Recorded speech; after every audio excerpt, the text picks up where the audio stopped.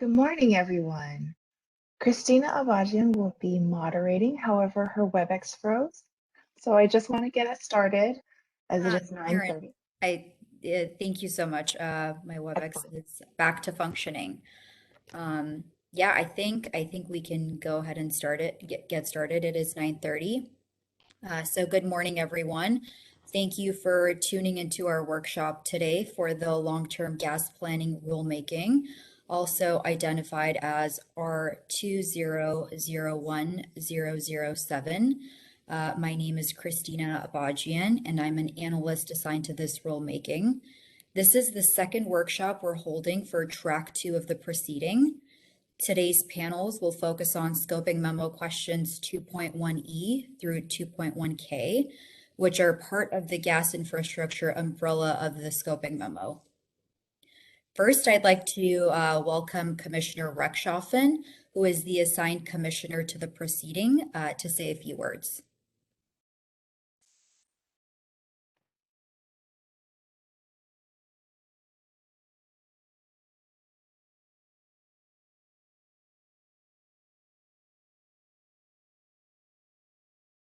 Okay, can you hear me? We can hear you.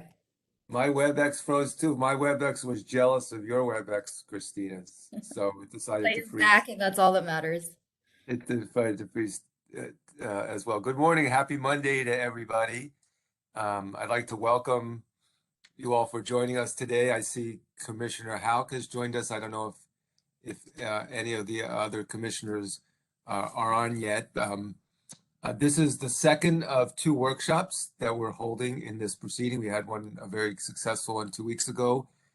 The purpose is to address the variety of gas infrastructure issues that we're dealing with in track 2 of this ongoing rulemaking. Our third workshop will be held in March, and it will focus on equity issues to inform the proceeding as a whole. As I mentioned last time, and I want to reiterate, equity issues are embedded in many of the specific questions that we're dealing with throughout the proceeding, but we wanted to hold a very directed workshop in March just on that set of issues. The last workshop focused mainly on questions relating to the development of a framework for gas system planning.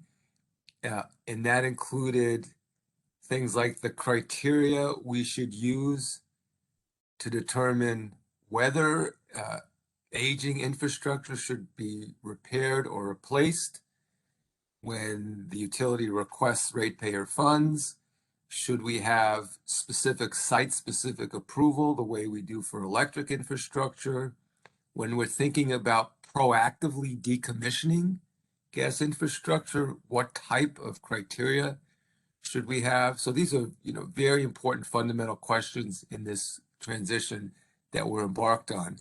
Today's workshop will be focused on an additional set of topics that include the quote unquote obligation to serve that gas utilities have under state law, the role of existing storage facilities in the gas utilities infrastructure portfolio, and infrastructure that we need to serve the needs of customers whose needs are hard to address through electricity, who are likely to remain on the gas system the longest. So there's lots of meaty topics today. We have 5 panels, and we look forward to an excellent discussion. We had a great turnout last time, over 200 participants joining us remotely. I hope we'll have robust participation in today's workshop as well. I see Commissioner Sharoma and Chair Reynolds have also joined us, so I'm delighted that we have a full complement of commissioners here. And with that, I'd like to invite them to share any opening remarks before we start. I'll turn to you first, President Reynolds. Thank you, Commissioner Rechtschaffen. I'll keep my remarks brief. I know we have a lot to cover, and you're right in calling the topics that we're going to address today meaty. I just wanted to note that I'm really pleased to be here. I look forward to the dialogue today. These issues are really important to the future of our state, related to safe, affordable gas system, greenhouse gas emission reduction goals, impacts on communities, questions of technology, labor, financing. So these are no small tasks, and I'm really pleased to be here today, and thank you very much, Commissioner Rechtschaffen, for leading this. Thank you, President Reynolds. Commissioner Sharoma? Yes, thank you, Commissioner Rechtschaffen. Great appreciation for putting together this series of workshops, and to your team and the Energy Division team, Christina, for moderating today. 2 weeks ago, we heard some great discussion on various criteria to consider when faced with a decision to retire, repair, or replace gas infrastructure. I appreciated the knowledge and considerations shared around cost effectiveness and rate equality. I look forward to continuing the discussion today as we explore the very real and challenging questions, such as surrounding coordination with our electric system planning. As I acknowledged 2 weeks ago, there's a need for large changes to meet our carbon reduction goals, and I look forward to fruitful discussions on how to get there and hearing from our speakers today. Thank you. Thank you, Commissioner Sharoma. Commissioner Howe, did you want to say anything in terms of opening remarks?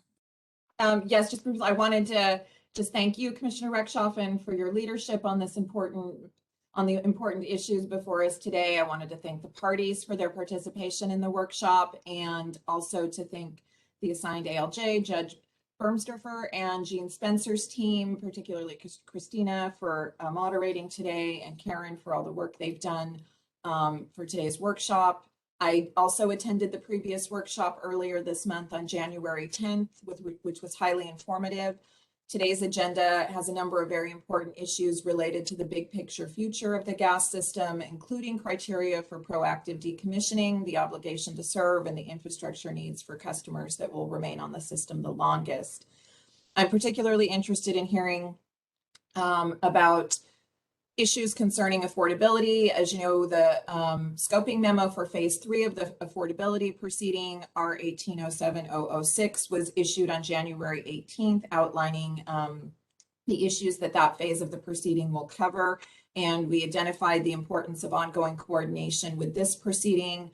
The affordability of customers' energy bills is a cross-cutting issue, and as we consider the many important questions teed up for today's discussion, it's very important that we all consider affordability impacts across both the electricity and gas sectors, particularly from the perspective of the customers, many of whom receive one bill for both services. So with those comments, I look forward to hearing the discussion today from the panelists and presenters, and with that, we'll conclude my remarks.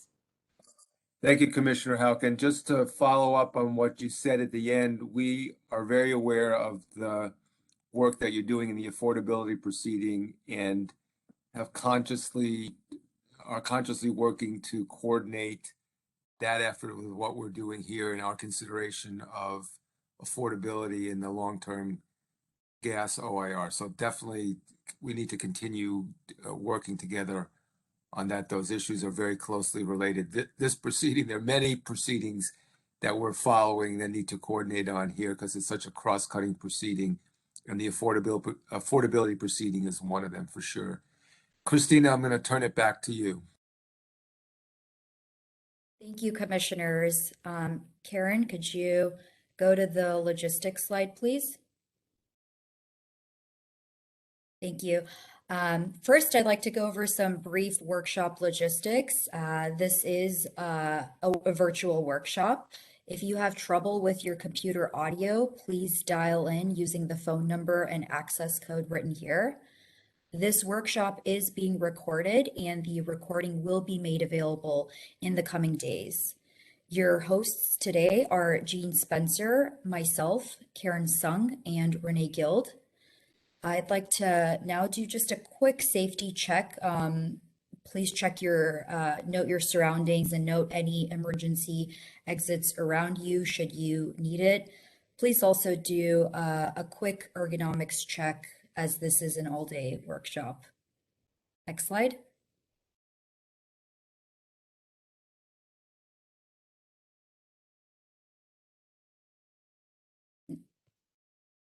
The materials for today will be available on the long-term gas planning website, which we'll provide a link for in the chat box on the right-hand side. Once all the speakers on each panel are done with their presentations, there will be an opportunity for Q&A. You can use the chat box to ask your question. Please specify if your question is for a specific panelist or whether the question can be answered by any of the panelists. The questions will be read aloud by me. You can also use the raise hand feature to verbally ask a question. Once you click on the feature, when it is your turn, you will be unmuted to ask your question. Once you're done, please go ahead and mute yourself again.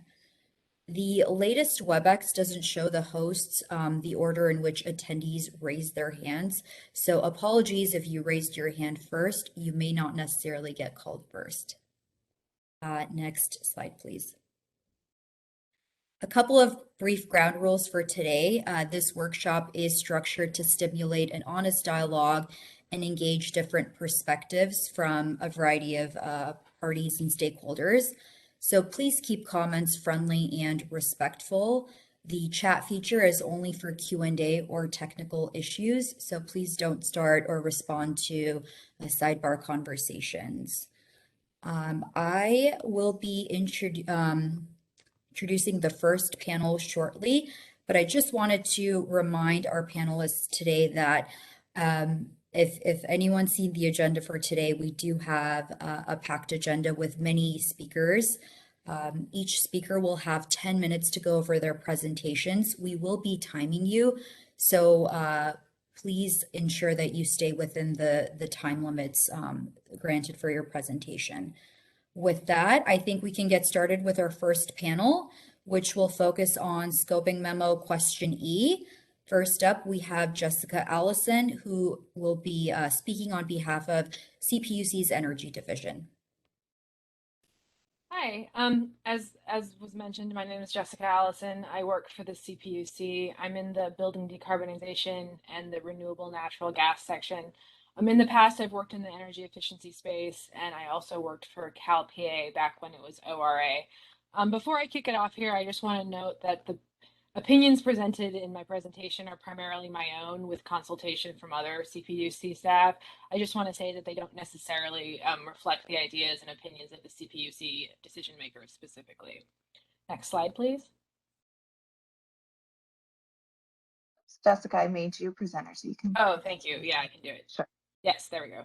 Okay, so as an overview of what I'm going to talk about today, I'm starting with defining electrification as the main non-pipeline alternative that I'll be discussing. This is based primarily on my experience with the building decarbonization section. After that, I'll move on to talk about the goals of targeted pipeline decommissioning and then the community characteristics, which might make an area primed for pipeline decommissioning. And then after that, I'll discuss some equity considerations and then the characteristics of the pipelines themselves. So as I mentioned, when I talk about alternatives to gas pipelines, the primary alternative I'm referring to is building electrification. The CPUC initiated R 1901-011 in response to SB 1477, which called on both the CEC and the CPUC to develop programs which focus on reducing greenhouse gas emissions in buildings. Electrification is a primary focus of building decarbonization efforts because it's a market-ready solution for reducing GHG emissions and is effective in both new construction applications and then also in the existing building stock. There are, of course, other options for building decarbonization like renewable natural gas, but those solutions haven't yet scaled in quite the same way. The majority of homes in California still use natural gas for space and water heating. So this suggests the important work that would need to happen before electrification can be considered as an alternative to gas pipelines. Additionally, natural gas is also important to some commercial and industrial applications, so that would need to be addressed as well. When I'm thinking about the goals of targeted pipeline decommissioning, there are three major ideas that rose to the top of my mind. I mean, first and foremost, protecting and maximizing public safety is absolutely the most important consideration.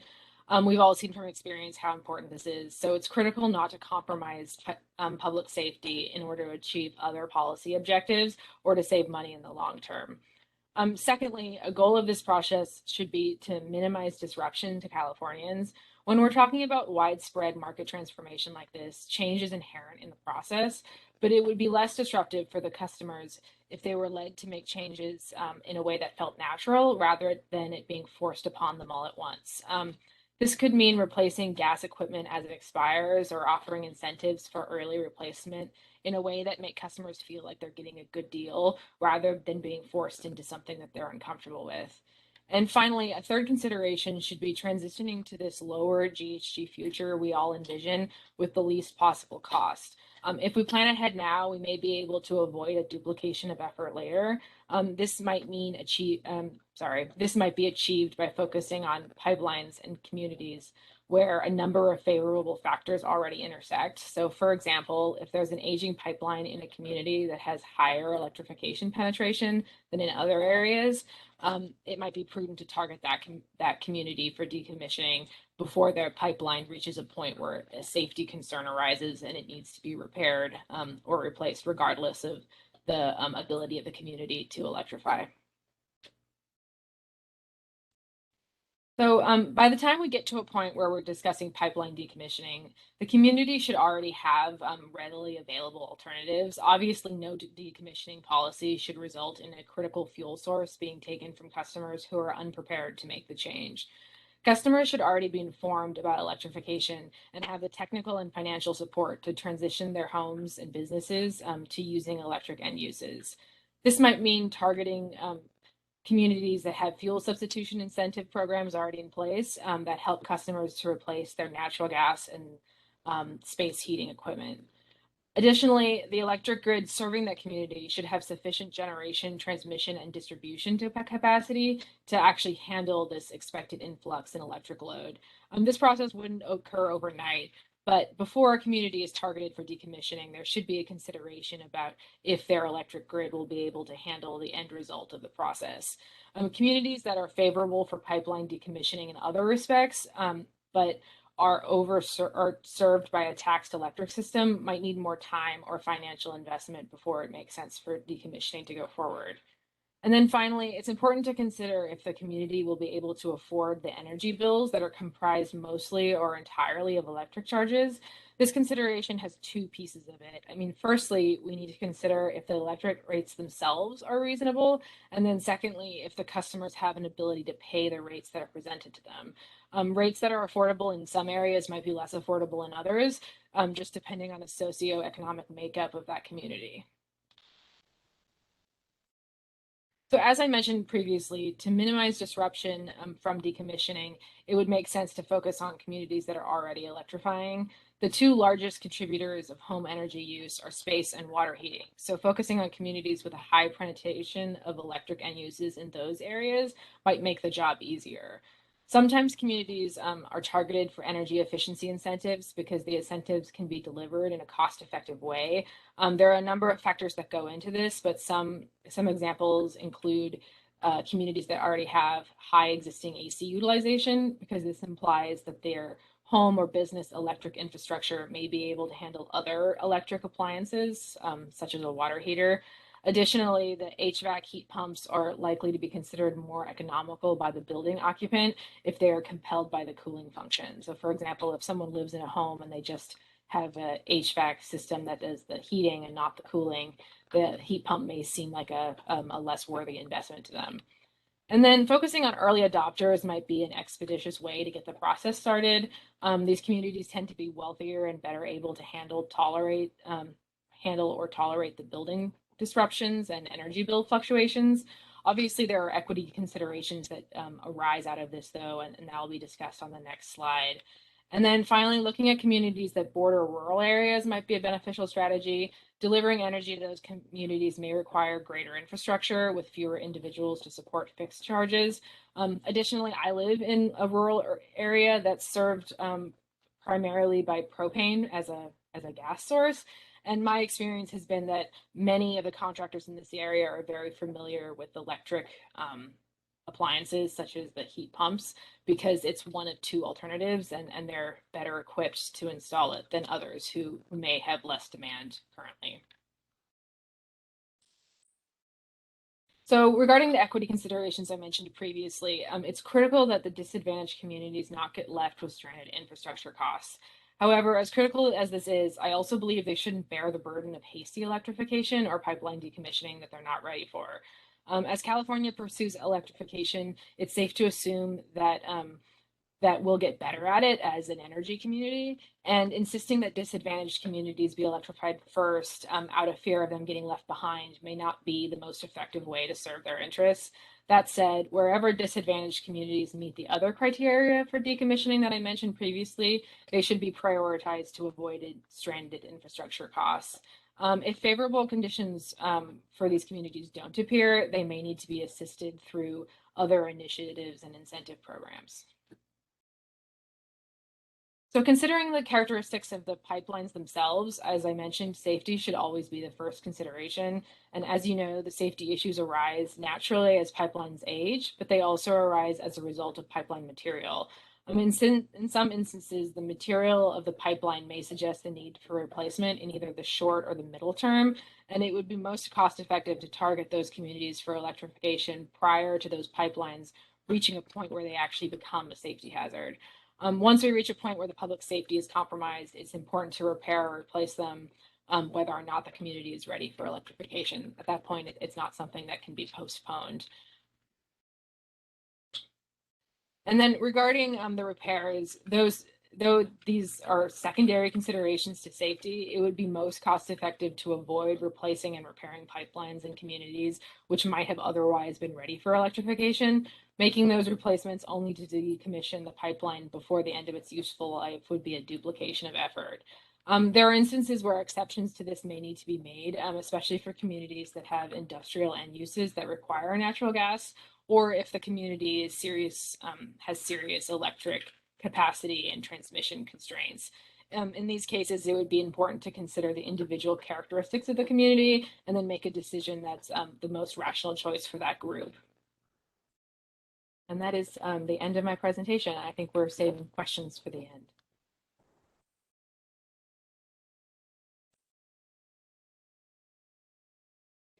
Thank you, Jessica. Karen, are we good to move on to the next presentation, or did you want Yes, to? Okay. we are ready to go. Just so everyone knows, these slides will be available. I had a chat question asking whether we would post this publicly. They are available on our website, and I will throw a link in the chat. Back to you, Christina. Thank you, Karen. Next up, we have CHK Tian, who will be speaking on behalf of the California Energy Commission. Thank you, Christina. Can you hear me? Yes, we can hear you. Great. Good morning. My name is CHK Tian, and I work for California Energy Commission. I'm a senior mechanical engineer and was a technical lead for the Energy System Research Office at the Energy Research and Development Division. At California Energy Commission, we found public interest research to accelerate technologies and solutions that will result in a cleaner, safer, more affordable, and a more resilient energy system for California. Our team manages research projects and programs for gas safety and electrical grid modernization. Here, I want to thank our CPUC staff, commissioners, and stakeholders for the opportunity to talk about this important issue from a research perspective. I'm very excited to be part of the scoping workshop.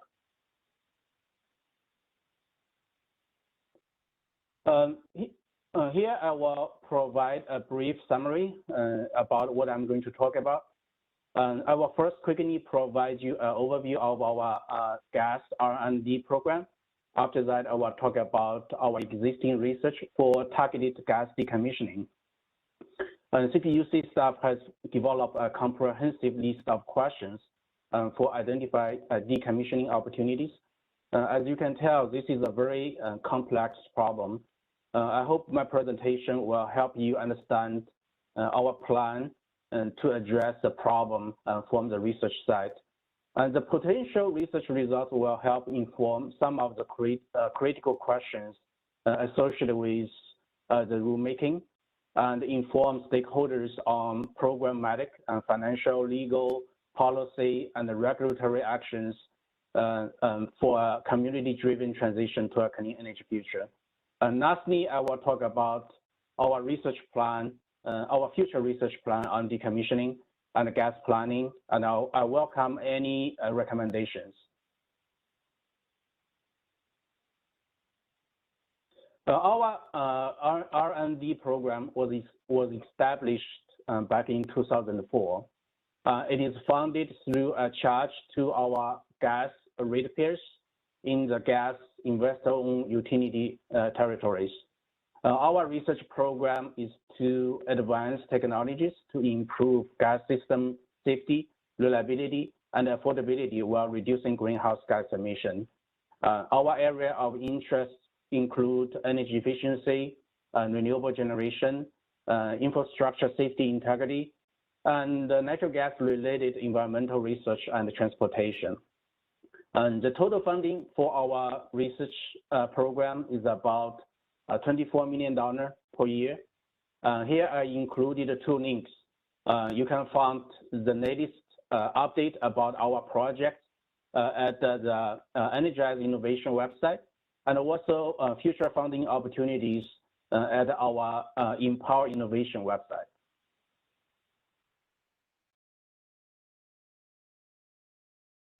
As I mentioned earlier, during the gas transition, one issue we must face is the aging infrastructure that is associated with the high replacement cost, and also the potential risks of stranded assets.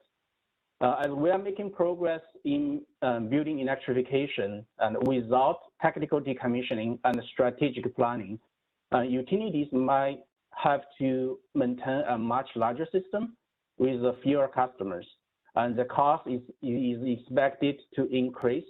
And this has raised concern about the potential ratepayers impact, and particularly for the under-resourced communities. These potential issues was brought up at multiple CEC-funded studies, and also the Integrated Energy Policy Report. As I mentioned earlier, and this is a very complex problem, which will require close collaboration among different entities. This include policymakers, regulators, utilities, and customers, and community outreach partners. It will also take an integrated approach and with multiple iterations to find the solution. In the past 4 years, California Energy Commission developed several research initiatives to help investigate these problems and develop solutions. And these research initiatives will later become research solicitations and research projects. In the following slides, I'm going to talk about each of the research initiatives, including associated projects and solicitations.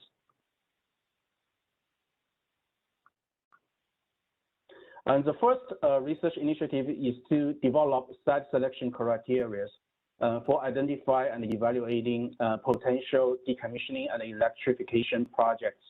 And last summer, we founded 2 new projects. The first project, the E3 team will work with PGE and East Bay Community Energy and identify at least 3 decommissioning sites in Northern California.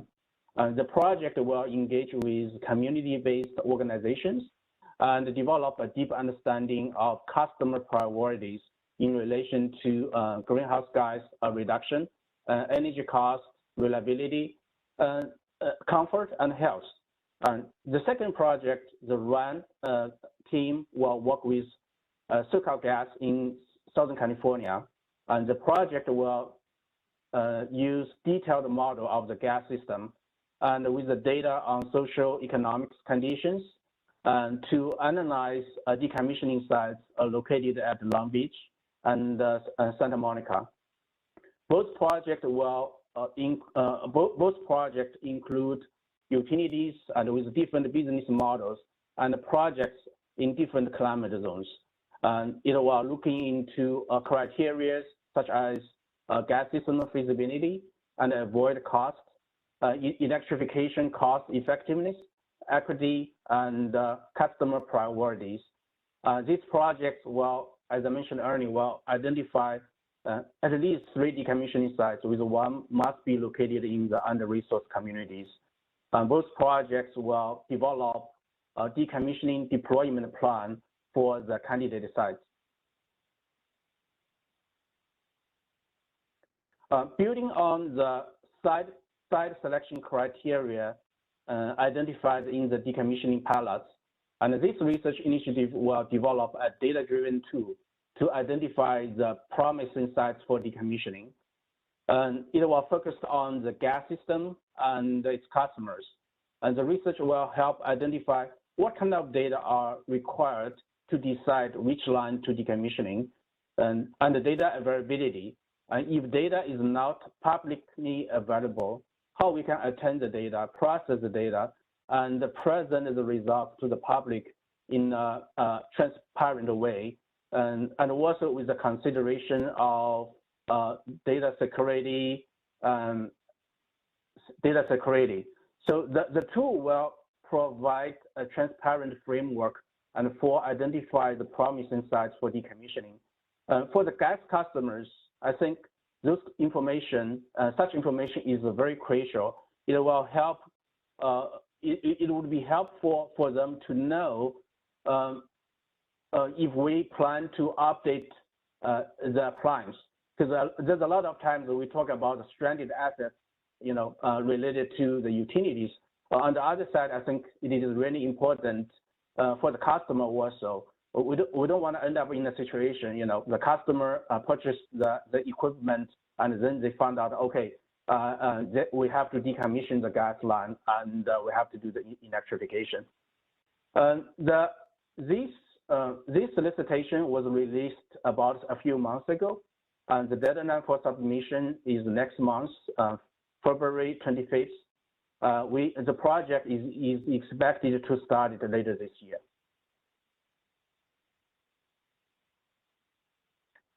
For the research on location-specific analysis, we expect to develop additional functionalities and capabilities to assess the technical and economic feasibilities of decommissioning.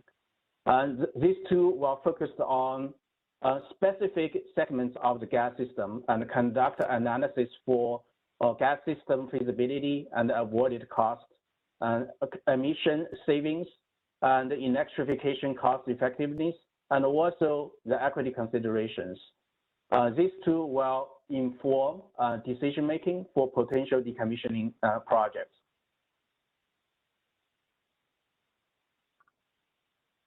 We are in the process of scoping our future research. We just completed our workshop last week. We presented our plan for our next year's research plan. So this research initiative is pending on the CPUC approval.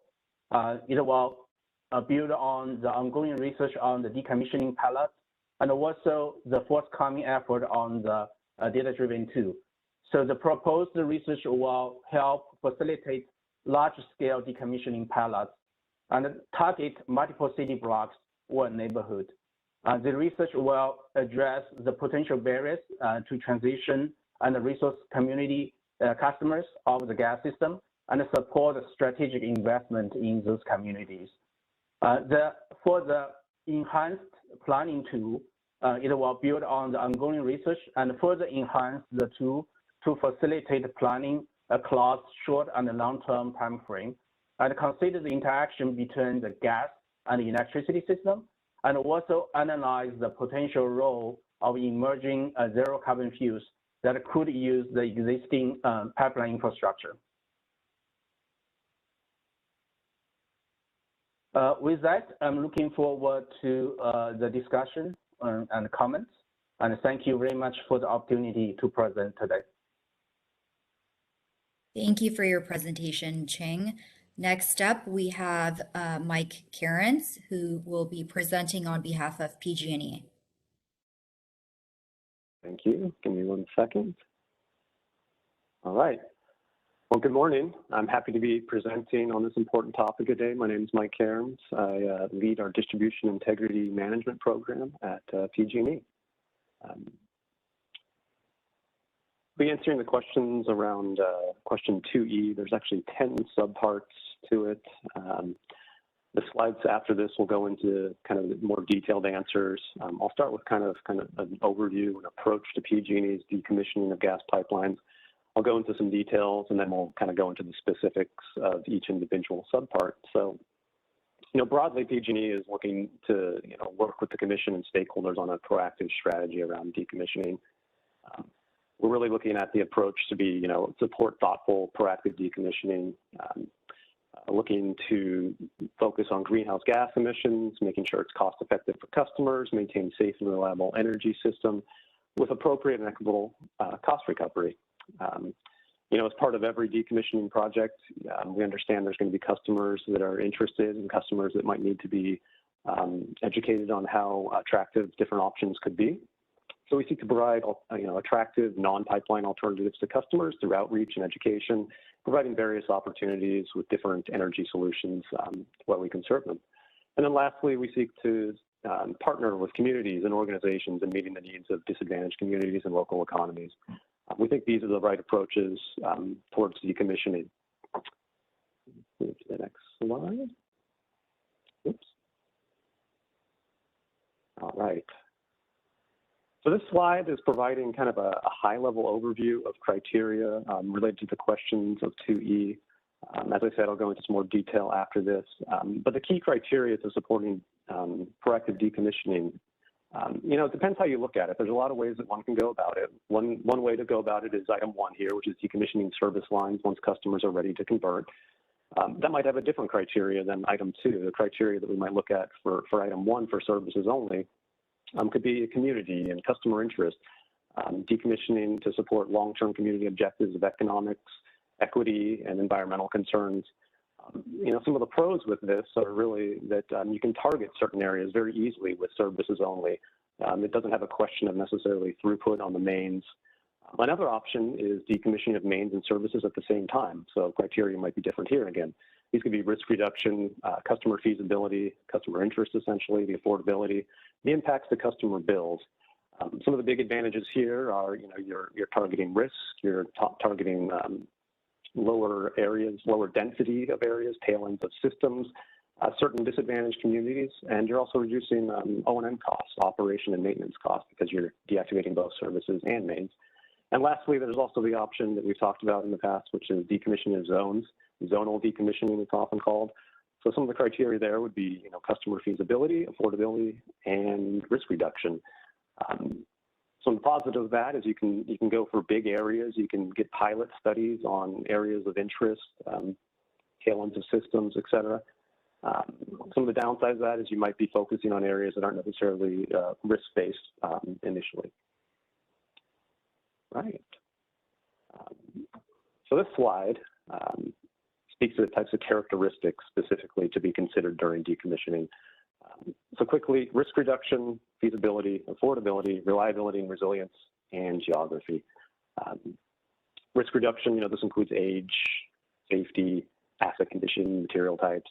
Feasibility, this is really around customers' willingness to switch. It's important to have a project that's ready to go, having customers willing and interested to do this. Also, how many customers and the types that are involved. There's very different types of customers out there, from residential, commercial, industrial. Each one's having kind of different availabilities and different needs. And then lastly, the ability to transition those types of customers. Certain industrial customers, if they're on a distribution system, might have a more difficult time transitioning versus standard residential, which might be a simpler and more straightforward. Affordability is another area, obviously focusing on the neutrality of the project, making sure that it's generally cost neutral compared to a non-decommissioning project. This oftentimes correlates to customer density. So areas where you have less customers to transition, you can often create a cost-neutral project. Reliability and resilience of the energy system. This is basically ensuring that the gas and electric systems can meet the needs of customers today and into the future. And then geography, I think I've mentioned it a little bit above, which was about decommissioning and where it is in relation to the overall system. A lot of the factors that go into that. Oftentimes we think of tail ends of systems as ideal, but one thing to consider is also that sometimes in the middle of the network there can be tail ends of systems, one-way feeds or low-pressure systems that are ultimately at the very end of the system.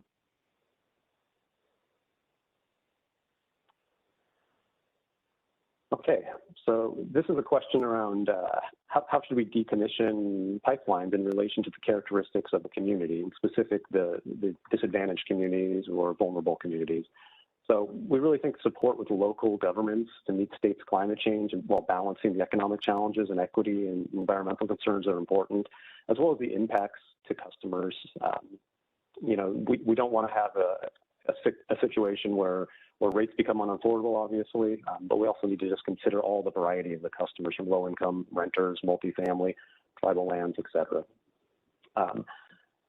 Other considerations, one of the scoping memo sub-questions here is really the availability of community funding sources to support customer upgrades. That's a huge plus for everybody if everyone's interested in, and we can focus in on those areas. And then the goals that should be considered. So the Commission should really ensure pipeline safety while balancing the following goals, because pipeline safety, as prior presenters have said, is obviously something we all need to be concerned about. But considering that with cost savings and net greenhouse gas reductions, the cost to the environment, the impact on vulnerable customers, intergenerational and customer equity, including mechanisms to address phased departures from the gas system, and the avoidance of stranded assets. So the question of non-pipeline alternatives that should be considered. I think a lot of these are fairly common. Everyone can probably think of some of these. But the solar, and both solar electric and solar thermal for water heating that you see in other parts of the world. Electric service is obviously a very common non-pipeline alternative. Microgrids in combination with portable fuels for certain customer classes, LNG, hydrogen, CNG, and renewable gas for large customers, and then propane, as was discussed. Some other opportunities to reduce greenhouse gas and reduce bill impact if decommissioning a pipe is not feasible could be hydrogen and RNG. Fuel switching from dirtier fuels to natural gas. There are certain industries that are using dirtier fuels than natural gas. Converting them to natural gas now might be a good alternative while certain technologies come in place and allow for future electrification. Increased energy efficiency of structures is also a very good one, and then gas demand response programs. Okay. So comparing the cost of non-pipeline alternatives to be compared to the cost of a replacement. So this is a very interesting area to look at. PG&E's looked at this in several areas. Our last workshop, we spoke to some of the efforts being conducted around the transmission pipeline. But we feel an economic analysis should be performed, including a review of the pipeline deactivation, all the retirement costs, the cost to upgrade the electric system, the cost of customer appliances and panel upgrades, and then obviously the increase or decrease in O&M costs, depending whichever way it goes. A sample of this was performed in our RAMP testimony. This was a risk testimony that we presented, an alternative. They looked at what it would cost to take pipeline replacement programs and convert them into a pipeline deactivation program and convert to electric. Also, we currently, as I noted, do perform this type of activity with our transmission pipelines, and we're doing some work to develop similar processes for our gas distribution projects. We've done a few of these on smaller scale, and we're happy to continue working and looking for those opportunities going forward. And then also, there should be consideration for the unknowns and the unforeseen transitioning costs. There's activities that happen after the meter that we're not fully aware of yet. We haven't done enough pilot studies to fully know some of these things. But some of the construction costs related to changing customers' appliances should be thought of when we're thinking of this, as well as what we can do around pilot studies to learn more about the activities and how much that'll cost when we get into a larger scale program. Lost my mouse. So this question actually is a very good question. This is a question around, how should we address customers who don't wish to end their gas service?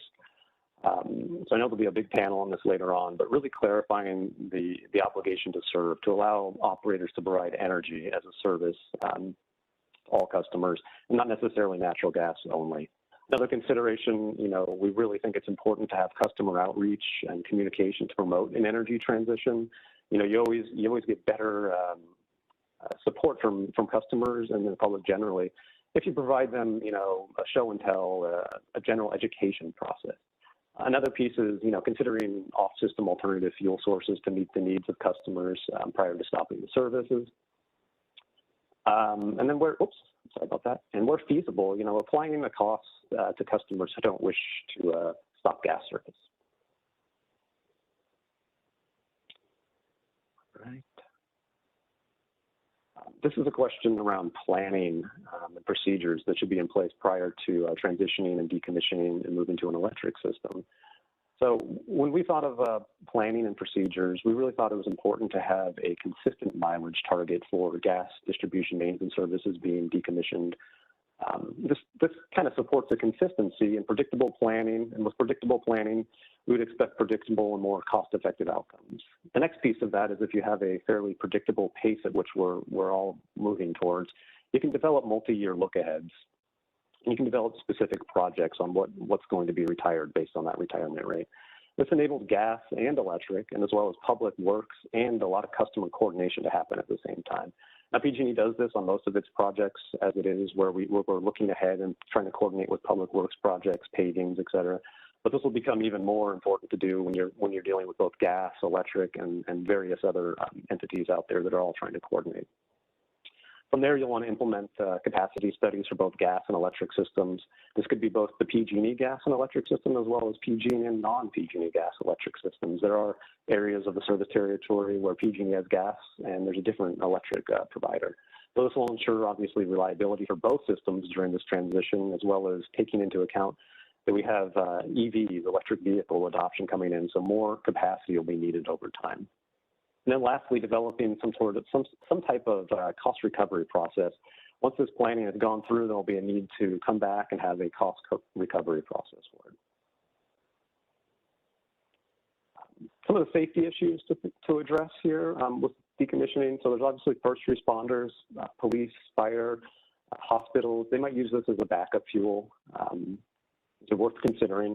Certain commercial customers may use it as a backup fuel as well, ones that need very high reliability, safety. Residential buildings that have different ages, they have different conditions. Customer-owned electric appliances and wiring there could be different quality and different vintages. Those should be considered. Energy reliability and resilience.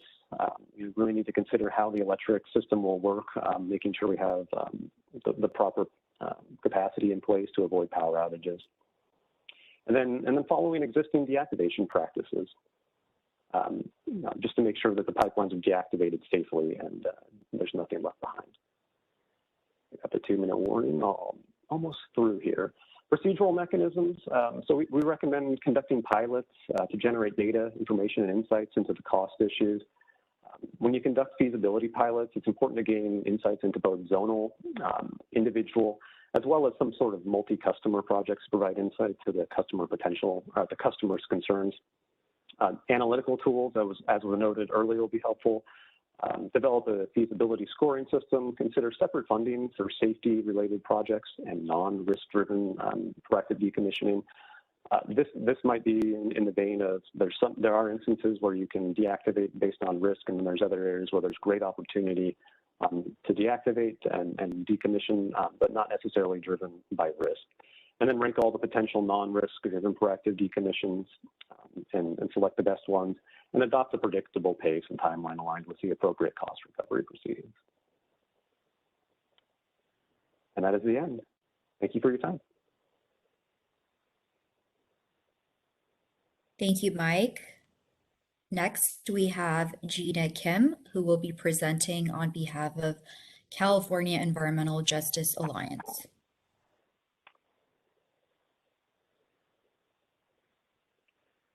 Thanks, Christina. Can you hear me? We can hear you. Perfect, thank you. Oop. There you go. Okay. Hi, everyone. Thanks for having me. My name is Gina Kim, and I'm here representing the California Environmental Justice Alliance, or CEJA. CEJA is a statewide community-led alliance that works to achieve environmental justice by advancing policy solutions. And we are asked to speak on question E, which asks, what criteria should be used to determine which distribution lines should have the highest priority for proactive decommissioning? So we know that we need to decommission lines, but when determining how to decommission, we kind of need to figure out what's in the universe and what's the timeline. And knowing these things helps us identify some end goals, as I'll call them, for proactive decommissioning. And so answering the question as to what criteria should be used to determine how to proactively decommission lines, whether it's pipeline criteria or community criteria, requires this understanding of our end goals. So first, we need a definitive statement from the Commission about what these goals are so that everyone's on the same page about what direction we're going. As to what the goals should be, they need to include reducing GHG emissions or greenhouse gas emissions and reducing the rate base by quantifiable amounts. For greenhouse gas emissions, we could look to CARB's scoping plan for greenhouse gas targets, and we could also mirror the IRP proceedings framework for ensuring that utilities are on track to meet their greenhouse gas requirements. And of course, we should also coordinate with other relevant PUC proceedings like building decarbonization or affordability and others. These end goals also need to include equity requirements and affordability. Once these goals are clearly delineated, then we can get into more specifics about, first of all, what the balance should be between those goals, and second, what kinds of criteria will best help us meet that balance of goals. At that point, how we prioritize goals and the types of criteria we use to meet them need to incorporate community input and priorities. To enable a truly just transition, we need to hear from communities about their needs, and different communities are likely to have different needs. Some might care primarily about affordability. Maybe others with very close proximity to gas lines would really be in favor of decommissioning lines near them due to safety risks. So there needs to be a clear process by which we engage with communities and ensure that what they've shared is included in deciding which criteria should inform decision-making about decommissioning.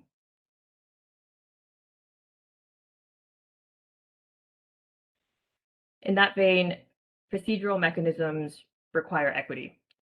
And equity is key in any procedural mechanism. So there needs to be meaningful community outreach with trusted community-based organizations.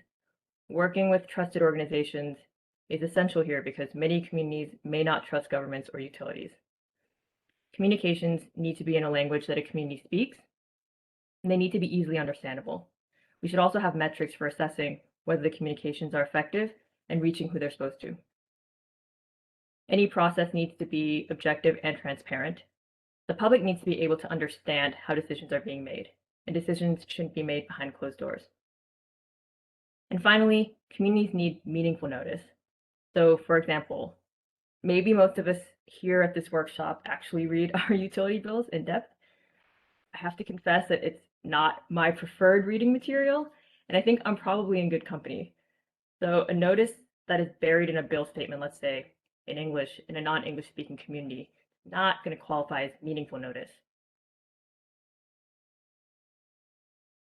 Relatedly, pilot programs are crucial, like a lot of people have said.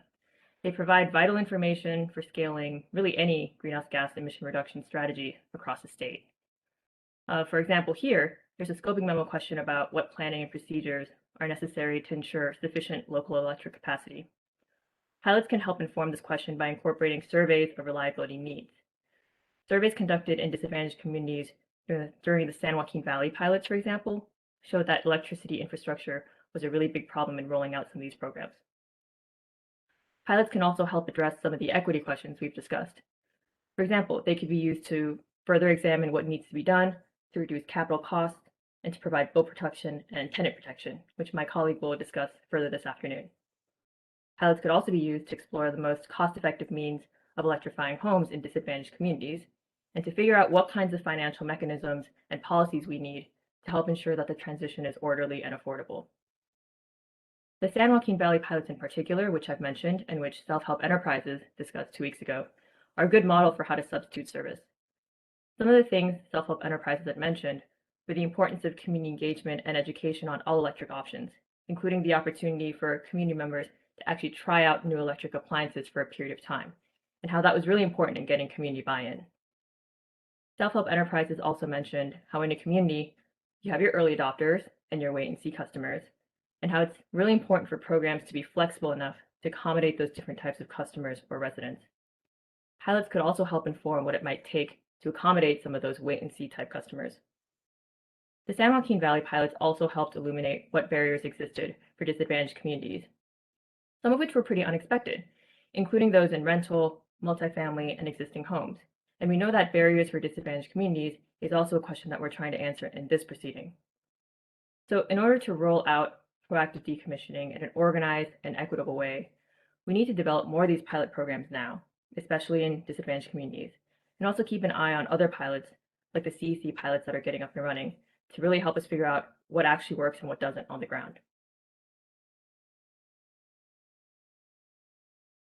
Switching gears a little bit here, with regard to the question on non-pipeline alternatives, we support the alternatives that self-help enterprises mentioned 2 weeks ago.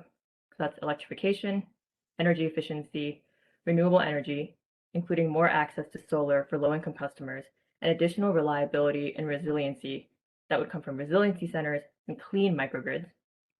And with regard to potential health and safety issues from decommissioning lines and transitioning to these non-pipeline alternatives, the Commission should also consider gas leaks and continued monitoring of decommissioned lines.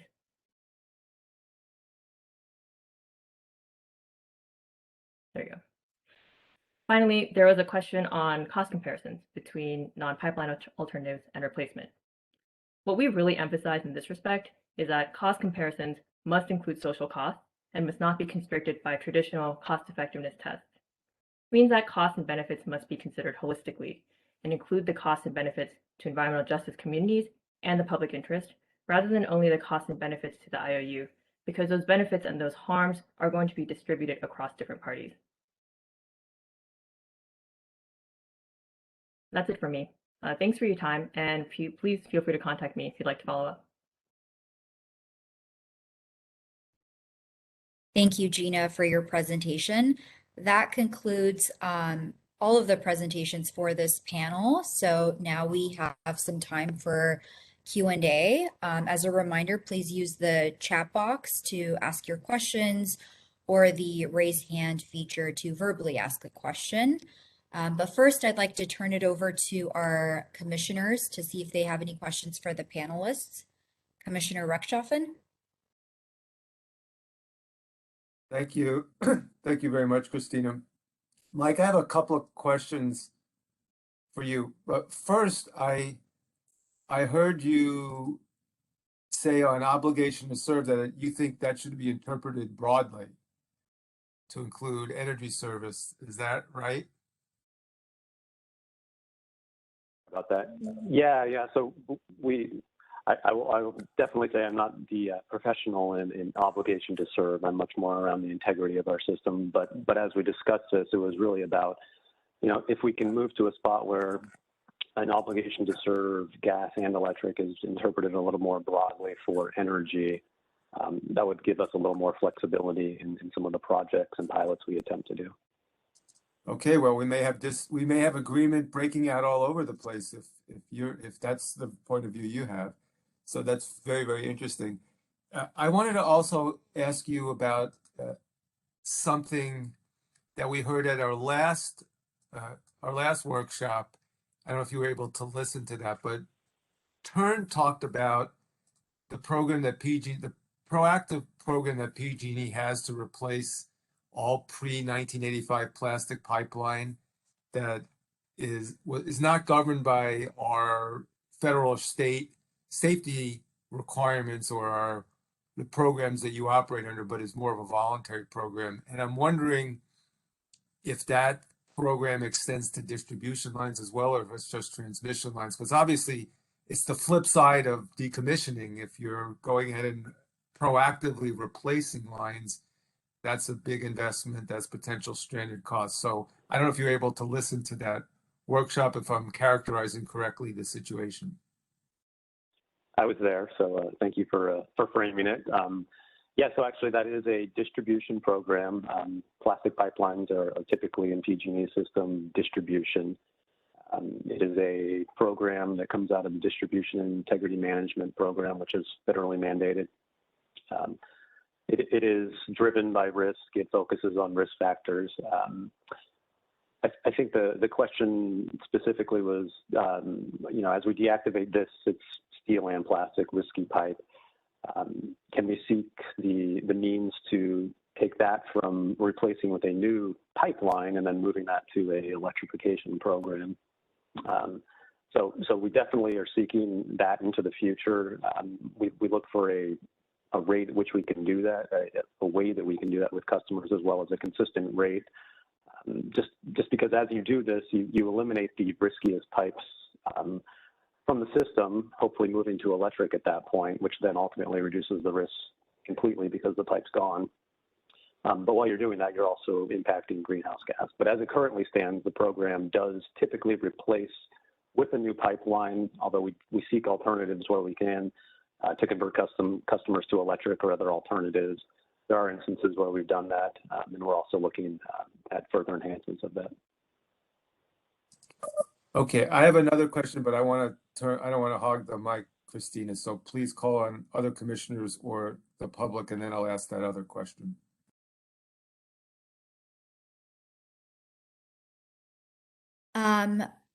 I'll turn it over to Commissioner Shiroma to see if she has the question. Thank you.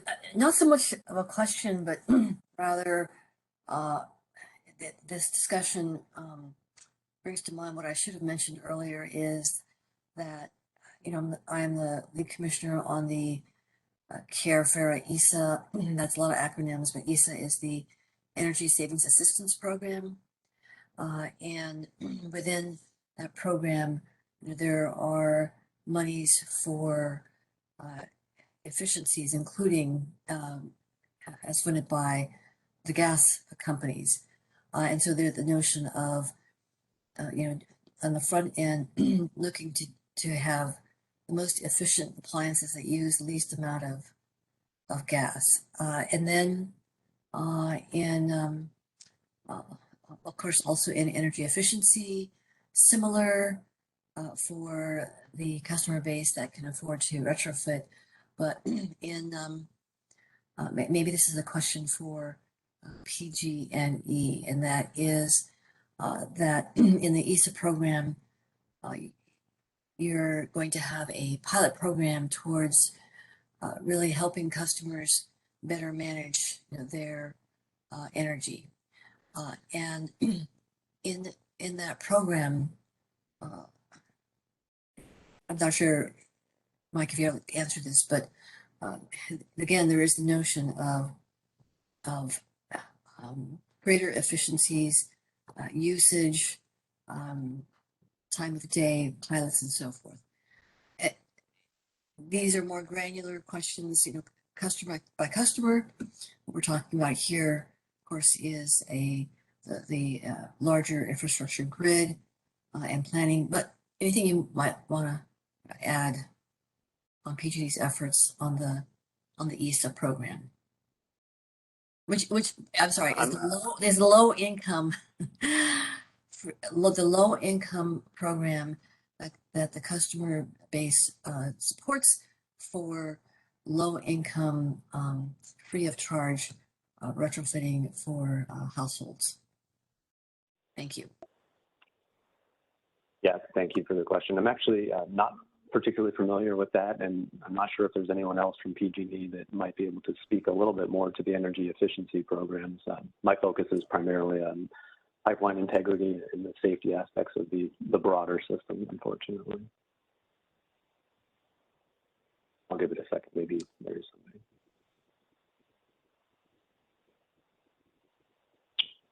Apologize, I guess at this moment we don't have someone. That's okay. I just wanted to put that on everyone's radar. Thank you. Thank you. Back to you, Commissioner Rechtschaffen. Thanks. Commissioner Houck had to step away for a moment. She'll return. I had a question for Gina, and it really relates back to a conundrum or a hard question that the first speaker, Jessica Allen from our energy division, posed, which is, she said, we don't want to push communities to electrify before they're ready, but we also don't want to have low and moderate income communities who have often been the last to get modern or clean energy services or other services to be the last in line to electrify. So I'm wondering if you could help us think through the dilemma that she poses, or the challenge of that, because I know these are very difficult issues that we're trying to grapple with. If you have any thoughts about the comments she made. Sure. I'm actually glad she said that, because it was interesting for me to hear. I do want to say first, my colleague Deborah's online. Deborah, if you want to jump in on chat or anything, feel free. But sort of my perspective is that, if anything, that tells me even more why we need to prioritize DACs from the very beginning, because this is a thorny issue, but I think what it means, or what it requires, is really involving these communities from the beginning so that they are very aware of what's going on, what could be happening in their communities, what their options are, and actually be given a meaningful chance to participate, and whether that means having their voice heard or actually participating in these programs. And that's where I think, what I mentioned from the Self-Help Enterprises presentation was really helpful, where they said a really big part was actually giving people the opportunity to try out these different options. So yeah, I think there is this component where we really need these communities involved in the beginning. We need to listen to what they're saying, what their experience is. There's something else I was going to say, but I forget. If I remember, can I come back to you? Of course, yes, of course, yeah, absolutely. And I would add, it's compounded by the concern that if you leave fewer and fewer gas customers on the system, they'll face an increasing share of the fixed costs. And if the last to electrify are low and moderate income customers, they can least afford to bear those costs. That's a theme that's run through a lot of these discussions and this proceeding. So that's yet, I don't know if it's a 4-cornered or 5-cornered discussion, but that's one of the corners. Right. I didn't really talk about the stranded assets issue today, but something, I'll just say this before I see Deborah. Something I did think about from that first presentation was, there's this idea of sort of picking communities that could electrify more easily, or that seem to be more set up for it.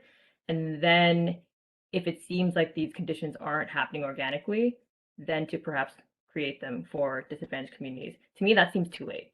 That seems like a reactive approach, when really what we need is this, like I said, proactive, community involved from the beginning approach. And Deborah, did you want to add something? I see you on video. I just wanted to say I agree with everything that Gina said, but I also wanted to point out that that's also why it's critical to have both community buy-in and community education. That's what we learn in the San Joaquin pilots, is that it's critical to start that outreach early and often. And it's also critical to ensure that the substitution, as I'll talk more about in a subsequent panel, to ensure that the substitution is just and reasonable and adequate, which means also ensuring that the community has resilience, that the energy is affordable, that there are bill protections and there are tenant protections. And so with, the pilots we've done to date, we've learned that there needs to be certain characteristics for electrification to be successful. And so we need to establish those types of criteria upfront to ensure success and ensure that these communities are not left behind.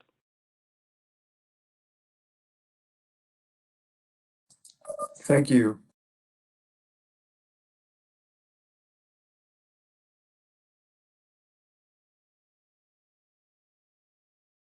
There's Thank you. one comment in the chat. Oh, sorry, Christina. I'm just going to read this out loud really quickly. Abigail Solis from Self Help Enterprises says, in response to Commissioner Rechtschaffen's question, there are early adopters in every community, including in disadvantaged communities. We don't need to look to more affluent communities for early adopters. We can find them in DAX. Back to you, Christina. Thank you, Karen. And I'd like to see if President Reynolds has a question for any of the panelists. Thank you. I don't have a question at this time.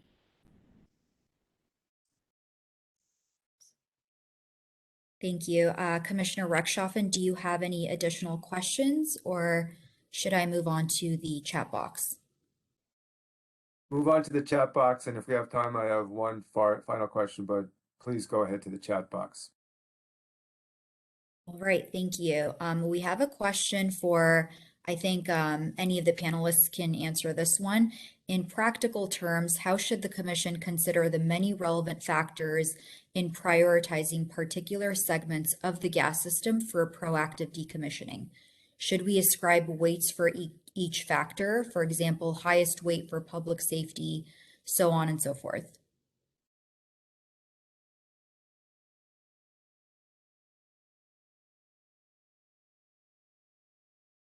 I could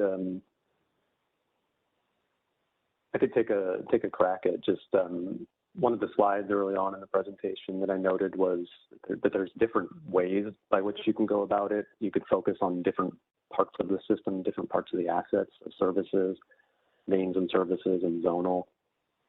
And I think depending on kind of the goals and the criteria that you're looking to focus on, you can create different weighting factors and different things. But I think those weightings and the criteria are probably going to be slightly different just depending on the focus of that area. So as I noted, some areas with vulnerable communities, you could have a cost-effective way to reduce operational costs by focusing on services where you've converted a customer to electric. But the main might persist, and the main might be used for throughput for the rest of the system for however long that's necessary. And that's one approach, but that would have probably different criteria focuses, and the same thing would be different for if you're focusing on safety with main and service deactivations. You'd probably be having different criteria of safety and other asset factors as well as community factors. And then the idea of zonal could be also one that has a weighting system where you could focus of an approach to take as many greenhouse gas emissions off the system as quickly as possible in that approach with large zones. But again, different factors there and different criteria to consider as you build those. But I think you kind of have to build that all in and look at different assets somewhat differently and different goals slightly differently.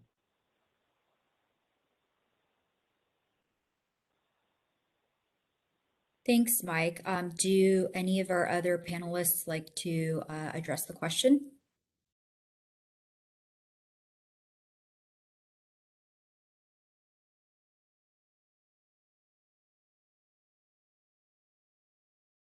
All right, thank you. The next question we have is from Marcel Holliger. I'm not sure if this is for a specific panelist or if any of our panelists can answer this question, but he asks decommissioning, electrification, and affordability. The San Joaquin Valley pilot replaced propane with high efficiency heat pump appliances with high probability of total energy bill reduction. How do we address affordability when electrification of natural gas use might increase costs, which appear to be the case when replacing water and space heating, unless there is an existing central heating and cooling system?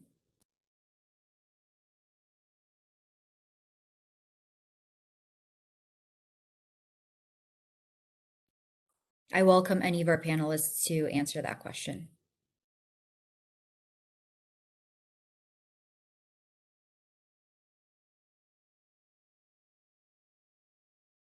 Would you mind just repeating the end of it one more time for me? Sure, I'll go ahead and repeat the entire question. Regarding decommissioning, electrification, and affordability, the San Joaquin Valley pilot replaced propane with high-efficiency heat pump appliances with high probability of total energy bill reduction. How do we address affordability when electrification of natural gas use might increase costs, which appear to be the case when replacing water and space heating, unless there is an existing central heating and cooling system? I think that's a really good question. And I think it's a challenging one. There's probably not a single solution to it. I think as we move towards an electrification future and we look at instances with high rates, there might be elements of discussion about rate making, and then also about load shifting, I think would be really important. Obviously, if you transition these end uses and they end up using electricity during peak periods, that will result in a high bill. So if we can shift that energy usage to the off peak, that could really reduce it. So I think there's probably not one answer. It might be a combination of rate reform and load shifting and all these other tools we have to make electrification more affordable.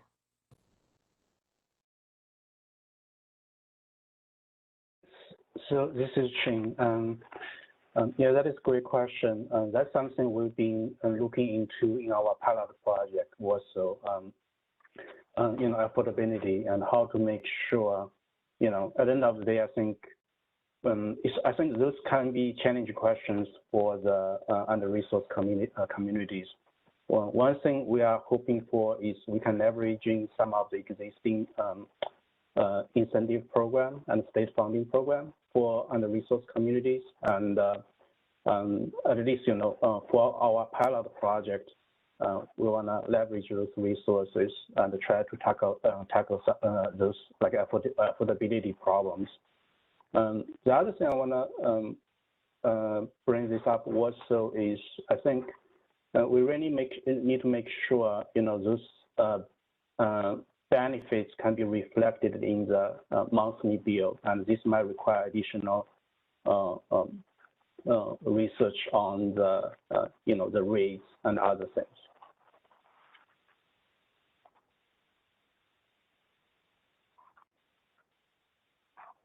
Thank you, Jessica and Ching. Do any of the other panelists have a response to Marcel's question?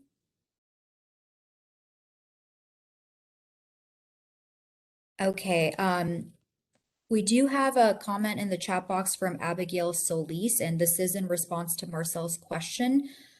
She says, if the home does not have central air, we should consider installing ductless mini split systems. We do have a couple of additional questions in the chat box. We have about 2 minutes left, but first I'd like to turn it over to Commissioner Houck, who I see is back. Commissioner, do you have any questions for our first panel? No, I'm going to let you go ahead with the questions in the panel and in the chat panel at this time, but thank you for asking. Thank you, Commissioner. Our next question is for Mike with PG&E. Could you give an example of what you mean by intergenerational equity for gas distribution asset cost recovery? Well, I know there's somebody on the line from PG&E that's probably a little bit better to speak to that than I am specifically, and I'm not sure if they're able to pop on real quick. If not, I'll...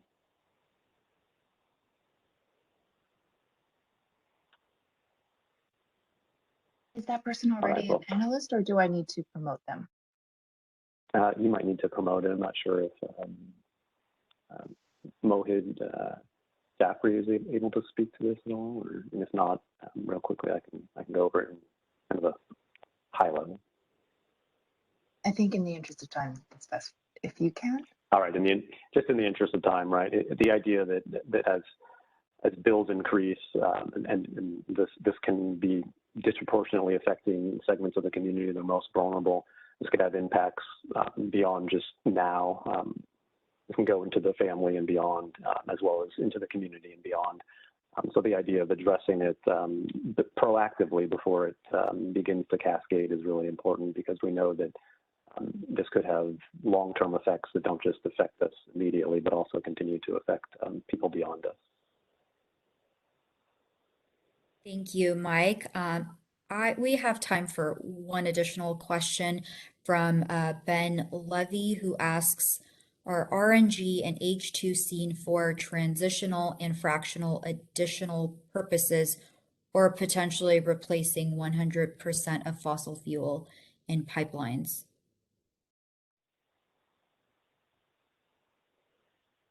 I'm just going to repeat the question. Was it basically, can RNG and hydrogen be a 100% replacement?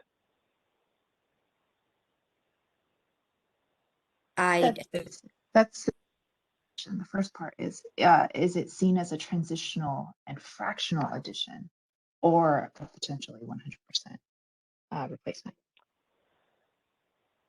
So at this time, the research I've seen and participated in related to hydrogen generally talks about a blending. It can go up to a percentage.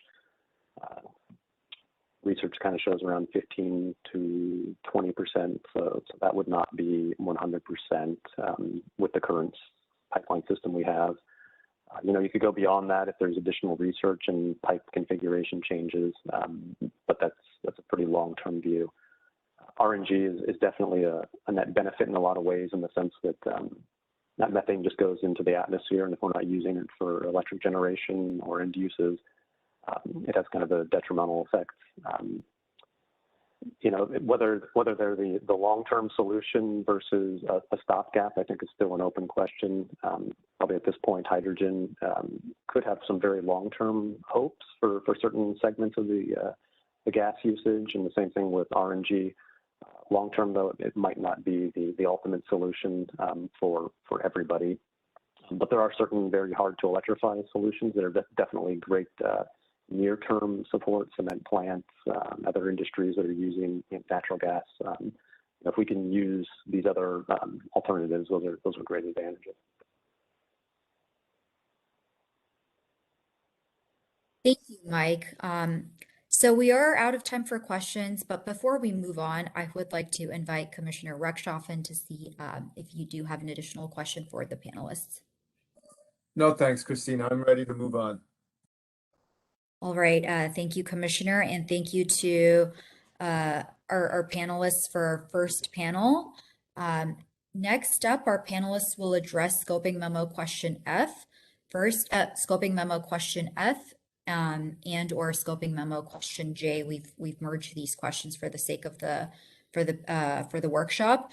I'd like to invite Jan Smutny-Jones, who will be presenting on behalf of the independent energy producers. Great, thank you very much, and I appreciate the opportunity to be here at this important workshop today. And the short answer to both of these questions is we're going to need a lot of it, but we need to do further investigations in terms of what pieces of it can be easily decommissioned, and then what else can be identified to be repurposed. IEP, we represent utility scale electrical generators, both renewables, wind, solar, geothermal, biomass, as well as most of the natural gas fleet. So we basically view that natural gas as part of a greater portfolio that's helped move the electric sector here in California from about 23% of a carbon footprint to now slightly under 14%. So we think that that's a success, and that natural gas has played a role in an important role in doing that, but that role is changing over time. So the next slide, basically, natural gas is an integral part, basically of our clean energy portfolio. It's shifted more from a energy source to a capacity source. And what I mean by that, it is operating now when a generation resource is needed.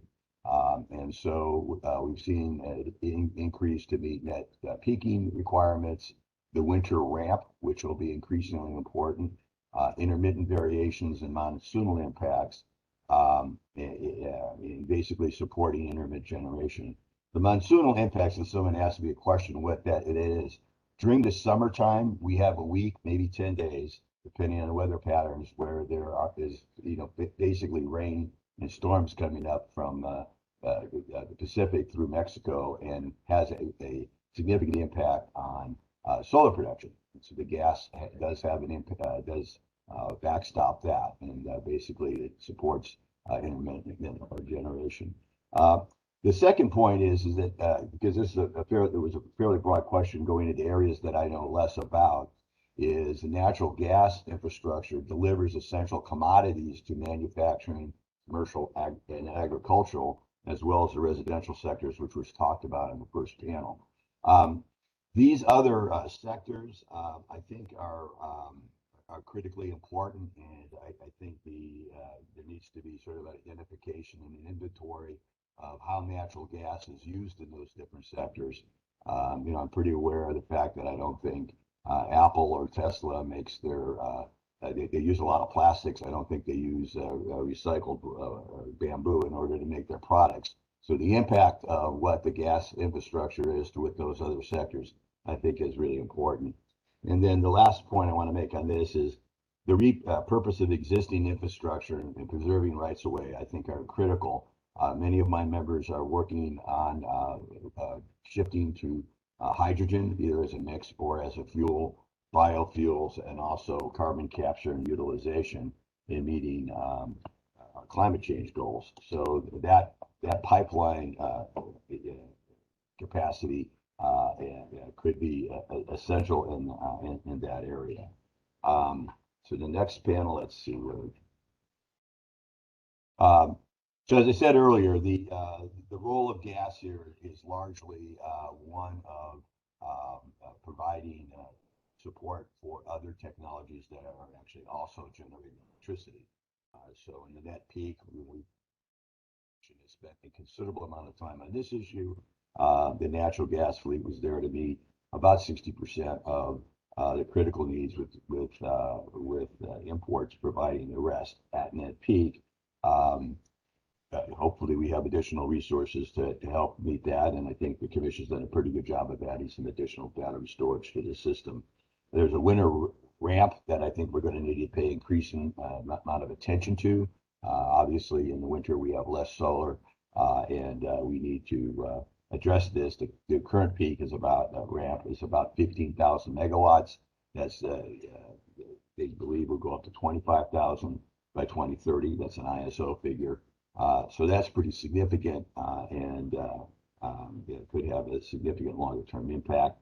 And then just some quick facts: the natural gas generation in California currently is about 43% of the total energy, and then natural gas in states about 40 gigawatts, and that includes the municipals in addition to in addition to the Cal ISO.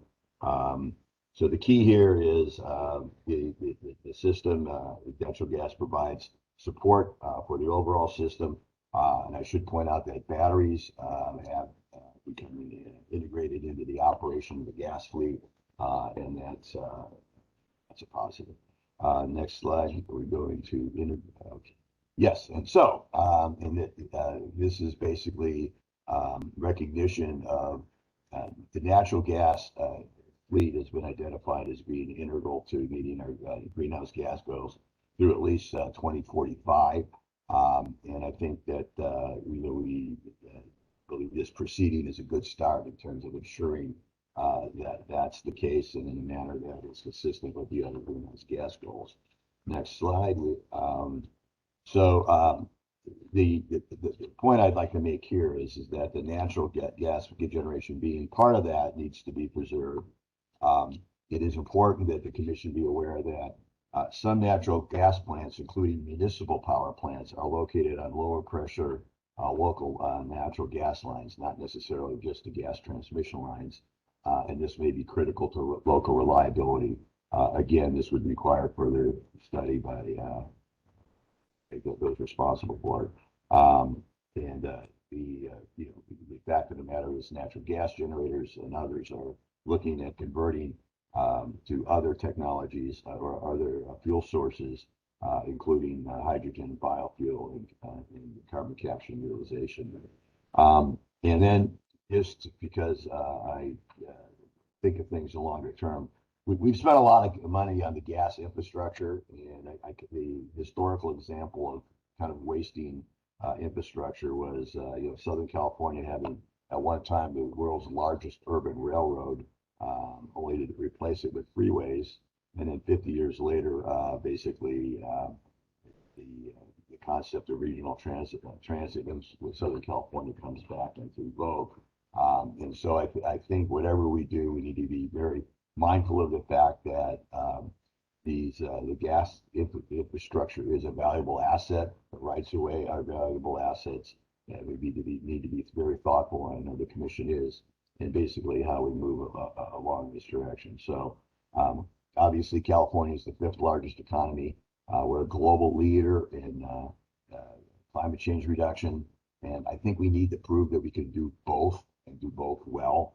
I think we're certainly capable of this, and I think that a thoughtful approach to this issue is very important. And obviously, as a fuel and a commodity, natural gas will continue to be necessary for us transitioning to this lower carbon future.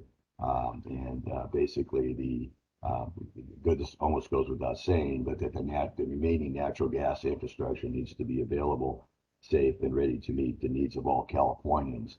And I think that that's doable, and I look forward to working with the commission going forward. Thank you.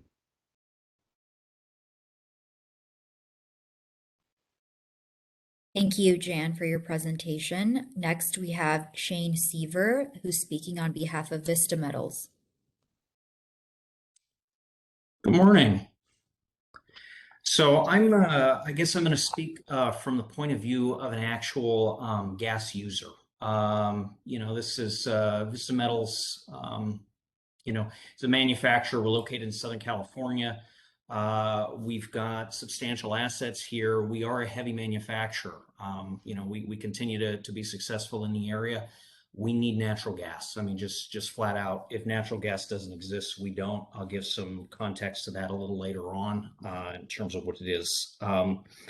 In terms of my background, I've been in the heavy manufacturing industry, aluminum specifically, for the last 25 years and always operating in Southern California. So I'm very familiar with the challenges of doing business here. So my presentation will give a brief history on Vista to give everybody a little context of what it is, what the equipment is that we use, and then kind of specifically what we need. So moving forward, let me make sure I move this along right. So Vista was started in 1968 as an aluminum recycler, and that is primarily what we do.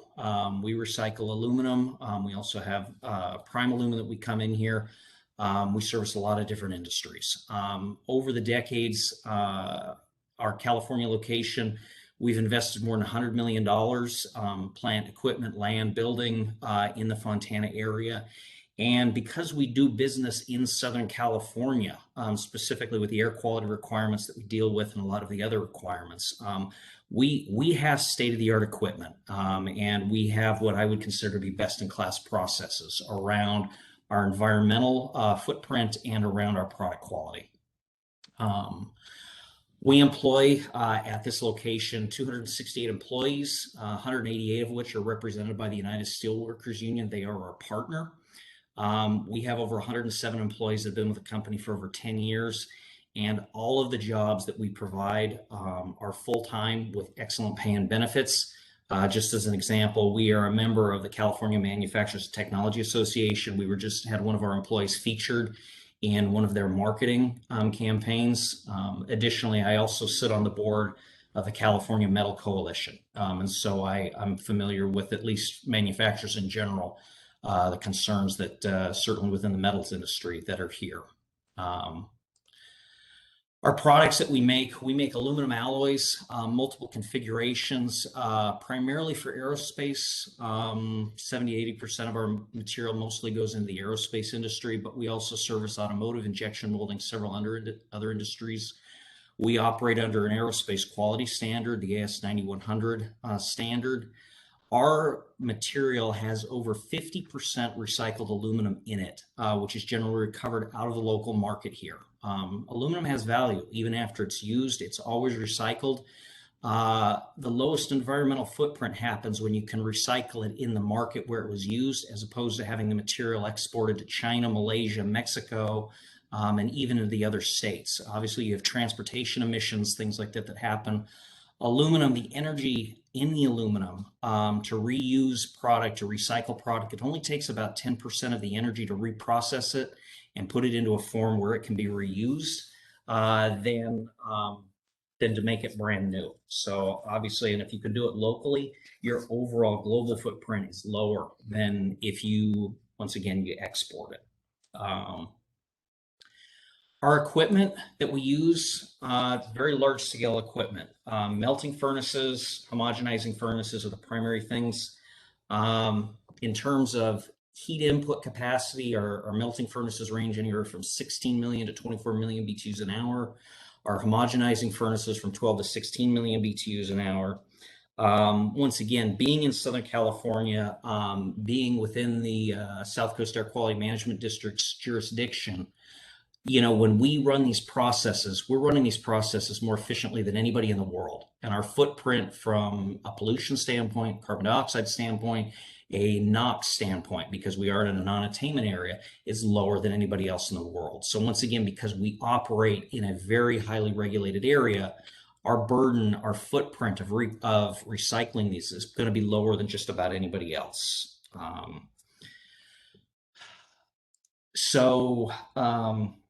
I guess in looking at these, actually, I did want to make one more comment on this. So just to give you context, our total burner capacity that we have installed in our facility here is right around 300 million BTUs of burner capacity.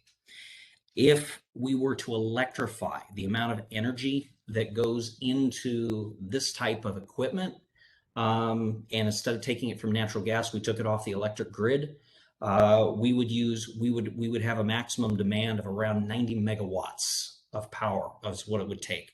Currently, our facility peaks out at around 2.5 megawatts, and that's running combustion blowers and everything else.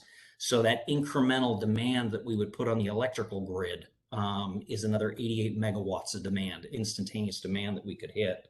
And one of our furnaces, just to give you an idea, if you converted it, one of our smaller furnaces, it would be about, on a 480 volt service panel, it would be about 5,600 amps is what it would use.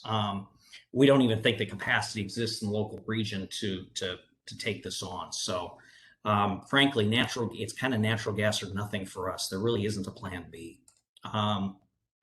So what we need, honestly, is we still need gas infrastructure. If California believes in manufacturing and wants to continue to see manufacturers in its environment, then gas has got to exist. We understand the idea is to decarbonize, but frankly, this industry doesn't electrify. You know, there isn't a viable substitute. The technologies on the electric side, they don't do what natural gas can do. On a straight energy basis, if I do the math and convert, you know, what our usage is in gas and convert it into kilowatt hours, based on what we pay from, you know, gas and the transportation of the Southern California Gas Company versus what our average electric rate was for, you know, looking at 2019 to 2021, our costs would increase sixfold. And, you know, we're talking about a cost on an annual basis of millions of dollars going to tens of millions of dollars is the type of magnitude we're talking about. The market won't tolerate this. We can't pass it along. We're done if it goes along those lines. Beyond natural gas itself, we're aware that the intent is to go to renewable natural gas, green natural gas, hydrogen, add it to the system. We do have some concerns about hydrogen. First off, the impact of hydrogen to our product quality. We know how methane burns in our systems. We know how to get rid of the hydrogen that goes into the melt. Aluminum in its molten state really likes hydrogen. It likes to absorb it. If you can't pull that hydrogen out, you end up with metal that has porosity in it, which is, I have two pictures here. Top picture shows metal with porosity. Bottom picture shows metal without after the hydrogen's been removed. You don't want porous aluminum in a wing spar on an aircraft for obvious reasons. We don't know what hydrogen will do. We don't know, from a molecular basis, a methane molecule compared to a hydrogen molecule. We don't know if the hydrogen will come out through our processes in the same way that the metal will absorb. Maybe it will, maybe it won't. We don't know. We know hydrogen burns hotter on a flame basis. We burn a lot of natural gas. If the hydrogen goes into our burners and our flame temperature increases, we don't know if our NOx pollution will go up. Generally, most manufacturers in Southern California have very stringent NOx limits. We don't know if this will put us over our limit in terms of that. So, and then the other side is that at least on a hydrogen basis, there is less energy content in hydrogen gas compared to methane. We don't know if that will derate our burners and slow down our productivity. Obviously, high capital cost business, high cost business, productivity is critical for us to get through. Now, going through this, we have had conversation with the Southern California Gas Company going back to June of last year. We've hosted several of their engineers on site, possibly looking at hosting a workshop just to kind of see if they can bring hydrogen on site. We'd volunteer one of our metal furnaces and kind of see what the end results would be. So we're trying to be responsible. We recognize there are important things to do. We have concerns, is really what it amounts to.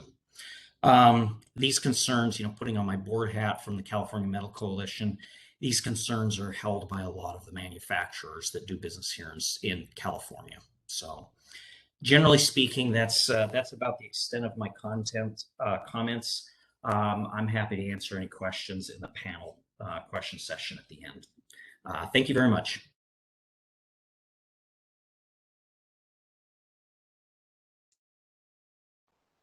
Thank you, Shane. Next, we have Dr. Jeff Reed, who will be speaking on behalf of UC Irvine.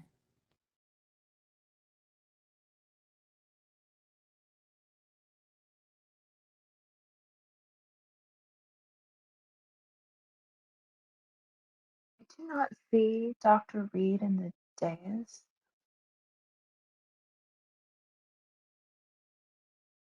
And I don't see him in the attendee list either.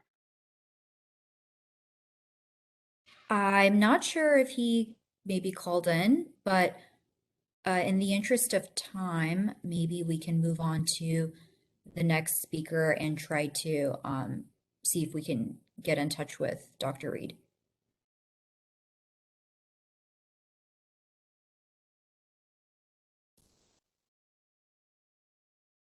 Okay, the next speaker we have is Chris.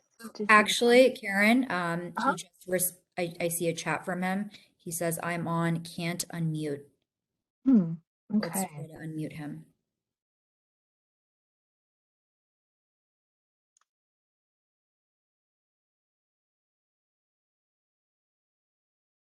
Strange, it's not appearing. We're experiencing some technical difficulties.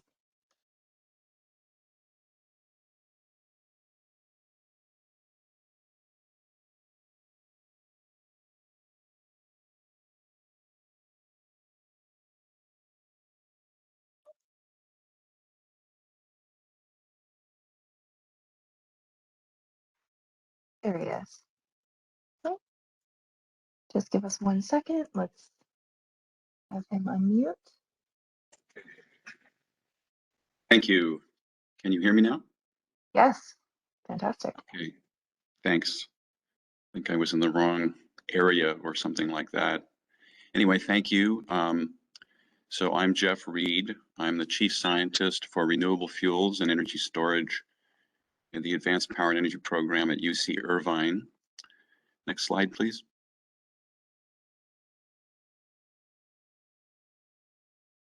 Sorry, just give me 1 second. I made you presenter so you can advance your own slides, but I can advance them for you as well. Yeah, the slide advance doesn't seem to be working. I know we're tight on time, so. There you go.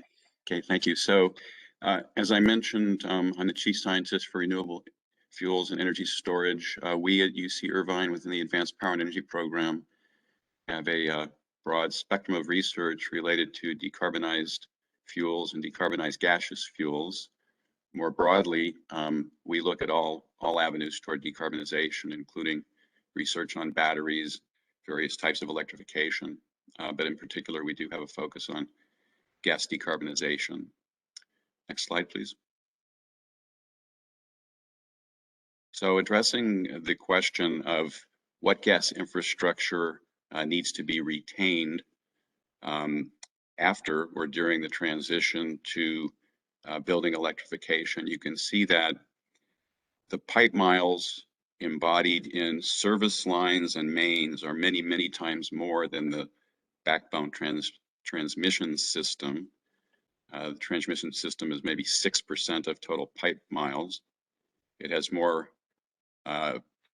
investment proportionally than that because it's large diameter pipes, so it costs more. When we think about the gas system, it needs to be thought of similarly to the vascular system in our bodies, where as we go to smaller diameters, we have many, many more pipe miles as we go.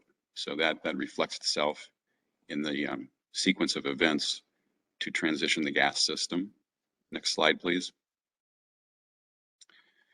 So as Jan was saying in the presentation before last, generation is a very important load on the gas system.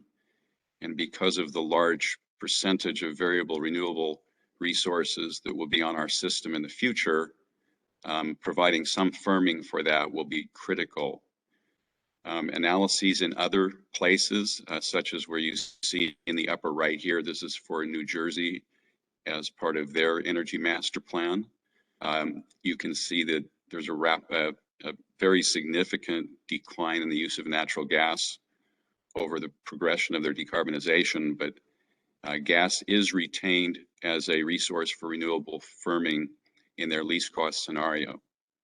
Our analysis using the CPUC's Resolve Resource Planning model and some of our own modeling tools show the same thing, that in the California market, the use of existing thermal resources for firming will be part of a least cost solution. How much is used will depend on ultimately where costs or prices wind up in the 2040 timeframe for renewable gaseous fuels. If the targets established in the U.S. Department of Energy hydrogen shot program were to be achieved, the least cost solution would be to more or less use hydrogen in the fashion that we use natural gas today. Most, but not all, of the thermal generation resources are on the transmission level. So it's likely that this backbone transmission would be something to keep in place over the long term. In order to accommodate this solution set, several things need to be considered, in particular criteria air emissions. So preserving this generation fleet likely will require enhanced emission control, the inclusion of emissions in dispatch decisions, and over the long term, transition to fuel cells, which do not provide any criteria pollutant emissions. Just as a point of reference, in the UK and in continental Europe, they are leaning strongly toward repurposing their systems ultimately to hydrogen, either through the build out of a new dedicated hydrogen backbone or possibly repurposing portions of the transmission system on continental Europe. Although doing such a thing would cost several $billion, when amortized over the amounts of fuel that would be flowing, it's actually pretty affordable. Next slide, please. So I'll apologize in advance. The color schemes on these slides are a little off. so I will provide corrected slides to the organizers. But the point I would like to make with a few graphics here of some different places around Southern California, these analyses were for the purpose of looking at electrolyzer deployment and where hydrogen might be injected on the system. But they serve the purpose here as well to just illustrate some aspects of what the system looks like and the mixed uses that we find in various locations. So this first one is for downtown Los Angeles. In that area, there's a mix of uses, including industrial, commercial, and residential. They're pretty well intermixed. And so when you look at the right-hand figure, which is the high-pressure distribution system in light blue or turquoise, and the transmission system in dark blue, that there may be some legs of this that could be decommissioned, but because of the way the loads are intermixed and depending on what types of industrial load occur within this vicinity and what their process heat requirements are, it's likely that they'll be sort of sprinkled around, making it such that perhaps, as was said earlier, we can consider decommissioning some service lines, but it seems like, and obviously this requires much more detailed analysis, but it seems that the service mains may well be needed just because the remaining loads, the industrial ones, would not necessarily be concentrated together. Next slide, please. So this is another example. This is Moreno Valley. It also has quite a mix of uses. And the main gas supply runs between the two transmission legs and kind of comes down, as you can see here. And so depending on where the industrial load occurs, it may well be that the system needs to stay in place, this high pressure distribution system. Next slide. And this is the last one. This is just another example. This is Santa Clarita, but quite similar. So depending on more precision on which loads, when we use the term hard to electrify, for example, generally speaking, I think there would be agreement that high temperature process heat is best served by gaseous fuel. So we need to have a better understanding of where those loads are around the basin. But in what we've looked at in this work, as I said, for other purposes, but we see industrial load occurring in most zip codes. Next slide, please. So lastly, I'd just like to suggest some criteria. These overlap with some of the things that have been discussed before, but in sort of applying screens to what should or be considered for decommissioning, we need to consider equitable access to alternatives to these solutions. So if, this has been discussed before, if we're going to electrify things, we need to understand the cost and convenience implications. Customer preference is important as well. As Jan was mentioning regarding occasional shortfalls in production of solar and wind, we need to consider impacts on reliability and resilience in the transition. We should consider the potential to repurpose for hydrogen or other decarbonization path or decarbonized gaseous fuel pathways. In the industrial sector, and the prior speaker was talking about aluminum in particular, these things need to be addressed through research and demonstration activity, but we in our program have tested many types of burners on hydrogen blends up to 100% in fact, and burner performance and NOx emissions in our view will be manageable by attention to proper burner design. Another thing that should be considered is whether to mothball or abandon the gas system, and that, in segments. So that relates to cost, obviously, of maintaining the ability to recommission the gas system. but I think there should definitely be consideration of that question of should the system be put into a configuration wherein it could be restarted, perhaps with hydrogen or other forms of decarbonized gas in the future versus literal abandonment. So that's what I had for today. So thank you very much. Thank you, Dr. Reed. Next, we have Chris DiGiovanni with PG&E.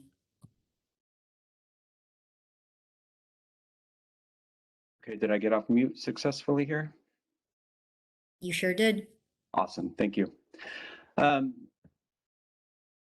Okay, so good morning. My name is Chris DiGiovanni. I'm a manager in the wholesale marketing and business development team in the gas organization. And my primary focus is on gas strategy and policy and regulatory work related to gas strategy, and then also business development. Oops, wrong way. So at a high level, we believe that the Commission should consider the following related to new gas infrastructure. And the first was touched on in the first panel is the utilities obligation to serve. The second is continuation of allowances, discounts, and refunds. Third is focusing on new infrastructure that provides a financial benefit to our customers and or environmental benefits. So I'm going to walk through some of our thoughts related to this, and then I'll summarize with a broader spectrum of criteria to consider. Sure. So listed are some examples of customers that are difficult or not possible to electrify. And a lot of these, are right in line with what Shane from Vista Metals just touched on. There are industries that have requirements for heat and feedstock that can't be directly electrified, or if the technology exists, can't be economically electrified. They support construction and infrastructure growth. They are a key to economic development in the state. And they also, again, that Shane highlighted, they preserve and grow job opportunities in the state of California. So why is it difficult to electrify? It's difficult or not possible for these industries and companies to electrify. Reliability is needed to operate at the high production rates. Many of these facilities require a chemical reaction and combustion for the production of their product. Cement plants being a primary example of that. Others simply need the energy density and efficiency from gas for their operations. And there's a lack of available electric technologies for these facilities. In addition, many of these facilities are key to economic growth in California. They provide jobs for California residents, and businesses with small margins, could be forced to relocate to a state with more favorable economics, even if there were an electric alternative that they could go to. But again, based on what Shane said, costs would increase multiple times over. That could make it uneconomical for them to operate in the state. So gas infrastructure planning is starting to take on a new life given this decarbonization pathway that we're on now. I completely agree with a lot of the items that were brought up in the previous panels. There will be targeted decommissioning of segments of the system as residents and households, start to electrify over time. In reflecting on comments made in those panels, this future planning is complex and it has a lot of layers to it. So given that the big issues that need to be thoroughly thought through and addressed throughout the proceeding, again, are the utilities' obligation to serve, ensuring that we're able to have a construct that maintains reasonable transportation rates for customers, and allowing infrastructure to, one, make it easier for facilities to transition from dirtier fuels to natural gas, and two, allowing for facilities to have access to clean renewable fuels like RNG and hydrogen. So what should be considered? So to summarize, here's got a list of items here that should be considered in the long-term planning process. Again, obligation to serve, ability to maintain reasonable rates for our customers, needed infrastructure to help customers replace dirtier burning fuels with cleaner burning natural gas, allow for new infrastructure where there's an economic benefit to our customers, and or a positive benefit to the environment. And in addition, we should consider incentives for opportunities for renewable gases, such as RNG and hydrogen, incentives for facilities to get off dirtier burning fuels sooner rather than later, and also offering increased allowances and discounts for these facility fuel conversions. So finally, I'd like to end with this carbon spectrum chart. A lot of discussion in this proceeding has and will continue to focus on building electrification and subsequent reduction in gas throughput on the distribution system. But there are instances where natural gas provides a cleaner fuel option for facilities that are currently using fuels that you see noted on the right-hand side of this chart. So it is critical that we take action now. PG&E is taking action with a lot of our industrial customers now to get them moved off of these dirtier burning fuels onto cleaner burning natural gas. And again, this helps improve the environment now. So I don't want to rehash a lot of the discussion that's already happened, but definitely available for questions when we're through with these panels. Thanks. Thank you, Chris, for your presentation. That concludes all the presentations for this panel. I'd like to first invite our commissioners to see if you have any questions for the panelists before I read aloud questions from the chat box. Commissioner Rechtschaffen? I have a question for Jeff. Jeff, I think you said you heard Shane's presentation from Vista Metals, and I'm wondering if you could, you started to address this briefly, but I'm wondering if you could elaborate or respond to the concerns that Shane raised about how adding hydrogen could impact product quality, increase NOx pollution, and decrease productivity, what your research is uncovering so far. So our research is, in general, leading to a conclusion that burner design can create a condition under which hydrogen combustion creates the same or lower NOx as natural gas combustion. So that's on the air emissions side of it. As far as the product quality, we haven't looked at that particular phenomenon that was discussed of creating porosity in aluminum smelting. That's something that is interesting and something that we perhaps should take a look at. Most of the conversion, in most instances, the hydrogen or the renewable gas would be used for high temperature process heat. There are a few where it would be a reactant, though, and those ones need to be specifically studied. And what does your research show about when it's used in high temperature heat? The substitutability of hydrogen or renewable gas? We've studied a wide spectrum of appliances and some industrial burners and find that they are functionally equivalent. Many of them can accept hydrogen with no modification. As we get to higher hydrogen fractions, there may need to be changes in things like orifice diameter and other things that are relatively straightforward and standard aspects of burner design. Thanks. Christina, more than half the burners show a reduction in NOx just by natural effect, which is interesting, even though hydrogen does tend to burn at a higher flame temperature. There are a lot of other aspects to how fuel and oxidize or diffuse and et cetera. And we do see many burner types that actually show slightly lower NOx with hydrogen. Okay. And when you talk about the same or lower NOx, you're talking it's not zero emission the way electricity is, but it's the same as the best available control technology for NOx emissions. Is that what you're referring to, or some others? What are Yes, commercial, residential, and industrial natural gas burners do generally create NOx the hydrogen blend and the hydrogen variants can achieve the same levels, not zero.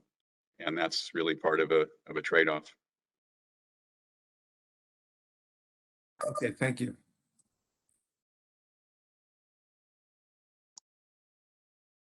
Thank you, Commissioner Rechtschaffen and Dr. Reed. Commissioner Sharoma, do you have a question for any of our panelists? Yes, I do. Very interesting to hear about Vista. And thank you for that. You know, I was harkening long gone far away decades ago, got a materials science and engineering degree, and the you know, the impact of the hydrogen on the aluminum is concerning. Now, so there have been multiple discussions with SoCalGas about using one of your furnaces to test the hydrogen blends. And so, Shane, how is that discussion going?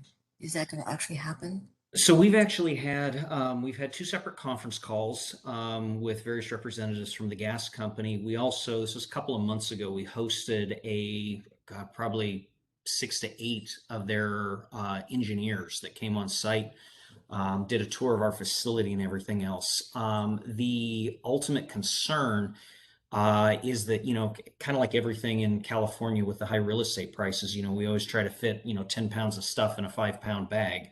And we don't have a lot of space in our facility. And to bring in and test hydrogen, you're talking about bringing in a truckload of hydrogen, potentially multiple truckloads at the rate that we would use it.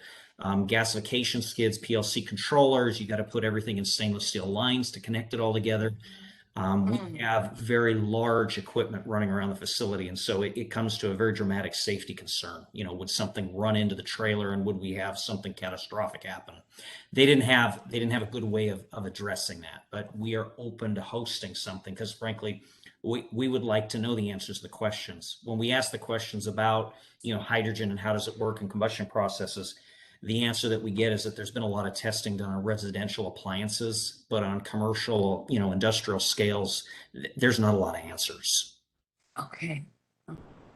Thank you. You're welcome. Thank you, Thank you, Christina. Can I quickly add something to this discussion with respect to the electric generation sector? Because as I indicated in my remarks, several of my members are looking at going to hydrogen, either hydrogen blend or maybe ultimately hydrogen as the primary fuel. The current combined cycle equipment that's out there can take about a 30% blend. I'm not an engineer, so I don't want to get too far ahead of my skis on this, but at any rate, so there needs to be there's engineering work being done in terms of increase that. What does that look like? Because the metals that were designed to operate in these plants utilizing methane are impacted by the use of hydrogen. This is not insurmountable. A lot of activities going on in Japan right now also on hydrogen. So I think this is there's a lot of very smart people who are engineers working on all of this, but that's ongoing. And then the second is the integrity of the overall pipeline system. And here's an area that I know absolutely nothing about. And but there was a pretty interesting study that was done. I want to say it was last year by Columbia University with respect to if you were going to convert the pipeline system like I had suggested earlier, what it would take in terms of upgrading the existing pipes to be able to handle hydrogen, which is a real issue that needs to be thought through if in fact we're going to repurpose those lines. Thank you. Thanks, Jen. Thank you. Commissioner Houck, do you have a question for any of our panelists? Yes, I've got a question for Dr. Reed. One of the bullets on the considerations and criteria, he talked about the value of deferring decisions on decommissioning until technology progress is more clear. Could you talk a little bit more about the balance between making policy decisions that are going to help direct investment versus looking at where we are with the progress on technology, given the timeframes that the state policy has put forward on decarbonization, and just provide a little more detail on what you're looking at here and how we can balance those things when we're looking at making decisions, or what your thoughts are on that. Yes. So we've been looking at a variety of different decarbonization strategies and plans, including the UK and a number of studies that are ongoing in the Northeast, as well as what's happening in California. And if we look at stock turnover rates and what's embodied in many of the plans in terms of how long it will take the electric technologies to diffuse, that there's not really a forcing function to really make a firm decision on decommissioning the gas system for a number of years into the future, maybe as far as the late 20s. And by that time, it will be more clear what's, how things are tracking with respect to the hydrogen earthshot and other things related to the decarbonized gas pathways. And so one way to characterize this is as a real option, which is a whole body of research in the finance area, but exercising a real option early is destruction of a valuable option that could be retained. So I guess the notion is that we shouldn't, broadly, we shouldn't shut down the gas system until there's a reason to do so based on progression of electrification, if that's the direction we're going. Thank you. Thank you, commissioners, for those insightful questions. I know that President Reynolds had to step away for a meeting, so I'll turn it over to some of the questions in our chat box. We do have quite a few questions. I'll do my best to get through as many as possible before we break for lunch. The first question I see is for Jan from Jonathan Bromson. He asks, is there an estimate of what the morning ramp increase in megawatts will be after decarbonization? On the gas side, the winter morning ramp up is much more steep than the evening ramp up. Yeah, I don't know in terms of the morning ramp right off the top of my head. The key with the winter, and the reason I raised it is that we basically, obviously, during the winter, we have less solar radiation throughout the day. Sun comes up later, leaves us earlier. And that has been a significant issue for the ISO in terms of meeting that ramp. A portion of that is met with natural gas, the rest being imports. As the amount of imports it gets reduced over time with the closure of the coal fleet, but also with respect to other hydrological conditions and everything else. The winter ramp, I think, is something we need to pay attention to. I don't think we need to hit the panic button yet, but it does. We do need to keep it. We need to be mindful of it. And so we haven't done an internal analysis that looks with respect to the morning ramp versus the evening ramp. The morning ramp seems to be pretty predictable, and we've been dealing with it for a while now. Thank you, Jan. Our next question is from Jonathan Perez. I believe this question is for any of the panelists can respond to this question. He says, SoCalGas has extensively modeled future hourly gas needs for dispatchable electric generators as necessary to continue to support renewable deployment towards reducing emissions in conformance with SB 100 and other climate policies. That modeling shows that while annual throughput will be significantly reduced, in general, insofar as the annual rate of renewable capacity deployment exceeds the annual rate of short duration battery storage, that peak hour gas use by electric generators will continue to grow, limited only by the capacity of gas-fired electric generators as necessary to maintain reliability. Have any of the panelists undertaken any such modeling, and what are your perspectives on the foregoing conclusion?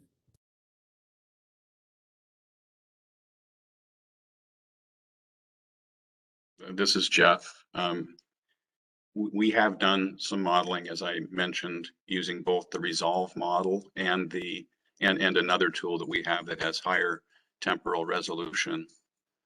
And you know, without going into the specific detail that perhaps Jonathan was referring to on it, like a quantitative ramping or something like that, but we do show that dependent upon the price of the renewable fuel, it is significantly selected as a least cost resource, beginning at a price of $24 per million BTU and increasing rapidly down to the cost levels anticipated in the Earthshot, which is around $7 to $8 a million BTU. And it has the effect of reducing by about, well, in the least cost case, reduces the amount of battery storage installation by about half of what would otherwise be the base case.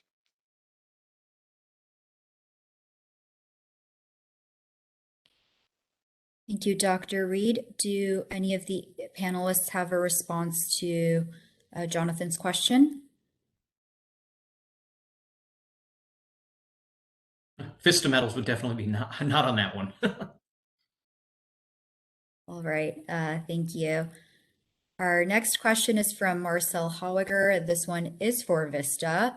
What type of gas pipeline do you connect to? Transmission, distribution, which pressure? Do you have special equipment to increase gas pressure? We're just taking general medium pressure gas off the just the local distribution company. I mean, we're not transmission level or anything else like that. So it's just basic service at a little higher pressure, since we do use quite a bit of it.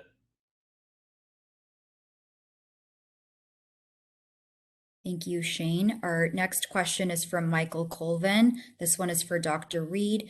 What investments to the gas system will be required for high blends of alternative fuels? Has UCI done a cost comparison of different required investments for fuels, renewable natural gas versus hydrogen versus other synthetic gases? We've done quite a bit of comparative analysis regarding hydrogen versus methane, either the renewable forms or with carbon capture, utilization, and storage. And generally speaking, although the cost of converting to hydrogen is significant in the billions, in general, hydrogen will be cheaper to make than methane in its renewable form.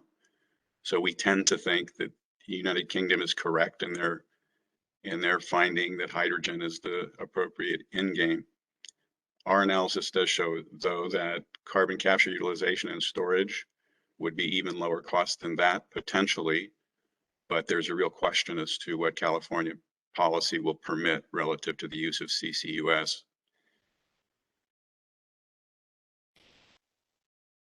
Thank you, Dr. Reed. There is another question for you from Deborah Bayless. Does your least cost analysis consider the social cost of carbon and the avoided air pollution costs? Do you include the increased market costs, fuel costs, and maintenance costs to continue keeping gas plants online? So the comparative analyses lead to the same place in terms of carbon. So social cost of carbon in these particular analyses wouldn't show up because there aren't, at least in the in-state, differences in the carbon footprint. And generally we include, known and predictable costs of operation and maintenance of the system and production of the alternate fuels, costs for carbon capture, et cetera, not necessarily some of the indirect things that may be embodied in that question. Within the program, we do a great deal of air emissions modeling that in some cases we do include the cost of health consequences. So sometimes we include that and sometimes we don't.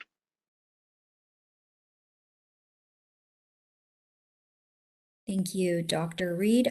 We have time for one additional question. I believe any of the panelists can respond to this question. It's from Karen Bovin, who asks, what about promoting more flexible tariffs or rules to enable existing industrials or load to connect directly to backbone service, thereby consolidating industrial service to enable simplification of the pipeline system.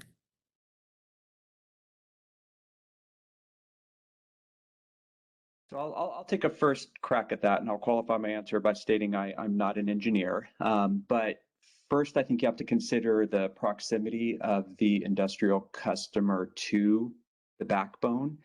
And then to the extent that there's even some proximity to make that feasible, my understanding is if you start, for lack of a better term, poking too many holes in the backbone, it could cause some safety issues.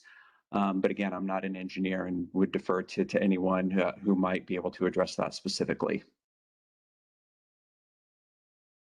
Yeah, this is Shane at Vista. I would reinforce that. Its proximity to the backbone, and obviously whatever the cost would be of connecting to that.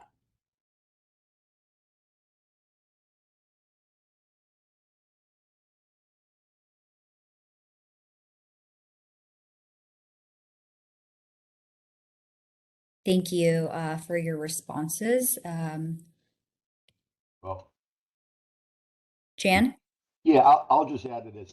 As I indicated earlier, there are some generators, both independent generators as well as muni. I don't know about the IOU fleet that are not on the backbone system. The sweet spot for building an independent power project back, 15 years ago was to be on a pipeline, transmission pipeline underneath a transmission line. That's where you wanted to build them. So if you have gas generation facilities that are not on that backbone, it's probably an indication that they are not near a major transmission backbone, and we need to be mindful of the impact of basically retiring any gas line that they're operating on to local reliability. Thank you. Hey, Christina, could we ask anyone if they have a very quick response to Deborah Gill's last question about the feasibility of solar thermal supplying high heat steam in industrial processes? Won't deal with Shane's facility, but does anyone have a 30-second response to that? Jeff or Chris or anybody? It's very feasible, but it requires a lot of space. Thanks.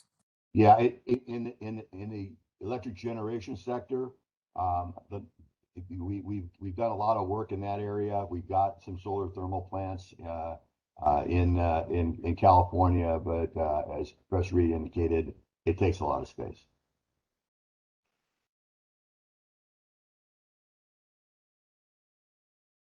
Thank you for letting me squeeze that in. All right, well, that concludes the Q&A for this panel. Thank you again to all of our panelists. It is time for a lunch break. Please be back by 12:45 for our next panel discussion. Thank you all.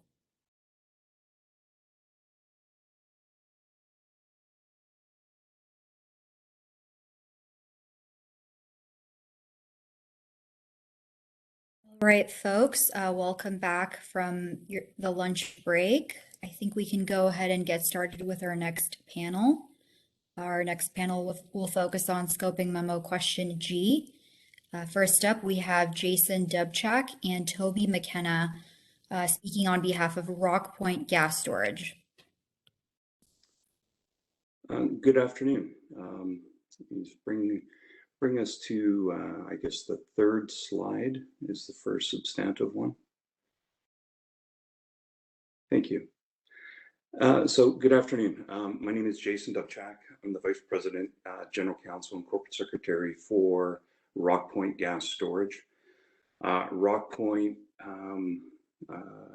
owns and operates 3 natural gas storage facilities in Northern California, including the Wild Goose facility, which was the first natural gas storage, independent natural gas storage facility in Northern California. We've been operating it for about the last 20 years. We're also owning and operating the Lodi gas storage facility, which includes the Kirby Hills facility. We also own and operate 3 natural gas storage facilities in Alberta, in Canada. We also have a facility in Oklahoma and a co-owner of another facility in Texas. Cumulatively, it represents about over 300 BCF of working gas capacity in North America cumulatively. And we also have a natural gas supply business that provides natural gas to commercial and retail customers in the Toronto area in Canada and in the Vancouver area in Canada as well. Maybe just moving on to the next slide. So here you can see our footprint in terms of North America and our capacities broken down by facility. Maybe move on to the next slide. So before we get into the scoping memo question, one thing that we should make clear for context is that although we are regulated as a natural gas utility, we have no captive ratepayers. We are 100% at risk. We're a private company. So a little different than some of the other natural gas storage operators in the state. And so that's sort of important context going forward. We have, over the past number of years, with some deregulation, been able to serve CTAs, and that, you know, that market has been opening up. And with the passage of PG&E's natural gas storage strategy in the most recent rate case, we've been participating in the core procurement process there, and so we've been able to serve the core safely and reliably as we have throughout our life cycle. And so that has been sort of our recent history in terms of how we've been able to participate in sort of the state's infrastructure as it relates to natural gas storage. I'd now like to turn it over, just in the interest of time, to our President and Chief Executive Officer, Toby McKenna. He's going to talk about some of our plans in the state and in North America with regard to renewables, responsibly sourced gas, and hydrogen. Toby? Yeah, thanks, Jason. Good afternoon, everyone. Nice to meet some of you or some of you again. Toby, I'm not sure we can hear you that well. You need me to speak closer? Is this better? Are you able to hear me from here? Karen, can you hear him well? Slightly better. Try again.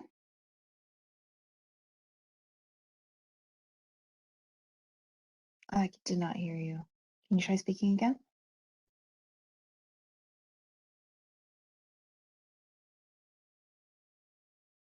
Looks like you're muted there, Toby. Yeah, no, I'm trying to do a test. How's this? Much better. A little better, yeah. Okay, excellent.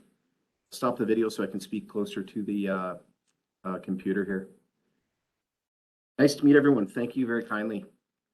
So yeah, as Jason mentioned, we our main role within the existing California infrastructure is to provide customers with reliable natural gas storage. As many of you may know, the system consumes at times during the winter about 7 BCF a day, and it will spike to up to over 10 BCF per day And natural gas storage obviously is a critical part of the infrastructure insofar as meeting any type of demand, particularly via providing electricity or by providing heating for citizens during cold spikes. That said, typically what some people may not be aware of is that natural gas storage is not necessarily delivered or not necessarily determined by supply-demand fundamentals or weather alone. In many cases, California demand is based on having to compete from a storage perspective with other regions. So if, for instance, would be in the event that it's warm in California and it's really cold in the Rockies, and it would only require, let's say, a very small draw on natural gas storage to meet demand. In many cases, because of California's isolation within North America, they have to compete with those other jurisdictions. And therefore, we find it a really interesting storage market because it's not always necessarily driven by ambient temperature, or it's not predictable by ambient temperature in the jurisdiction alone. So that's just one interesting fact. As we look forward into our role and where we see that we fit in California, it might be surprising to some to hear that we're a major embracer of the energy transition. We do fully agree that natural gas, can be the most reliable source of energy at times, but there is roles for many other renewables in the market, and we feel that we can be a major player in supporting initiatives from other sources of energy in the market by using existing natural gas infrastructure instead of the short-sightedness of maybe really replacing it and or decommissioning it and using it for other uses. And a great example, and I heard in the earlier sessions, would be blending other renewables that are more or less companions with natural gas that fit technically and specifically and can work with natural gas molecules insofar as that they're safe and reliable. And that's where renewable natural gas, responsibly sourced gas, and ultimately hydrogen can be parts of the energy transition that we can also partner with and facilitate to the benefit of ratepayers and consumers and even producers in California. A couple of examples is, on the renewable natural gas side, we are currently working with a lot of small renewable customers to give them potential other alternatives to connect into the PG&E system. None of these have been connected yet. One of the concepts that we have would be to put together sort of cooperatives or groupings of customers, suppliers in particular, that might be too small to qualify for a line into one of the utilities. They may have slightly off-spec sources of gas that might be challenged to come into one of the utilities, and or it might be just too cost prohibitive for them to commit to a project where their connection may take 3 to 5 years, and they don't have line of sight on what their incumbent supply is for whatever their process is. For instance, if you're in the wood business, in the wood recycling business, it's hard to determine whether or not you're going to have demand for the wood product first before committing for what the potential renewable sources off that wood waste might be 5 years down the road. And so where we envision a potential opportunity for storage is to provide small scale truck-in opportunities to our facilities where we'd be able to bring in renewable natural gas. By working together as small producers, we would be able to close the gap on some of their trucking costs. We would be able to take natural gas at any time of the day, at any size, and we would be able to potentially offer better blending solutions than maybe the customer may have at their own site. So that's just one area with respect to renewable natural gas where we might be able to provide value-added solutions to the benefit of all in order to get up to meet those new standards that are we're witnessing all across North America. On the responsibly sourced gas side, responsible gas, for anyone that wasn't completely aware of sort of its definition, it's independently verified third-party verification of meeting the highest standards with respect to methane emissions. And generally, these third-party verifiers will focus on methane emissions, but they can also consider things such as other emissions, water or land use, and or community participation. These third-party verifiers are becoming more and more popular, and we're witnessing more and more customers on both the supply and demand side of our natural gas facilities, where folks are looking for ways to come up with new value propositions in order to, one, become a responsibly sourced gas provider, and or two, to be a consumer. And as Jason mentioned, through our experience in our retail markets, such as Toronto and Vancouver in Canada, we're witnessing a lot of customers wishing to move from a typical gas supply portfolio into something with diversification that includes responsibly sourced gas. This provides several benefits, one of which is that the customer gets to provide what they deem as a better solution for them and their family. And from the producer side, they are able to differentiate themselves from competitors and perhaps capture better margin. And that can obviously meet the requirements not just of their ESG program, but also could be beneficial to their shareholders. So we've been able to do a few of these deals at our storage facilities, and we find it to be a growing market, and we feel that we can provide price clearing in these opportunities as well, which we believe are noteworthy in the development of new sources of natural gas in the system. And then lastly, and perhaps the most interesting, and I know there's been a lot of discussion already, so I won't go into the background on where we feel hydrogen could potentially fit within the existing natural gas portfolio. But at the end of the day, we're doing an extensive amount of work, both in California and in Canada, using other examples. We've done metallurgy studies, we're doing subsurface research, we're engaging academics and engineers, and we're also going into partnerships with other utilities and or storage facilities to determine how much hydrogen we would be able to blend from a subsurface perspective in a safe and reliable manner. And how do we enable the development of some of these projects so that hydrogen initiatives can actually move faster than allowing for a much more conservative approach? And an example here could be where, interestingly, we do have sources of hydrogen supply in Canada that are quite a distance from hydrogen demand.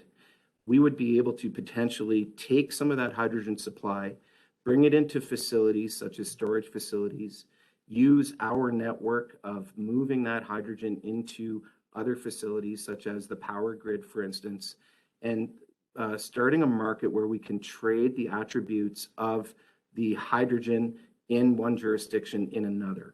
So physically, we would be able to perhaps take hydrogen into a facility in Alberta, Canada, in an account name of a customer in California, and transfer those attributes to the customer in California, put the molecules from an accounting perspective in their storage account in California, and allowed for broad development of supply and demand to meet each other at these natural gas storage facilities. And lastly, in the obviously, I'm sure there's going to be a few questions around that one, but in the interest of time, what this ultimately does is the last point, which is, are we able to take advantage of storage facilities like we did in the mid-90s when we were going through natural gas deregulation, where storage facilities became the home of transactions? And the rationale and the importance of those transactions is critical in the energy transition, in our view, because it allows supply and demand to meet at a marketplace that isn't necessarily right beside each other, to take advantage of trends in the market in order to create backstop arrangements for both parties that naturally they can take to their banks to get capitalized for these projects. In the event that we can enable the buyers and sellers to meet at our facilities, that ultimately will create pricing that other buyers and sellers can rely on, and that will create liquidity, and it will create ultimately comfort with the finance community in order to provide backstopping, which naturally is ultimately required in order to enter the energy transition in large scale, which is where hydrogen, we believe, will have a place. So with that, thank you for your time. I'll pass it back over. Thank you for your time today. Thank you, Jason and Toby. Next, we have Marcy Palmstrom, who will speak on behalf of Southern California Edison. Good afternoon. Good afternoon. Marcy Palmstrom with Southern California Edison. I'm director in our trading and market operations team. here today to answer the question here, or give our perspective on the role of existing gas storage facilities as part of the overall portfolio. So we're an electric utility. Our focus and really our connection with gas is on electric generation. We've got 13 gas plants, 5,000 megawatts of gas-fired contracted resources, as well as utility-owned generation that we manage on a daily basis. We are primarily in the SoCalGas region. We do have some facilities that we serve along the El Paso line as well. And overall, if we look at how storage has helped us, it certainly plays an important role in maintaining reliability. It's a tool in the toolbox, and it is extremely important and helpful to manage just flexibility of the resources and just ensure that you are able to manage the supply. If you've over procured or under procured, when we were able to have injection and withdrawal rights, we certainly did. Now, of course, we haven't had that in Southern California for the last few years, but it did play an important role, and I think it does play an important role, that SoCalGas uses, for electric generation, for non-core and for core customers. And so in looking at the role that it plays, as we see the state moving toward a clean energy future, and there's studies that have been done and studies that we have looked at as well, our pathway to 2045, there is an expectation that gas usage will be reduced, and there will just inherently be, a less dependency on gas-fired generation. We don't see it totally going away, but we do see that there is a reduced need for it, for electric generation. So, just inherently looking at the reduced need for it, I think there will be a reduced reliance on gas storage for balancing.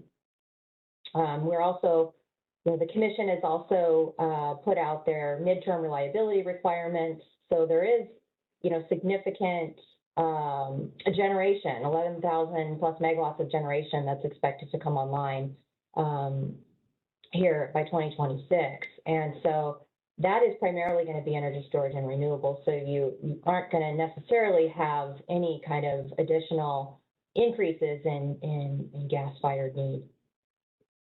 So I think, one of the things that we're looking at, and I think that it has been brought up here a couple times in the comments, and that, we really need to look at, what any kind of reduction, how any kind of reduction in gas would impact the electric system in the wintertime, right? So for electric system reliability.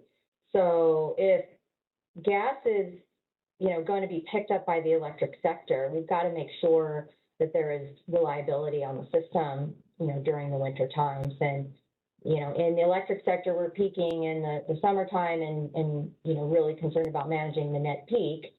And of course, the net peak is when, the sun goes down, solar goes away, and, we've got to figure out how to still meet the demand on the system. And, gas-fired generation has been an important part of that. The way that we're looking at it is that energy storage will play a pretty large role in making up for that gap. But I don't think that we truly understand yet, what the, impacts and what the reliability of the system looks like when you have now a morning peak, on the electric side, like you would normally in winter on the gas side. So, I think just having that better understanding is really going to help to inform this question. But if we just look at the question as, yes, I think gas storage facilities are certainly important. I think they do have a role going forward. I think the question is more, definitely, or I guess the perspective that I have is that it'll just be at a reduced role and at a reduced level. And that's the only slide that I have for this question. Thank you, Marcy, for your presentation. Next, we have Dr. Jane Long, who will present on behalf of the California Center for Science and Technology. Hi. Happy to be here today. So I'm going to report today on one study primarily and a second one briefly. This study was done in 2018 and was done because of by the California Council on Science and Technology at the behest of the legislature following the Aliso Canyon disaster. And the legislature, what they wanted us to do was basically answer three questions in the vernacular. Is underground gas storage safe in California? Secondly, do we really need it? And the third is, in the future, as we move into a decarbonized electricity system, will we still need it? And so on the first, at that time, the DOGGR legislation regulation was going in. The cause of the accident at Aliso was production, this is not an extensive analysis right now, but in brief, it was because the company was producing in the annulus of the wells that is between the tubing and the casing, which meant that if there was a leak in the casing, one point of failure, you could cause a disaster. So the new regulations that don't allow producing in the casing mean that there has to be more than one simultaneous failure, and that makes things a lot safer, as well as monitoring and risk analysis requirements made things a lot safer. But we also looked a little bit at the sites in an individual basis, and they're not all the same. And not to go over this in detail, but this report does contain a useful glance at what these differences might be. Here you see across the top the various sites, or some of them, and then in each row the kinds of hazards that might exist at those sites. And the darker colors are where the hazards are greater. And of course, the utility of each of these to the electric system and heating requirements in the state are different. So what we think needs to happen is, and I think it was mandated, and I don't know what the update is, to take a close look at the cost benefit. What are the actual risks at these sites? So you have to look at the hazards and figure out how probable they are and what the impact of an event might be. And then evaluate each of these by separately to understand them. So should you wipe out all gas storage? Could you reduce it? You could probably reduce it, but you should be looking carefully at a risk-benefit balance. The second question is summarized right. Answer to that is summarized right here. As previous speakers have pointed out, California is at the end of the pipeline on gas delivery, and we have a total import plus in-state production capacity of 7.5 billion cubic feet per day, but the peak demand is often close to 12. And so, you know, we are looking at, and that occurs in the winter. We saw that winter demand, if that winter demand and the peak demand in the winter could be met, that the other uses of underground gas storage would also be met, like such as intraday balancing and compensating between variable demand and steady production. Creating an in-state stockpile and allowing arbitrage in utility markets, some of the things that our previous speaker has mentioned. So if we meet that winter demand, we're probably going to be able to have the other facilities as well. And this winter demand, again, we bring in gas in the summer and we use it in the winter. And the peak demand, not every year, but almost every year exceeds the capacity of that pipeline to give us the gas we need. So that winter peak is caused mainly by heat. So if we're going to be adding more solar energy, that's not going to, unless we electrify heat. And then when we talk about the next question in a few minutes, we'll see that creates its own problem. But this winter peak is not necessarily going to be solved by adding more solar energy. If you start to electrify heat, there's going to be an issue as well.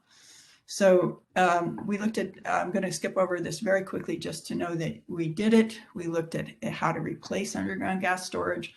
Pipelines, extremely expensive and obviously difficult to do by 2020. And that was foresight, and I can say that in hindsight now.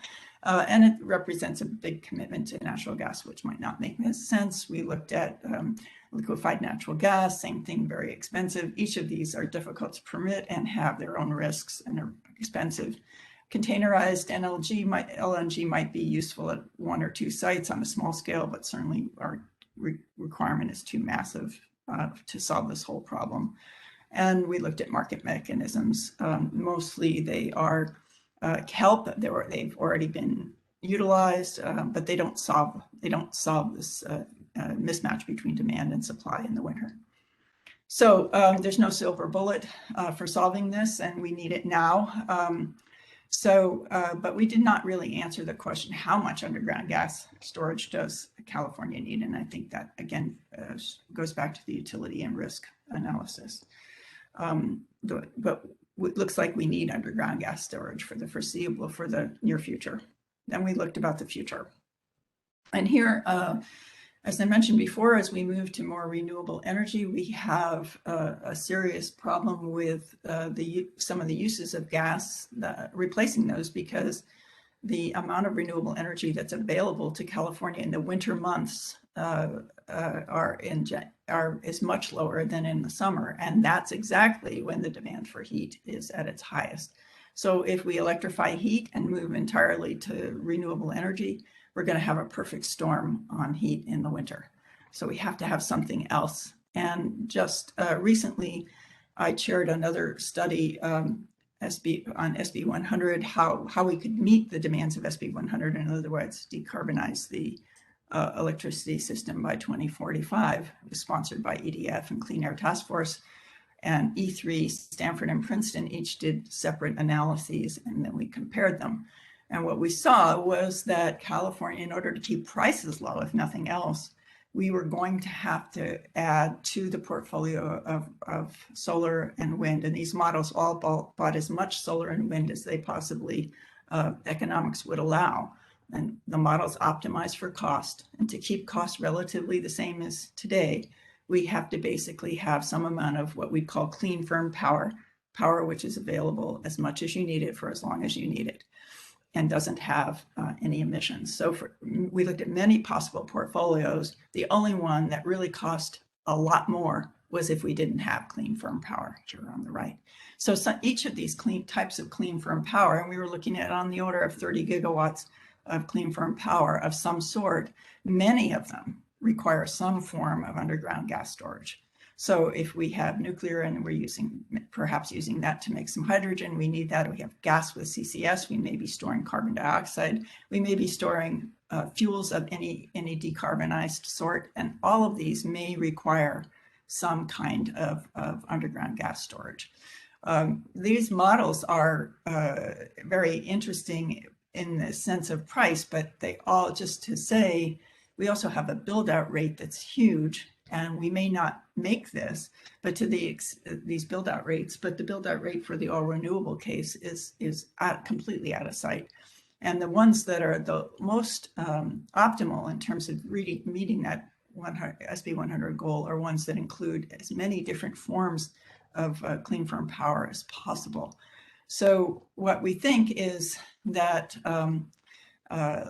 the ones that include many portfolios and many different kinds of sources are still going to be very, very challenging. And in particular, I'd like to focus you here on the land use. The land use for solar, if we only did renewable energy, is over 6,000 square miles. The land use, if we have a more mixed portfolio, is much less, but still extremely challenging. So the amount of solar we get is not going to be limited by cost anymore. It's going to probably be limited by land use and transmission requirements. So if we don't make the amount of solar that these models want to buy to maximize to minimize the cost, we're going to end up needing even more clean, firm power, and that is also going to require probably will require some kind of underground gas storage of some kind of gas. And just to say, we had included lots of storage in these models, and we still have the need for clean, firm power. Okay, so can we do underground gas safely? Yes, proper regulation and monitoring. Our committee believed that it could be done safely. And do we need gas storage in the next decades? Very likely. And do we need all the facilities? Probably not, but some are riskier than others and some are more useful than others, and we ought to make decisions based on that. Are we going to need gas storage in the future? I think very likely, but not necessarily for natural gas. So we should be thinking about gas storage more generally. And the last point is, I think, one of the most important. We really don't have an integrated decarbonized energy plan that accounts for capacity and reliability over seasons for all sectors combined, electricity and heat plus transportation. And without that, I think it's going to be very difficult to know exactly what we want out of underground gas storage. Thank you very much. Thank you, Dr. Long. Last for this panel is Mark Pokta, who will speak on behalf of Cal Advocates. Good afternoon, commissioners and everyone in attendance at the Ohio workshop. My name is Mark Pokta, and I'm a program manager with the Commission's Public Advocates Office. The Public Advocates Office expects a continuing role for natural gas storage facilities as a component of the gas utilities infrastructure portfolio. We expect the role of natural gas facilities over the short and midterm. And when I talk about the short and midterm, I'm thinking more of the next 10 to 15 years as remaining fairly consistent with the current role of natural gas storage, namely providing seasonal winter and summer reliability to the market through inventory, withdrawal capacity used to serve the system's peak requirements of customers, primarily in times of significant gas demand, typically cold day requirements, core customer peak day requirements, and in general, just cold weather requirements throughout the winter. We see a role for gas storage meeting summer and winter peaking requirements of electric generation customers, and also providing seasonal benefits that gas storage provides. Those can be pricing and other benefits, and also continuing to meet system balancing and other ancillary services to marketers and non-core markets. I wanted to talk a little bit about PG&E. PG&E meets its cold day, peak day requirements, relying upon firm interstate capacity rights in conjunction with withdrawal rights from its own utility-owned storage and operated facilities. And PG&E is unique, and they also hold contracts for the core from independent third-party storage providers in their service territory. Now, it's noteworthy with regard to PG&E that they requested recently to retain and operate its Los Medanos storage facilities after anticipating closure of the facility. And in that proceeding, which they requested to close the facility, it was about 4 years ago, actually, Public Advocates Office in that case proposed that PG&E continue to operate that facility as it drew down the storage over time, because we felt that the facility could serve to provide some level of added resiliency to the system. And in terms of resiliency, Public Advocates has generally recognized the resiliency that gas storage provides in California, because you're storing gas in the service territory.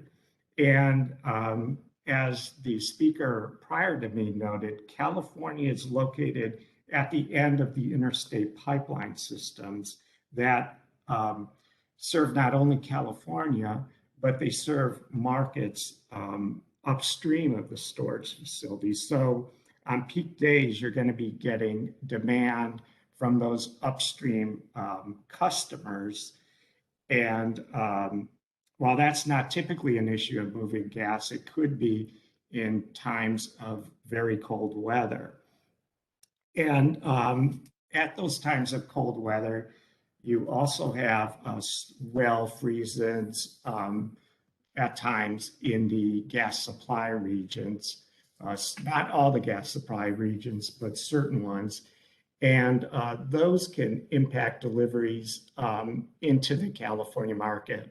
So we feel that gas storage will remain a very important component for California, ensuring that the gas demands of core customers and other customers are met during these high demand times.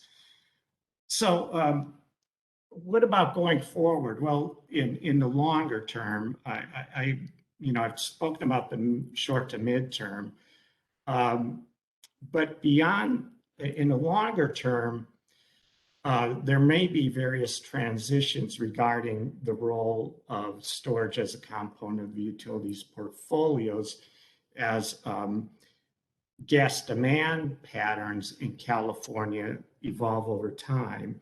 So in the longer term, various parties are going to need to consider the role of storage in conjunction with interstate capacity, the evolving demands on the system, and how storage may be optimized in conjunction with the use of interstate capacity and the evolving demand patterns. And there might be other policy and safety considerations that various parties will want to take into account in the role of storage over that longer term horizon. And those end my comments today, and I want to thank the Energy Division once again for inviting me to speak here today. Thank you. Thank you, Mark. That concludes the presentations from our panelists. It's time for Q&A. So as a reminder, again, please use the chat box to ask your question or utilize the raise hand feature. At this point, I'll turn it over to Commissioner Ruckshoffen to see if he has any questions for our panelists. Thank you, Christina. Dr. Long, I have a question for you. I guess it's a half comment, half question, or two questions. I don't know. Or who knows what it is. But I was wondering, so the first part of the question is just if you could elaborate on the likely need for storage, for gas storage, as we deeply decarbonize for other alternative uses like hydrogen biofuels or carbon dioxide. But the broader question really is this, and I don't know if you were on earlier when Professor Reed was talking. One of the big challenges we have, and you know this since you've done so much decarbonization work, is to try to figure out what to do, when, and how much to spend on what. And we can't do everything. That's part of our challenge. So one question, Professor Reed said, well, maybe you just keep things in place for now to see how technologies develop. But there's a big cost to that because maintaining the safety and reliability of our existing infrastructure is not free, and we're trying to do a great deal of things all at once. So the first question is just if you could elaborate on the need for storage in these alternative technologies, and then secondly, what do you think is the least regrets policy, or what do you think we should do given that we can't do everything? And we can't invest in everything. We can't maintain all of our options. How's that for a multi-part compound question? Suitable I'm so glad you asked. Suitable for a lifelong academic like you.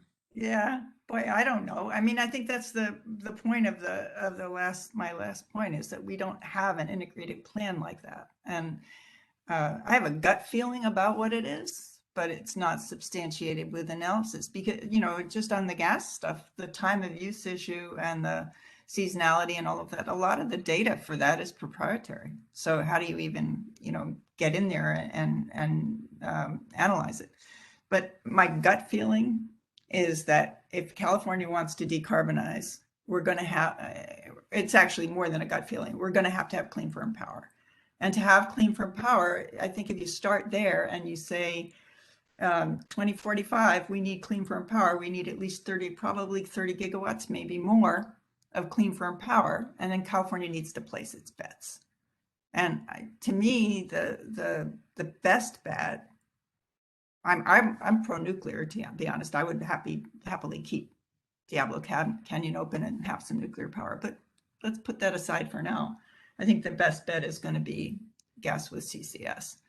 And because a lot of the facilities are here, we already have the storage for the carbon dioxide. If we repurpose some of these storage sites or repurpose depleted oil and gas reservoirs, we can store it.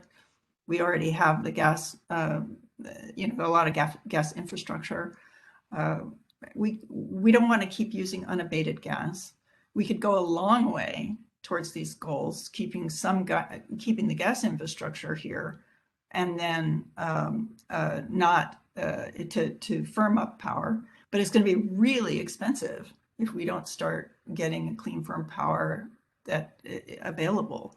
So where I would start is by saying, okay, we're going to have 30 gigawatts of carbon CCS. That's where I would start. But I think California could back up and say, what kind of clean, firm power do you really want? And I think that's going to have the biggest impact on how much storage we need and what kind of storage and where. So I would start there. Thanks. So I answered your question with a question. Well, I can respond to your question with a question, which is we're still trying to figure it out, and there have been enormously promising developments in clean, firm power just in the past year or two that are non-gaseous, but we don't know how quickly they'll be deployed and how expensive they'll be, and that's certainly something we're considering in our integrated resource planning proceeding, which is electricity focused, and that doesn't get at your point that we need cross-sectoral or more holistic planning processes, which we're very much aware of, and this gas proceeding is one part of what the state is trying to do more broadly to try to get a big picture an answer to those big picture questions. So Cliff, when you say there have been big advances, are you including long-term energy storage in that? Yeah. Yes. Yeah, we don't include that. So I mean, in what we think we need beyond that. So the models include that we do run long-term energy storage, but that's not clean, firm power because it still runs out. So if you're going to solve the seasonal problem, it probably is still not going to help with that seasonal problem. And I think that, so I still think you've got to face the music on clean, firm power. Unless you have enough energy to supply the long-term duration storage. But I don't want to get off into a side debate about this. I very much appreciate your comments. Thank you. Very thoughtful as always. Thank you. Thank you both. President Reynolds, I wanted to turn it to you to see if you have any questions for our panelists. I don't at the moment. Thank you. Thank you. Commissioner Houck? Thank you. I don't have a question for the panelists. I do just want to state that this discussion really underscores the importance of this proceeding and coming up with a plan. And I'll defer my time to the questions in the chat. So thank you. Thank you, commissioners. Now I will turn it over to some of the questions we've received in the chat box. Our first question is from Becky Menton. I believe this is for you, Dr. Long. Do the models in your presentation also consider the production of rooftop solar potentially paired with consumer batteries? Yes. The models in the SB 100 study, yes, they do. They include that. Doesn't solve the problem. Thank you, Dr. Long. The next question is from Michael Colvin. I believe this is for any of the panelists. He says there are significant ratepayer economic benefits to gas storage facilities. Gas storage acts as a hedge against volatile pricing. Is that economic benefit uniform, or is it concentrated on a particular subset of gas customers? If it is concentrated, can that bill relief be replicated through other programs, i.e. changes to CARE, TOU rates, etc.? This is Mark. I can answer the first part of that question. I don't think I could answer the second part. The first part is that the customers, storage costs are allocated among the customers. That's done in cost allocation proceedings. And the core customers, the residential and commercial customers, are allocated a certain amount of rights to storage capacity to meet their needs. Now, if the utilities can optimize that, so more so in the case of Southern California Gas Company, they are able to sell those rights on the secondary market, and those benefits do flow through back to customers as a credit to their gas costs. So that's really the first part of the question. There is, they pay for it if there's any benefits that they can derive when they're not using it, and the utilities can sell that off or trade it. That benefit goes back to the customers. I'm not sure, though, I can answer the second question, was whether it can be applied to other programs. I don't really have any thoughts on that right now.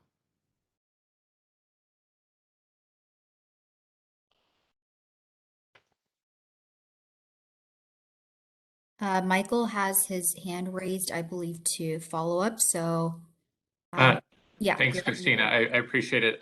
Mark, I think that's really thoughtful to think about it from a cost allocation methodology. But I think what I was really trying to get at in asking the question, maybe I was being a little too cute here, is a lot of the panel's presentations were focusing on sort of the technical benefits of gas storage facilities and how we need that for the system. But there is an economic benefit. Having that natural hedge saves customers money.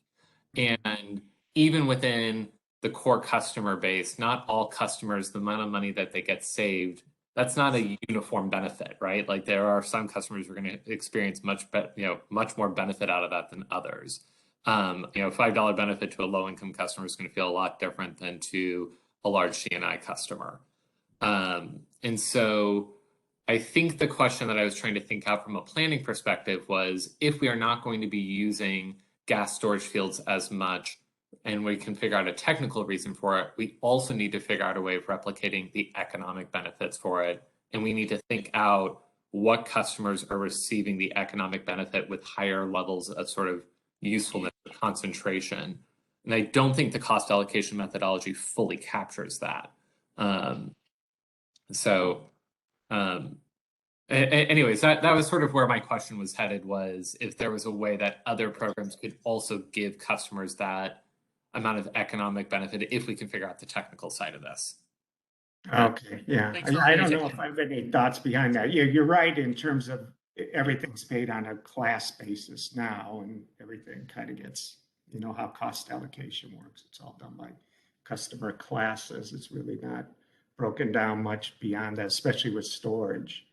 I don't know. I don't have any more thoughts on that. I get where you're coming from. I just haven't thought it through much.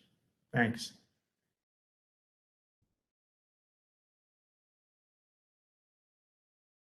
Thank you both. Our next question is for Dr. Long again.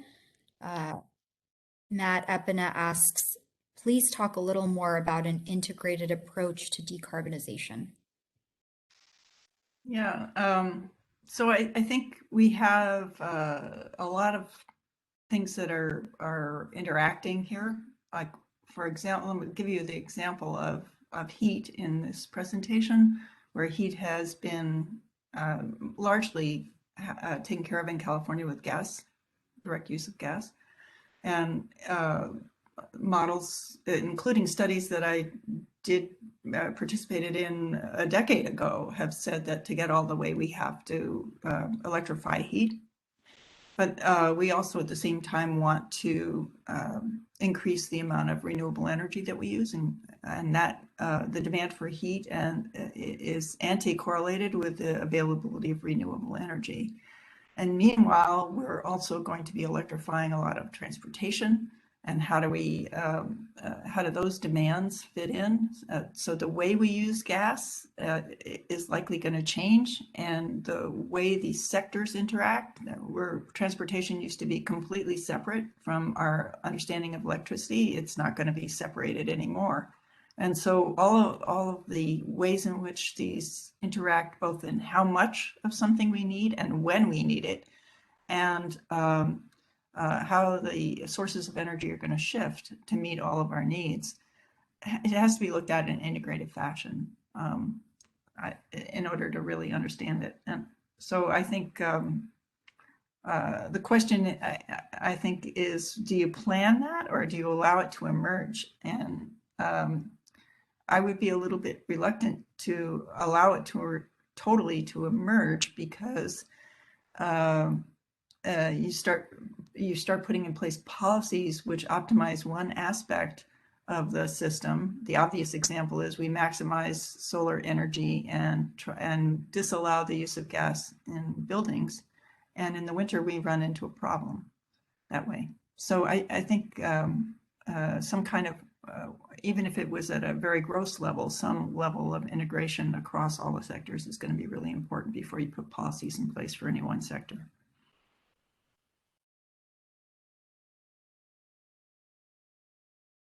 Thank you, Dr. Long. I don't see any additional questions in the chat box.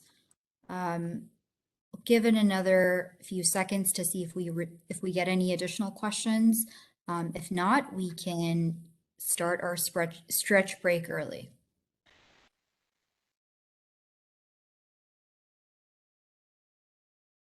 It's Jason Dubchak here.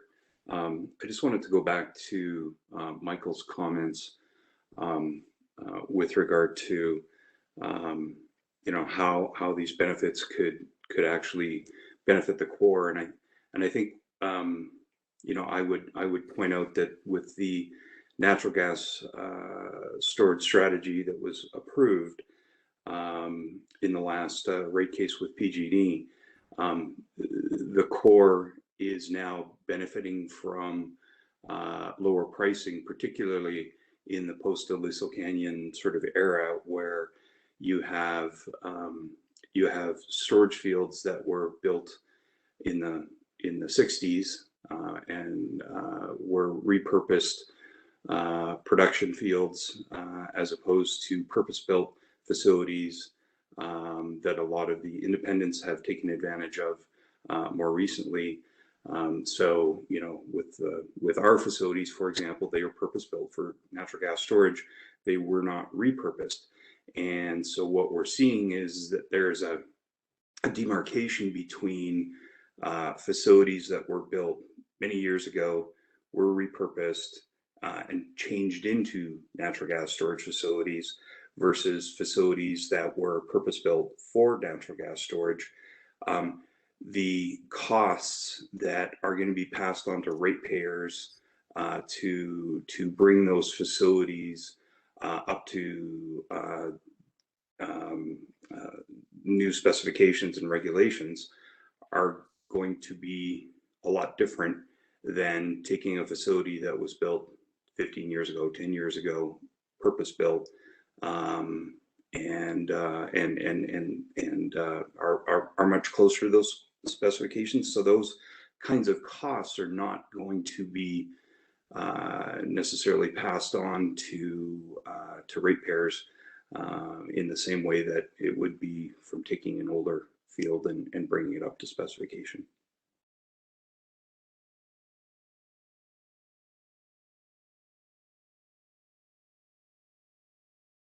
Thank you. We have one additional question from Paul Chernick. This one is for Dr. Long. Aren't heat pumps sufficient enough that the amount of gas used for heating will be lower with a heat pump and a gas CC than from direct gas use in a furnace? Good question. I think that the amount of electricity that they use for a heat pump will certainly be lower. That's correct. And could we get that? But that's part of the integrated plan that we need to know how much electricity we're going to draw in heating in the winter. So and then to be sure that we're providing enough, because we may not have enough if we don't put in and eliminate emissions if we don't put in clean firm power.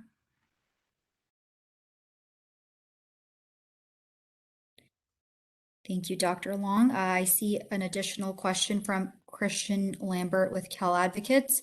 This one is for Marcy. SC expects, Edison slide states, SC expects reduced gas usage and less reliance on gas-fired generation, thus reducing reliance on gas storage for balancing. How does Edison respond to other panelists' argument and modeling results that indicate future electric ramping, peaking, firming needs will lead to an ongoing need for underground gas storage?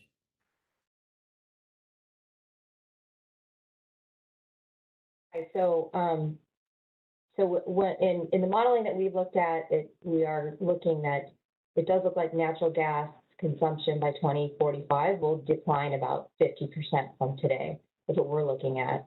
But we are seeing and would agree that there is an increase in, you'll see larger ramps because of the solar that's coming online in the middle of the day is depressing the need for electricity in the middle of the day. And so once that renewable goes away, we are seeing that in 2030, by 2030, you will see some steeper ramps.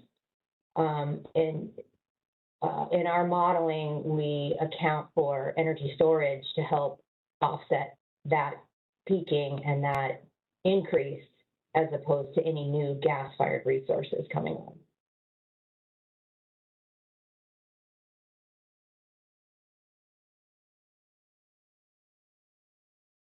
Thank you, Marcy. I don't see any additional questions, so I think we can start our stretch break 2 minutes early. Please be back by 1:55 so that we can get started with our next panel. Thank you, everyone.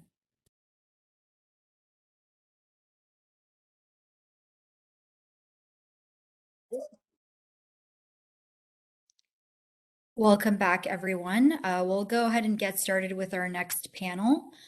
This panel will be moderated by Jonathan Bromson, who is with the CPUC's legal division. So I'll go ahead and turn it over to Jonathan. Thank you, Christina, and hello, everybody. I've been an attorney with the Commission for 25 years almost now and focusing on natural gas, and I'm really glad to be here. We have a terrific panel. I have a disclaimer, the usual disclaimer, which is, these opinions are mine and mine and not the Commission's. Commission's my client. I might have some policy opinions, but that's not my responsibility. That's the client's responsibility. So the California gas utility obligation to serve traditionally has been interpreted to mean that the gas utility must serve all customers who request service in the service territory, in the monopoly service territory that has been defined, on the gas tariffs and by Commission decisions. And the point is to provide the service. People have a human right to, habitable dwelling, hot water, heat to cook their food, etc. And it's the customer that makes the request for the utility service, for the gas service, or for the electric service instead, or for other utility services, water and so forth. And in California, the Commission have been provided with some, excellent suggestions on how to apply this obligation to serve policy as we go through decarbonization. And, one common proposal is that, as you've heard, is that the Commission should specify that the obligation to serve is not from a particular fuel source, but instead it's the service that the energy provides. Is it the delivery of the gas, or is it the service that the gas public utility is obligated to provide? And can the Commission make this determination based on current law, or should there be clarifications by the legislature to empower the commission?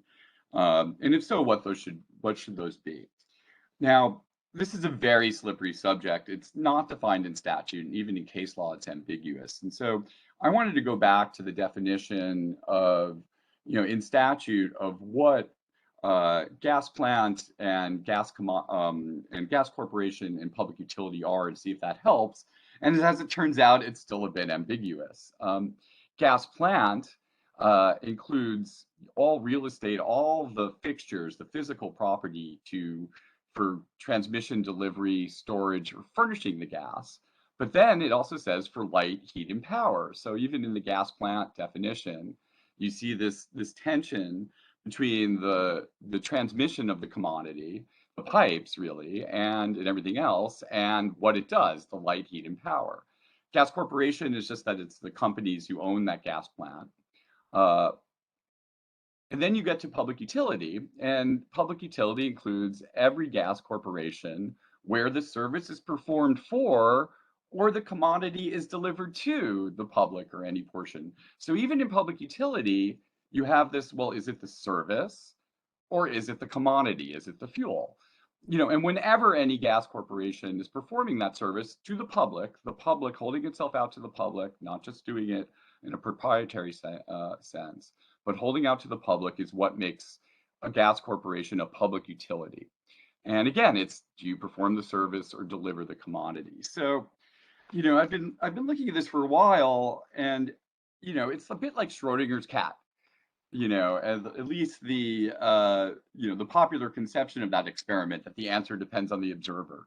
To the gas public utility, they want to deliver the gas commodity, and to the customer, they want to heat their food, heat their houses, and cook. But as we've seen, it's more nuanced than that. I mean, you might have a utility that can provide both, a combined gas utility like PG&E, and you might have customers who really want gas or really want to convert. I think that there's one alternative that hasn't been fleshed out, which is that a gas utility could be relieved specifically of its obligation to serve once a customer switches off from gas. And there is a little bit of support in case law. The commission has said that the obligation to serve is not absolute. This is in decision number 9302-013. But the obligation does remain where customers remain with the utility. So with that, and I want to turn it over to the panel. The first panelist is Michael Wara of Stanford Law School, the director of the Climate and Energy Program there. He co-wrote an article, a terrific article entitled Removing Legal Barriers to Building Electrification, that reviews this concept. And with that, let's turn it over to Michael. Thank you. Thanks very much for having me today. And I really appreciate the opportunity to speak with the Commission about this issue. I should just acknowledge co-authors, in particular,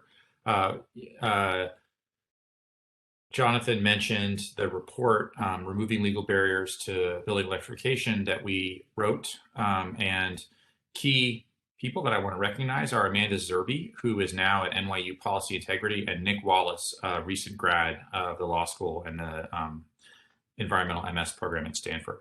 As well, Debbie Sivas, who's the director of our environmental law clinic. This is really a joint product, but Amanda and Nick took the lead, and they deserve all the credit for the true things, and I'll take the blame for anything that is false that I say today. So this, and I should just say, this work is part of a broader effort within our group focused on equitable and planned transition of the natural gas system to a zero carbon future that really takes account of other issues such as wildfire smoke and extreme heat events that are also relevant to thinking about how we heat and cool our homes and how we protect them from outdoor air pollution. We identified two main legal issues in considering whether or not the CPUC had legal authority to allow or even mandate substitution of service, that is, substitution of electric service for natural gas service. One is a substantive obligation to provide a particular kind of service, and the question of whether the PUC would be given just the broad discretion it generally has to interpret its statutory mandates could could take that step of finding an equivalence between different types of energy sources delivered to a residential customer. The other is a fundamental due process right that we believe would apply to any kind of cessation or material alteration of gas utility service. At present, I think it's fair to say that our understanding, and this is true, we really looked at not just the California precedents, but also nationally to try to understand if there was a broader picture that we could develop, because the California precedents, frankly, are pretty thin on the ground. But I'd say at present, our understanding of obligation to serve is that it's by utility and by energy source. Now, there's ambiguity there, but that's been the traditional interpretation. So as we move toward the energy transition, where we're thinking that some of the the more easily converted end use cases for natural gas might be converted to electricity, and we might see a move to shrink the gas system to those key services where there's really not an easy substitute, as discussed earlier today. We really need to be thinking about whether there's enough clarity in the statute, not just to allow potentially to win a challenge, right? For the CPUC to overcome a challenge, but to create the level of investment certainty that's going to be necessary for utilities, whether they're gas and electric or gas only, to abandon pipes in the street or remove the infrastructure, whatever the ultimate salvage route that's taken may be. Because that's an enormous, kind of one-way commitment. And if there are legal uncertainties associated with it, I think it's much less likely to be taken. And that's important because we've seen from various work done by the CEC, by ourselves and others, by E3, that the branch pruning strategy, if it can be done well, is likely the most cost-effective way to do gas to electric transformation, and it's also the most equitable way. It's going to reduce impacts on gas ratepayers. We have some historic examples of major substitutions of service in California that I'd point to as notable examples that might be models for how this might proceed, the switch from house to manufactured and manufactured gas to natural gas in the early 20th century. And more recently, the switch from 50 to 60 hertz service in Southern California, Edison's service territory in 1948. Those were major infrastructure transitions, changes in the quality of service that had significant impacts on customers, and they occurred. And they're also, I think, relevant to this discussion because they involve changes both in the home and in the network infrastructure to enable the transformation. We identified, there are also historic examples of substitution of regulated service. The most notable ones that we found that we thought might be relevant include the examples like ferry to bus service, where both the ferry and the bus service were regulated by a utility commission. Bridges were constructed, reduced ridership on the ferries, and the commission found that bus service substitution for the discontinued ferry service was just and reasonable and was an adequate substitute. Key factors that courts have weighed in evaluating these substitution of service cases include the following. Convenience, right? To what degree was the new service inconvenient to customers? The number of customers that were affected. Courts and commissions have been more willing to allow substitution of service when smaller numbers of customers were affected at one time. And then impacts on low-income customers. And a key issue here is going to be how we manage this transition in a fair and just fashion for those least able to afford it. In addition, we identify, so those are substantive issues with the substitution. In addition, there are due process concerns. Utility service is covered by a line of cases that provide due process protections similar to government-provided benefits. Cessation of service therefore requires notification of customers and the opportunity for all those customers to be heard regarding the change. Reasonably providing such an opportunity for a community transitioning from natural gas to electric service is going to require a new process, really a substantial advanced planning and notice, and a substantial and adequate opportunity on the part of the community to be heard. Good news there is that we have some good examples of how such a transition might be managed.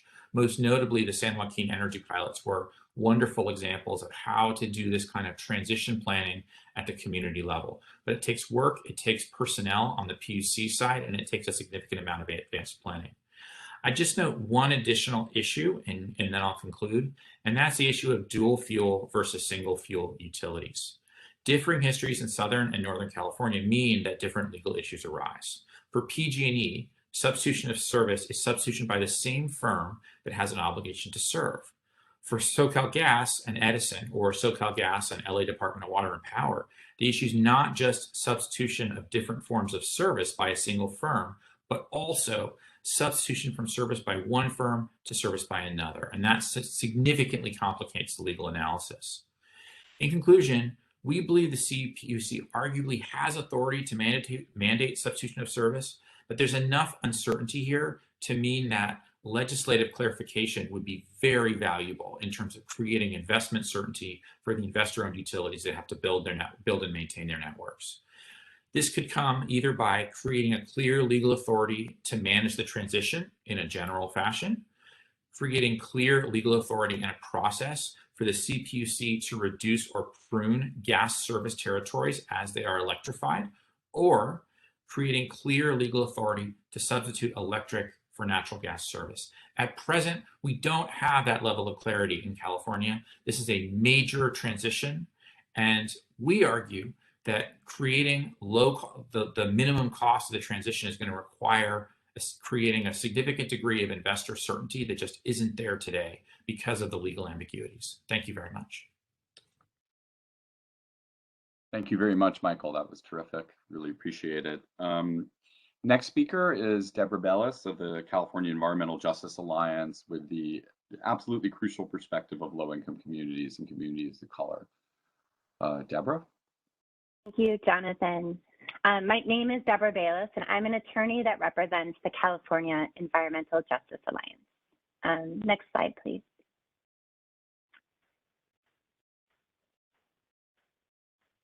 The California Environmental Justice Alliance, as Gina discussed earlier, is an alliance of grassroots environmental justice groups located throughout the state, working together to achieve energy equity and justice. And this map shows the different locations of the groups that make up CEJA, or California Environmental Justice Alliance. Next slide. Before discussing the duty to serve, it's important to take a step back and think about why there's a duty to serve. The duty to serve was originally designed to ensure that all customers have access to the necessities of life, rather than just those who it might be profitable from a utility's perspective. This duty is critical to help protect against utilities not providing service on a racial or socioeconomic basis. And there have been well-documented historical and more current instances where basics such as water or sewer were not provided on a racial basis. This type of denial must be prevented in any decision related to a duty to serve. Next slide. In California, Section 451 of the Public Utilities Code requires that utilities furnish and maintain adequate, efficient, just, and reasonable service for customers in their service territories. Given the statutory requirement, any substitution of gas for electric service must meet these four requirements. Concrete, clear, and well-defined parameters of what prerequisites must be met for substituting electrical service are critical for ensuring both an efficient as well as an equitable transition to electrification. So today I'm not going to delve into the issue that Professor Wara just addressed of the Commission's general legal authority to manage this transition. Rather, I'll discuss, assuming that the Commission ultimately does have that authority, what considerations the Commission should include to ensure that any substitution of gas service meets the need to be just and equitable. Next slide, please. Initially, as several panels and Professor Wara have discussed, it's critical that the Commission and the state act to clearly define duty to serve to ensure managed transition. As the Gridwork report describes, the reactive path is most likely to hurt those least likely to afford the transition, low-income residents. Time and time again, we've seen that market-driven trickle-down approaches to equity do not work, and the transition to clean energy has largely benefited wealthier households. A planned transition is necessary to ensure this doesn't happen again, and that those least able to afford the transition are not left behind. Next slide, please. When determining the parameters of a just and reasonable and adequate substitution, it's important to consider the barriers that low-income and disadvantaged community households face when electrifying. Low-income households face a number of different barriers to electrification, including financial, structural, language, and access barriers. For example, because of a high number of low-income households are tenants, the split incentive and low home ownership rate is a significant barrier to any type of capital development. These barriers often lead to disparities in the transition to electrical appliances. These barriers will be examined in a subsequent phase of this proceeding, and hopefully also in additional targeted pilots, in addition to the CEC pilots that were discussed this morning. But we can use information that we have both from the SB 350 barrier study, as well as the San Joaquin Valley proceeding, to provide an initial framework for examining the types of considerations that should be included when determining how to ensure that a substitution is just. Given what we've learned to date, any substitution, at a minimum, should include 5 core considerations. Next slide, please. First, the design should center community input. Initially, it's important to remember, as Professor Wara described, that the expectation of utility services is subject to due process protection. Therefore, communities need a right to be heard in a meaningful way. The community outreach must also include education on the benefits of electrification in an understandable and accessible way. For example, this outreach should include information on indoor air pollution benefits, greenhouse gas benefits, as well as how much more efficient electrical appliances can be than gas appliances. A well-developed and community-led decision-making process helps ensure local buy-in and investment and community-driven local benefits. As Gina discussed earlier today for CEJA, this must include authentic partnerships with trusted community-based organizations that can be partnered with to inform meaningful community engagement. Second, the design should examine community resilience and community needs. The community engagement should be used to design both community-based measures as well as individual household measures to ensure that the service is just, reasonable, and adequate. As related to community measures, the outreach process should include input on the local electrical grid and resiliency by including consideration of resiliency centers and local clean microgrids. The substitution process needs to ensure that the electric system can meet the community needs. Next slide, please. Third, the design should include assistance with capital investments, especially for low-income households. Assistance is necessary to make sure that the substitute service is affordable. Even if electrification is cost-effective in the long term, the initial capital cost of installing electrical appliances is likely cost-prohibitive for many households in low-income and disadvantaged communities.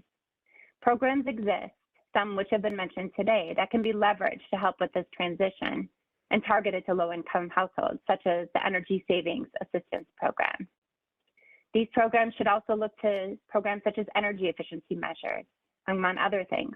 According to the barrier studies, people in disadvantaged communities are more likely to live in older buildings that can pose additional costs for retrofitting as compared to newer buildings and are more likely to be inefficient. Next slide, please.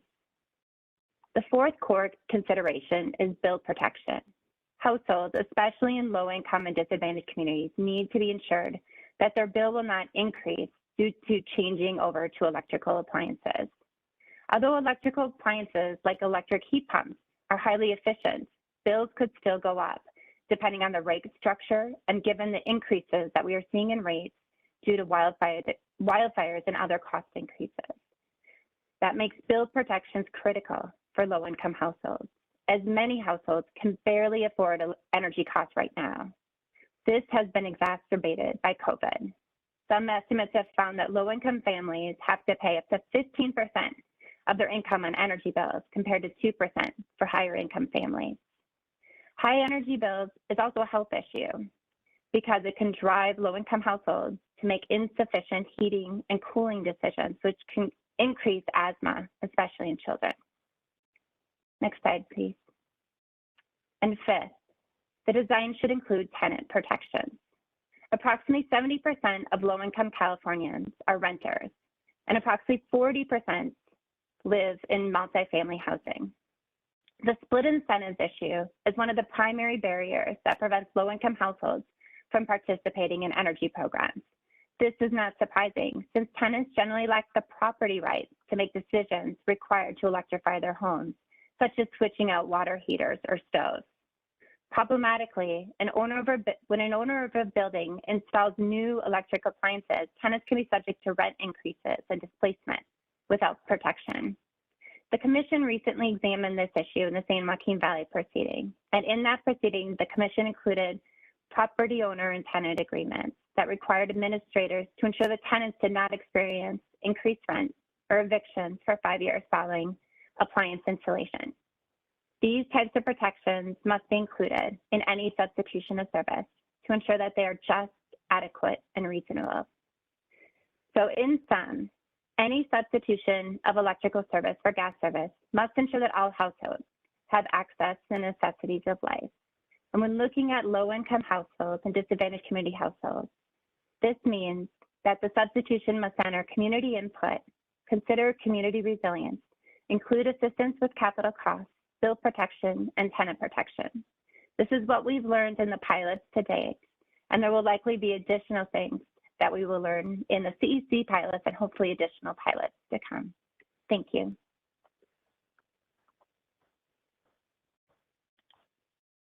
Thank you very much, Deborah. Next up, we have Justin Goodlock, who is a senior attorney at the School of Law, the NYU School of Law Institute for Policy Integrity, discussing the gas utilities obligation to serve in the state of New York, which is the next most populous state to California that is committed to decarbonization at this point. Thank you, Justin.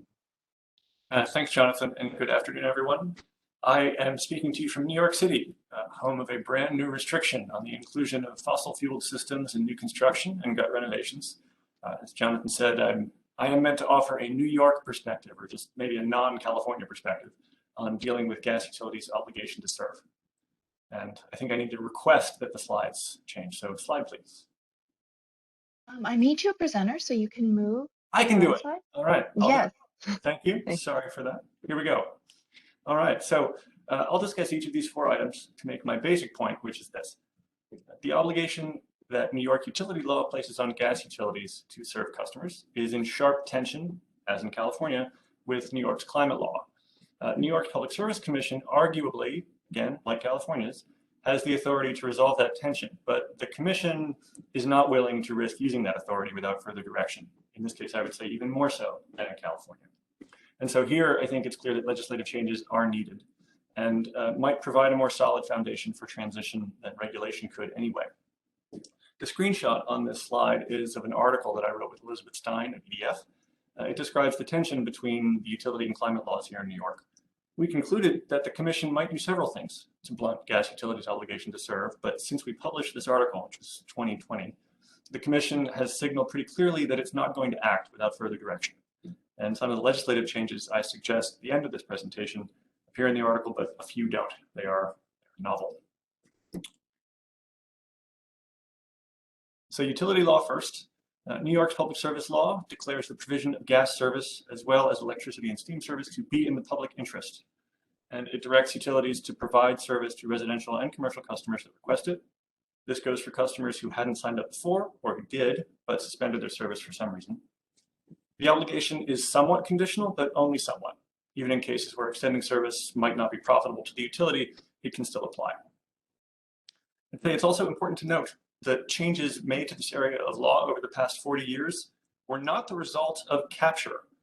they have generally reflect concerns about consumer protection and also about local air pollution. So from a climate perspective, they look like entrenching an industry, but at the time, that really was not the intention.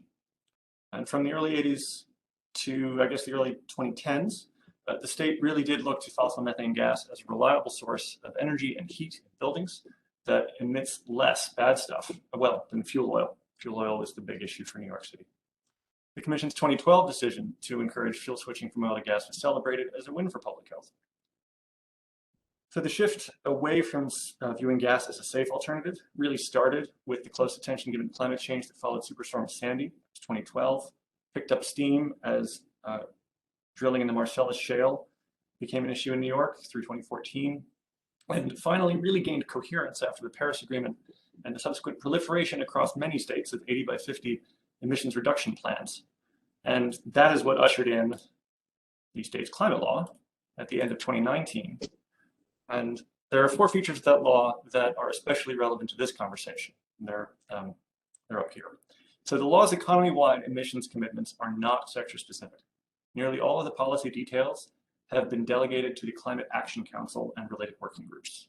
Agencies, which includes the Public Service Commission, have to therefore wait for a couple of years for further guidance that can serve as an initial spur to regulatory action, which they themselves are likely to then take at least a couple of years to implement. The law also says, however, that agencies need to ensure that decisions made in the meantime, well, really whenever they're made, align with statutory targets. So the CLCPA provision that says this, Section 7, is phrased vaguely, but has already been cited by the Department of Environmental Conservation as a reason to disallow proposals to repower 2 electricity generating facilities with gas. So, well, I'll get to other references to it later on. Is it impossible to anticipate what compliance with a statewide emissions reduction trajectory would mean for gas utilities? No, it is not. It might be difficult to do so with precision, but we do know a lot about what the future might look like. And it's pretty obvious from what we know that the state's climate law is just not really compatible with what the state's utility law authorizes and obligates of gas utilities. So the article I mentioned at the outset examines whether the climate law can be read as an implied repeal of key provisions of the utility law or not. Our analysis concluded that the answer is somewhere between maybe and probably. But more important than the legal question, the sort of who would win in court question, is whether a regulatory approach grounded on a theory of implied repeal would provide the firm and clear foundation that is needed, and that we heard about a bit from Professor Wera, for managed energy transition in the gas sector. And for several reasons, I think that path would be rocky, even if it wouldn't involve losing in court necessarily. Evidently, the Public Service Commission, whether for that reason or others, agrees. So emission actions, there are several, but I'm going to highlight these, which I think are the most illuminating too from interactions between the utility and climate law here in New York. The gas planning proceeding is not the reckoning that New York needs in order to deal with its reliance on gas in buildings, but that's not meant to criticize the Commission or former Chair Rhodes, who launched the proceeding. The planning proceeding is meaningful in a few respects and represents the start of a fuller pivot away from reliance on gas. For instance, it calls for more rigorous and transparent planning, as opposed to continuing to trust the gas system to evolve prudently and efficiently and rely on market signals and rate cases. It also calls for adoption of a project screen that includes emissions impact. So there's some stuff in there that relates to climate, but the proceeding represents a start to the larger process of planning and only a limited one. For instance, it doesn't impose a stringent emissions neutrality condition for any non-emergency projects, and it aims mostly at averting moratoria on new gas hookups and restored service. There were a couple instances of this, 2017, 2019, and there's a big push to not let that happen again. Staff in their white papers and their statements at the technical conference held in the course of this proceeding have made very clear that it will not deal with the full implications of the CLCPA for gas service and won't result in an updated interpretation of gas utilities' obligation to serve. For that, they are waiting for the Climate Action Council. The other bulleted item here is a rate case that settled in fall of 2021. In the order approving the settlement, the Commission articulated its present position, you can see the quote there, on New York's utility and climate laws interactions, And I would paraphrase it as this: those laws are in tension. We cannot resolve that tension until the Climate Action Council or the legislature says more. So we are going to try to treat their mandates as co-equal in importance, even though that leaves some people wondering. And so I've mentioned the Climate Action Council a few times. This is a body created by the climate law to set the stage and maybe begin to steer agencies towards implementation of the big law. Did I skip? Oh, I see. Forgot a slide, so I'll just talk it through before we get to the exciting recommendations. Apologies. So when explaining why the Commission is not in a position to act on the language in the climate law, the staff pointed to the Climate Action Council and said they're waiting for the scoping plan, the draft of which was released just in December, so shortly before this session. And it says basically that the Climate Action Council is not going to recommend that the Public Service Commission try to resolve tensions over things like gas, over the obligation to serve for gas utilities. Instead, it says the legislature needs to act to deal with this issue by amending existing law. And very timely, Governor Hochul just announced a few weeks ago that she would be proposing legislation to, and I'm quoting, end the obligation to serve customers with natural gas that currently exists in state law. So everyone seems to agree that legislative change in New York is the way to go. And I will now deliberately take us to suggested legislative changes. This is not an exhaustive list of suggested changes, but it does hit the key ones for dealing with gas utilities' obligation to serve. The scope is worth clarifying. I think Professor Wera was talking about a somewhat more comprehensive approach to not just dealing with the obligation to serve, but dealing with the fallout of dealing with the obligation to serve. These recommendations go very specifically to the issue of the obligation itself, how to contextualize it, and what to do with it. Rather than read the bullets, I'll let you read them, and I'll just say a few words. So an obligation to serve that would be consistent with New York's climate law needs to do several things. It will need to recognize that the climate law is controlling with respect to all utility obligations. Currently, it's not clear which contextualizes the other. It would have to cease designating gas service as being in the public interest and for the ages. Currently, there's a sense in the law that we will always have gas service, and that makes for trouble. It would have to cease facilitating fuel switching to gas, which is currently very much a feature. It would have to also potentially impede fuel switching to gas, as well as facilitating fuel switching away from gas. So currently, none of those things are a feature. One way to put this is that a thumb definitely belongs on the scales when it comes to gas utilities' obligation to serve. But the interesting thing is that the climate law arguably already puts a thumb there. The issue is just that the weight of that thumb is presently being checked by longstanding utility law. Changes like this to that law would allow the climate law to feature more prominently in utility planning and to inform decisions by everyone subject to it. As I expect everyone here knows already, adopting these changes would also make it very difficult for gas utilities to carry on without changing what they charge their customers, radically altering their business model, or both. And so blunting the obligation to serve, as a few different people have said today and in this very session, is going to amount to undermining the current business model and creating several very significant problems, especially for people who cannot afford to jump ship to electrification quickly. But this step is vitally necessary, and I think it's fair to say that is why the governor here has set her sights on not much in the way of specific legislative proposals, but this one actually made it into her list. So that I will close. Thanks. Thank you so much, Justin. That was, I really appreciate getting perspective from another state that is large and is going, and is taking this transition as seriously as California, at least. It's much appreciated. So our final panelists for today are Ted Lamb and Ethan Ilkind. I hope I got that pronunciation right, of the Center for Law, Energy, and the Environment at the UC Berkeley School of Law. They co-wrote with others, and they can credit their co-authors with a 2021 policy report titled Building Towards Decarbonization, policy solutions to accelerate building electrification in high priority communities, which also discusses the obligation to serve in this context. Ethan and Ted, please go forward. All right, thank you, Jonathan. So I'll go first and then I'll pass it over to my colleague, Ted Lamb. So my name is Ethan Elkind. I direct the climate program at the Center for Law, Energy, and the Environment at UC Berkeley School of Law. We are the in-house research center focused on environmental and energy law and policy research and policy reports, convenings, conferences, et cetera. That's where this report came out of. It was a small group expert gathering that we co-convened with UCLA Law School and their Emmett Institute on Climate and the Environment. We had a few folks who are attending today. Part of that discussion, Michael Wara, for example, was part of that group. But the basic goal was how do we figure out how we can really scale up building decarbonization in California. And so we gathered these experts to help inform the report that we released, and you can find it on our website at cli.berkeley.edu.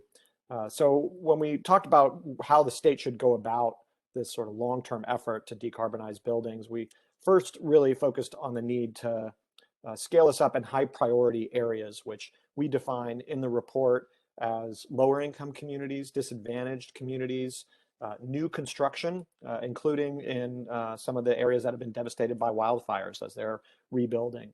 But to add a little more detail to that, also communities that want to see this transition happen and are actively seeking ways to decarbonize. So really starting with those areas and then matching them with areas where we are seeing an older natural gas infrastructure system that we're really at a crossroads. Do we invest to upgrade that, or would it make sense instead to take some of the revenue that we might have spent to upgrade that natural gas infrastructure and instead dedicate it toward incentives towards building decarbonization in these communities?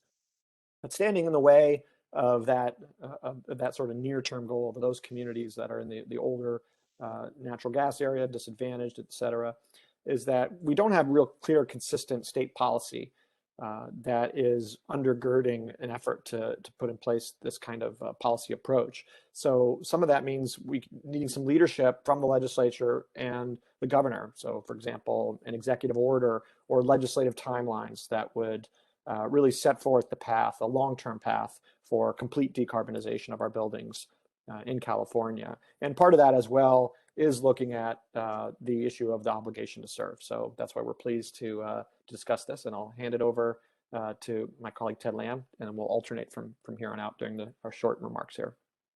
Great, thank you, Ethan. And as Ethan mentioned, in the broader context of an orderly and planned transition away from natural gas, everyone in the group that we communicated with raised the specter of the obligation to serve, the gas-specific obligation to serve, as a core legal barrier. As Michael and the other prior speakers highlighted, Section 451 of the Public Utilities Code establishes the general obligation to serve, although it's not that well defined in statute and in case law, as Jonathan was mentioning earlier. And perhaps the lack of clarity on this, despite this being a fundamental issue, it may arise in part from the fact that the sort of system-wide and policy-driven transition that we're talking about today toward a substitute service is effectively unprecedented. And the really good examples that Michael highlights in his paper of similar situations where this has arisen in the case law and in the PUC proceedings are much more situation and geography specific, and they're driven by market or external factors. And so that may lead to a lack of really clear case law on this issue, and in our mind, may call even more strongly for legislative clarification. And I also wanted to note, and this came up in our research, that while 451 does establish the general obligation to serve, as Michael very correctly notes in his report, Section 328 of the Public Utilities Code does establish a separate gas-specific obligation to serve, at least as we read these provisions, and others do as well. This is a latter added provision, I believe, from restructuring in the year 2000, but it does establish, as you can see from the code sections here, an obligation for each gas corporation to continue to provide gas service, and the obligation on the PUC to require that service. And in the context of determining whether a legislative fix would be valuable to clarify that such an obligation is not fuel specific or can be worked around in other ways, we do think it's important to note that these provisions do exist in the code and should be at least acknowledged prior to any changes are considered at the legislative or policy level.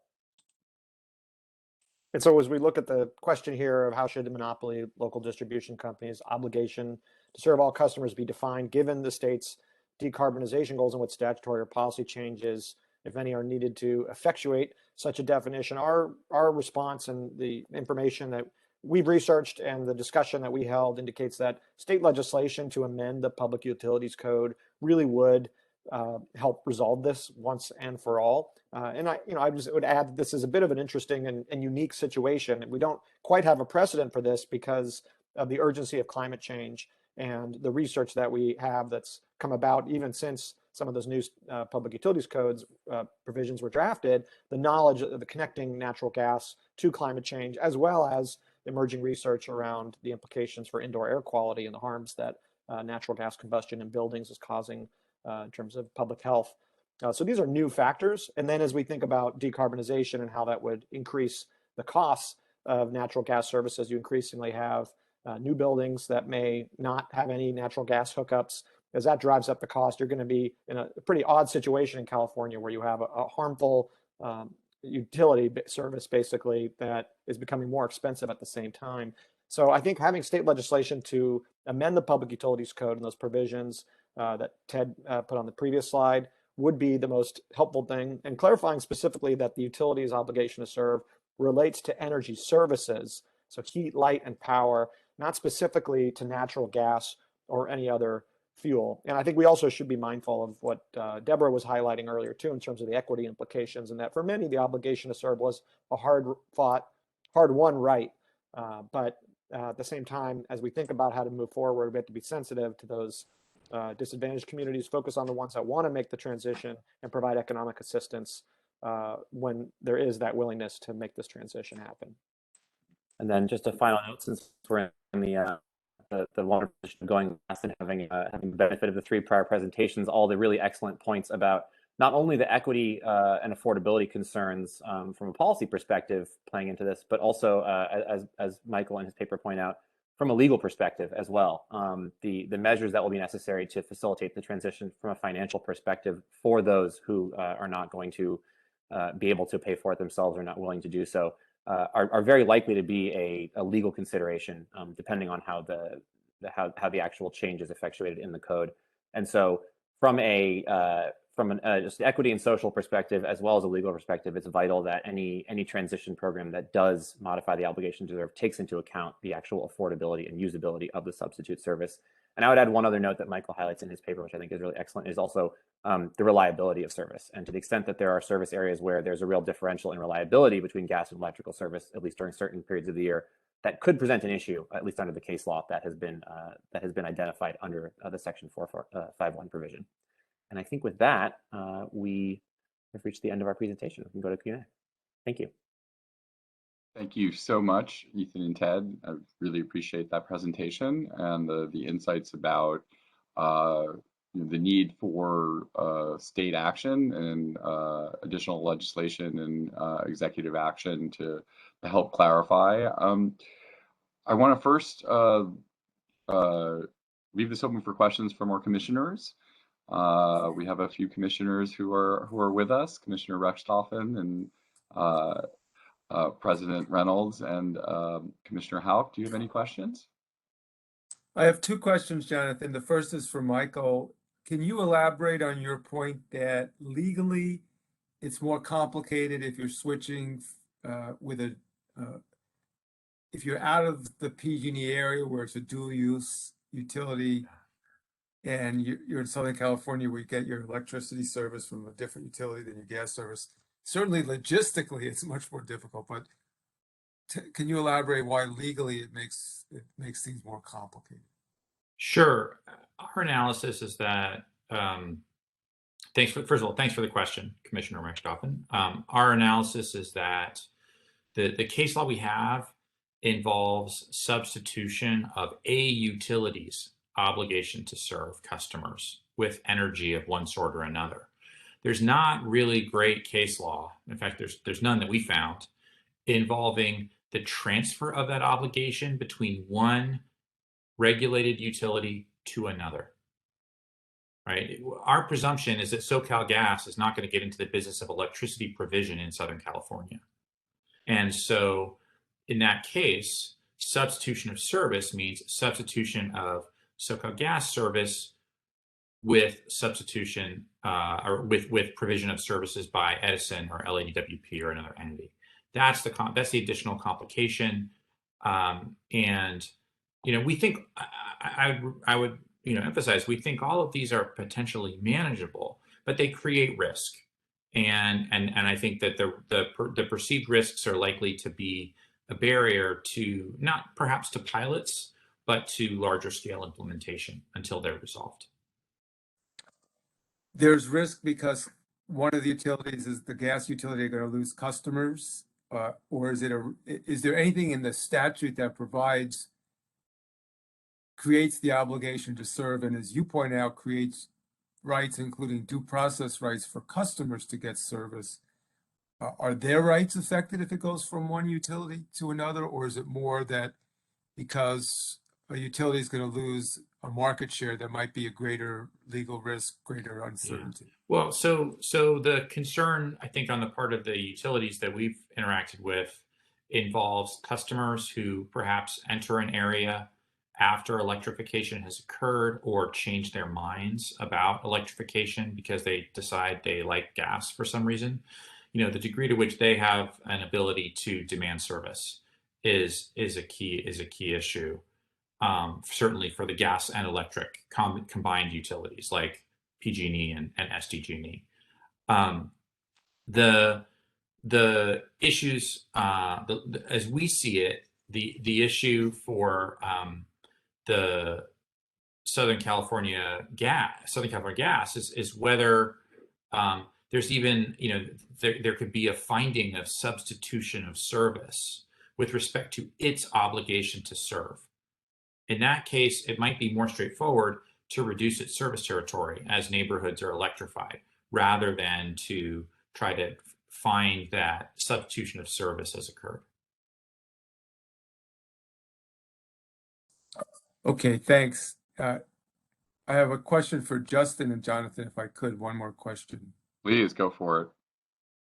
Does your research, you were obviously very involved in discussing issues and following what's going on in New York, which, as Jonathan said, is a leader nationally along with California. Does your research extend beyond New York? Do you have any helpful or unhelpful precedents about what other jurisdictions have done outside? We have California experts here, obviously, in New York. Is there anything we can glean from the rest of the country? I don't think I have a very satisfying answer. Our research did examine the question in particular of whether you could read implied repeal into other states' climate provisions.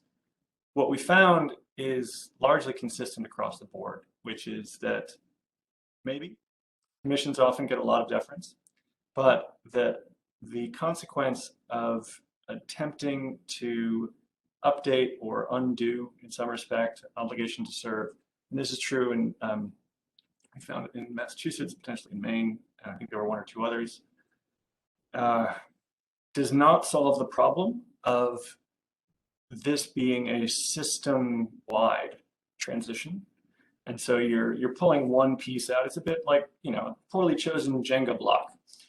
You are not going to be shoring up the tower. You're going to be removing one piece, and it doesn't provide the kind of firm footing that you would likely want, even if it's legally possible. Thank you very much. I don't have any more questions, Jonathan. Do either of the other commissioners who are present have any questions at this point? Jonathan, I have a question. Thank you. It's for Deborah. And I had a question about the point, Deborah, that you made. I think it's a very important point about considering bill protection for low-income customers and disadvantaged communities. And I was wondering if you had any additional thoughts on mechanisms to do that, and especially as we're considering time of use rates and flexible load and the ability to, in some instances, water heating, for instance, use rates to both control costs to customers, but also match our supply curve. I recognize and I'm asking because I don't know whether that translates well to low income and disadvantaged communities and whether there are additional considerations that we should be taking into account. No, absolutely. Thank you, President. It's a great question, and it's a very concerning issue, especially as we're seeing rates become more and more unaffordable.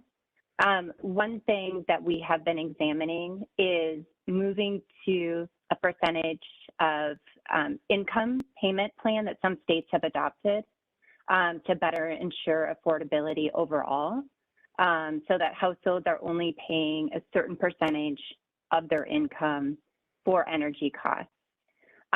With relation to bill protection, I think starting with San Joaquin Valley and the 5-year protection is the place to start.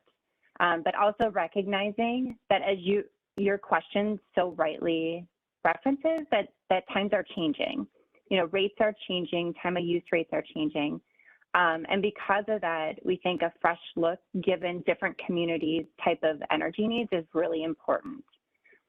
Because we especially do not want the early adopters in low income and disadvantaged communities to see their bills rise, you know, because of the rate structure, not because of increased usage necessarily, but because of the way the electrical rates are designed. And so I think as far as mechanisms, the first place I would say is it's important, these pilots are really important, and community input is really important, recognizing that each situation is going to be a little bit different. But we have some of those mechanisms started in San Joaquin Valley, which is a good place to start. Thank you. Thank you. Really appreciate that. Thank you, President. We have Commissioner Hauck. Do you have any questions at this point? Yes, I've got two questions. One, just a discussion of how reach codes or local ordinances potentially play in to the service, the right to the requirements to serve, and how you see the increase in those reach codes implicate. Is it going to be something that maybe local governments are pushing upwards to the state in that regard, or is it good? I know we've seen some litigation. Sorry, I'm not articulating my question very well today. But just looking at what your thoughts are on reach codes as we're looking at expanding local jurisdictions that are requiring electrification.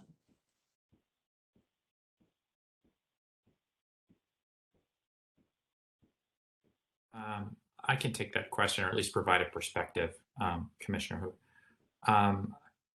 I think that while reach codes are an important first step in building electrification, especially in terms of creating a contractor workforce that really knows how to install heat pumps and heat pump hot water heaters, they're not likely in the short run, you know, over sort of an IRP type timescale to drive much change. And that's largely because we don't build very many houses in California relative to the existing housing stock. So they're an important step in some ways, but they're not likely to drive rapid turnover in the fleet of homes that would kind of trigger the sorts of questions we're asking today. On the other hand, there's an active conversation around banning sale of new gas appliances. And that would be much more likely to drive rapid change because it would affect not just the new housing stock, but also the existing housing stock as appliances fail and as they reach the end of their useful life.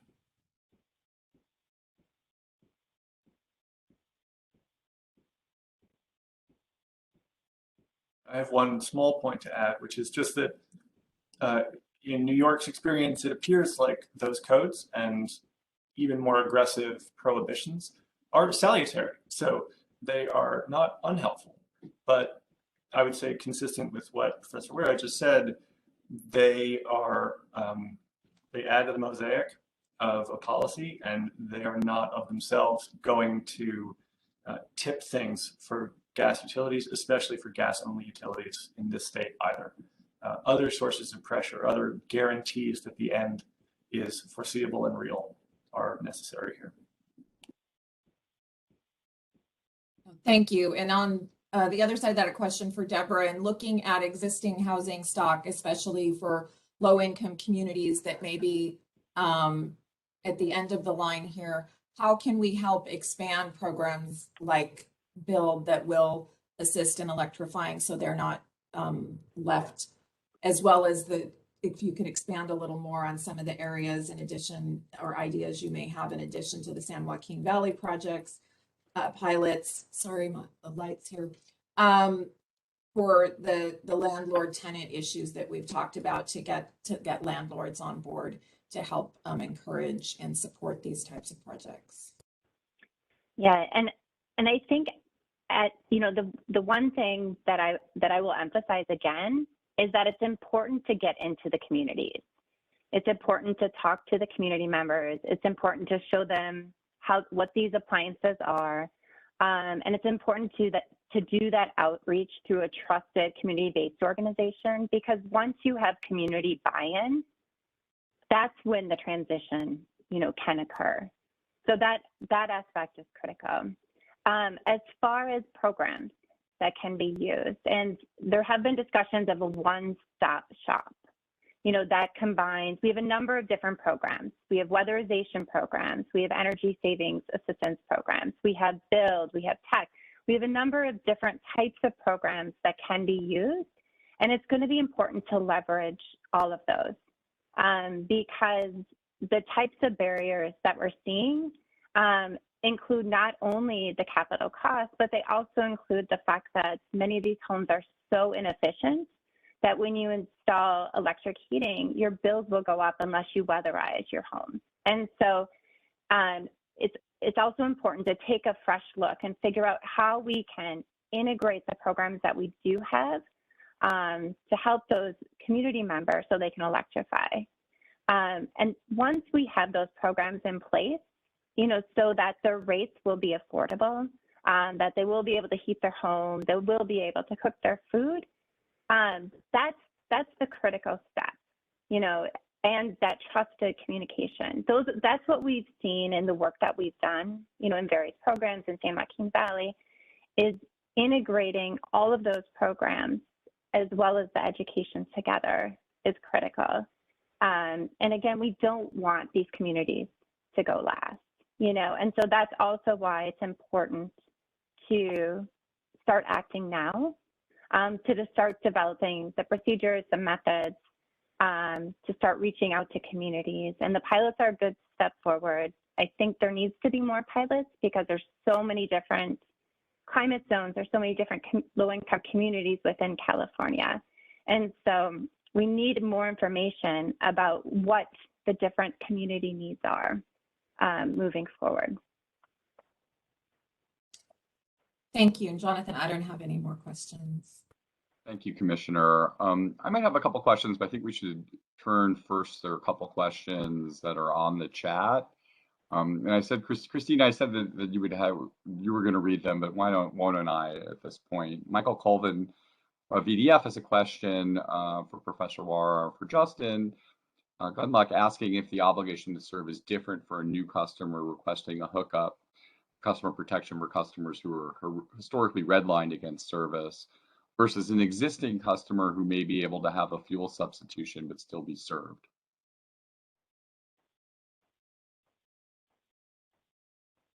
I'll offer my perspective, and I'm sure Justin has one as well, and just say I don't think that it is different under the law as it currently exists. Now, whether the equities would favor treating those customers differently is a separate issue, but the obligation to serve applies to the request for service by a customer within a utility service territory, as I understand it. Answer for New York is effectively similar, but there are two different provisions that pertain. So Public Service Law, Section 31 pertains to new requests. 66B pertains to language rights, a continuation of service. I think the language in 66B is leaves less room for substitution, but substantively, they point in the same direction. There's not a significant procedural distinction or another kind of material distinction. It's just there's a little less room to avoid abiding by the request. Thank you. And can I follow up a little bit with Michael? I mean, you've stated that you believe that the commission has the power, under current statutes to, in effect, mandate that a customer convert to electric. If you have a situation where a customer is an existing customer and is not currently equipped to receive electric service as a substitute because they don't have the premises, the equipment on their premises, or either because they can't afford it, or their tenants and their landlord isn't doing it. I mean, in that instance, I mean, if the can the commission order something when the actual service wouldn't be provided? And I do want to add also one little clarification about commission jurisdiction. Our jurisdiction is historically supposed to end at the meter. Now, we have decisions that talk about how we can impact things beyond the meter, and we certainly have done that a lot. In solar and the electric world, I'm not as familiar in great detail with it, but generally, we've impacted beyond the meter, but costs behind the meter, are not part of utility revenue requirement, and they're considerable here. And so, I mean, in that instance, I mean, do you think that how defensible it would be a commission decision that in effect might prevent a customer from actually receiving service if the order is that you can no longer receive gas service? I mean, is there something that there needs to be a meaningful opportunity, or some of those costs get taken into account? What do you think about that? I think that unless there is a program that basically checks the boxes of what Deborah Bayless was suggesting as kind of equitable requirements for electrification, that a court would look with much less sympathy at a substitution of service, right? And so when I think it's important to provide that context. This is something that is possible. There's case law that we discuss in our white paper, where like the inconvenience of driving farther in a substitution context was considered to be material. I think there is zero chance that unless if customers were not provided with a significant amount of time, and if low-income customers were not provided with the resources they need, and if there was not an ability for communities essentially to opt into this change, that you'd see favorable treatment given the existing statutory authority. That might change if there was different statutory authority. I don't think it would change the ethical argument that is how we should behave as a state, because that's who we are. But I think, yeah, I completely agree with your sort of line of questioning, Jonathan. I appreciate that very much. Some of these distinctions are really important. I do want to turn. Gene Spencer had a question, our energy or gas reliability supervisor, for Deborah, which is that did the 5-year eviction ban have an impact on the number of landlords willing to participate in the San Joaquin Valley pilots? So I personally, SAHA members were involved with that pilot, and I don't know if Abigail from Helping Hands is still on. She was involved with that pilot and would have better information than I would. And if not, I can follow up with you, Gene, on that information. Thank you, Deborah. I don't know if there's any further questions at this point. Jonathan, there is a question from Jason Zeller. Oh, earlier, yes, thank you. Jason asked for Mr. Wara, has your study explored what alternative approaches might be used to address situations where, for example, 2 homes out of 15 on a given street are the only ones still using gas, and whether in that situation they could be required to use electricity? There, I think context would matter. There would be a question about the cost of maintaining the gas infrastructure in the street for those 2 remaining customers. That looks a little bit like keeping the ferry running when only a half dozen people are riding it and everyone else has decided to take the bus. But it would also matter the degree to which those customers had been provided with notice and opportunity to switch out their service. If they'd had 5 years of warning or 6 months of warning, might matter quite a bit. And so I think there's a lot of contextualization that has to occur to sort of understand the equities in cases like that. But there are going to be holdouts. And one of the key questions in the obligation to serve discussion is, how are those holdouts handled? What is the mix of carrots and sticks that are used so that we can ultimately abandon a system which has much reduced throughput in particular parts of it?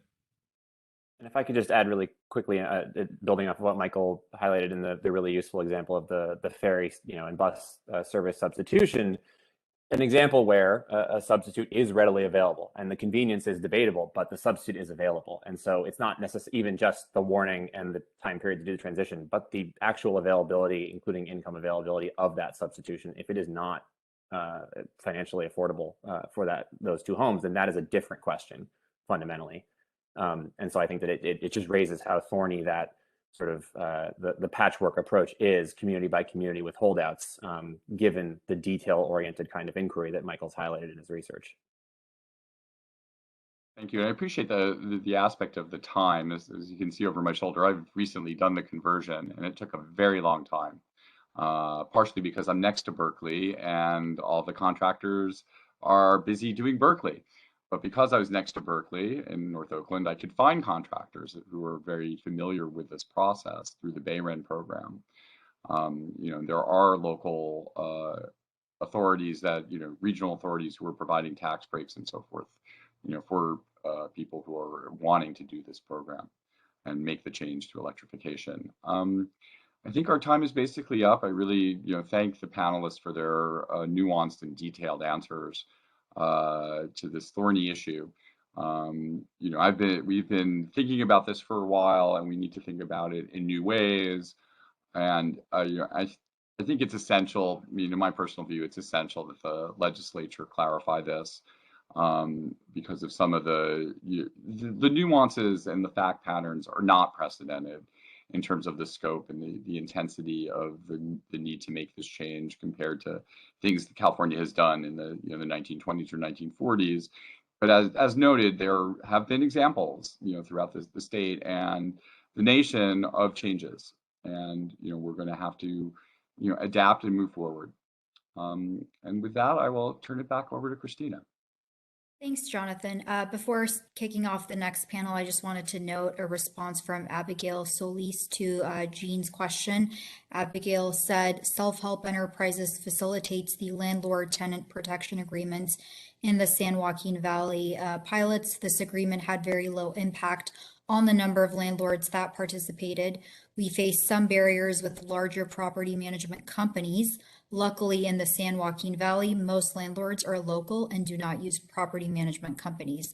Thank you for responding, Abigail. At this point, I want to thank our panelists for the very lively discussion, and for Jonathan, of course, for moderating. I will now turn it over to Delphine Hu will go over scoping memo question I. And Delphine is with the California Independent System Operator. Good afternoon. Thank you very much. I meant to put a really happy background, like my up background, but it defaulted to the matrix.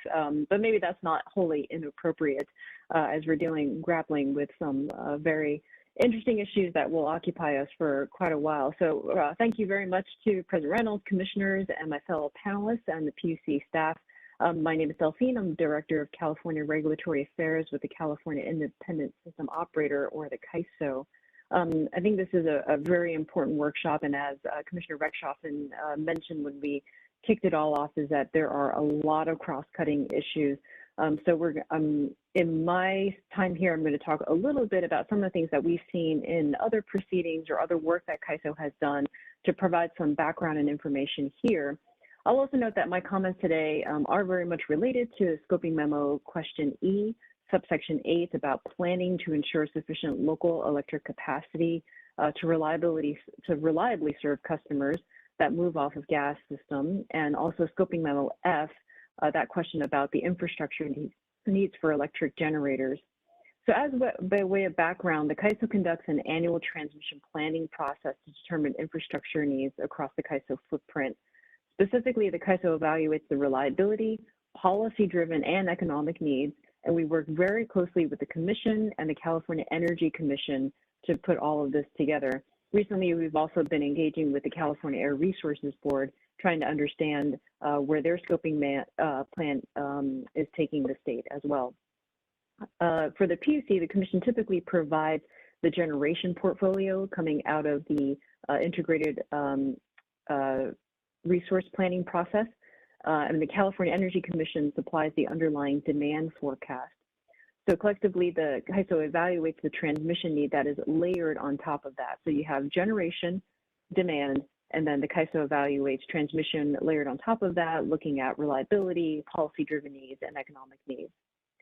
In addition to the system-wide assessment, the CAISO also conducts a more granular assessment focused on the local capacity areas, which are load pockets where energy and electricity transfer is constrained. A good example of this is the LA Basin, where we're also discussing Liso Canyon. So in addressing scoping memo question I, the CAISO believes that replacement energy should be either built and operational or well underway before a significant natural gas asset is derated or decommissioned to ensure that we have reliability and a transition into a cleaner energy future. This also assumes that sufficient modeling and planning has already been conducted and that the appropriate replacement energy has been identified. So for example, in the current working relationship with the Commission, as I mentioned, the Commission through its IRP process provides a generation portfolio at least 10 years out to the CAISO's transmission planning process. And this requires very detailed mapping of resources down to the busbar locations on the grid so that we can really conduct our power flow assessment to understand where the reliability shortfalls are, if any. Furthermore, the CAISO's detailed local capacity studies can provide useful and insightful information, for example, on estimates of battery storage and how that could be used to replace existing generation. But also very importantly, coming out of those studies about the local capacity area, the CAISO analysis also provides an analysis of the charging limitations on battery storage within those load pockets.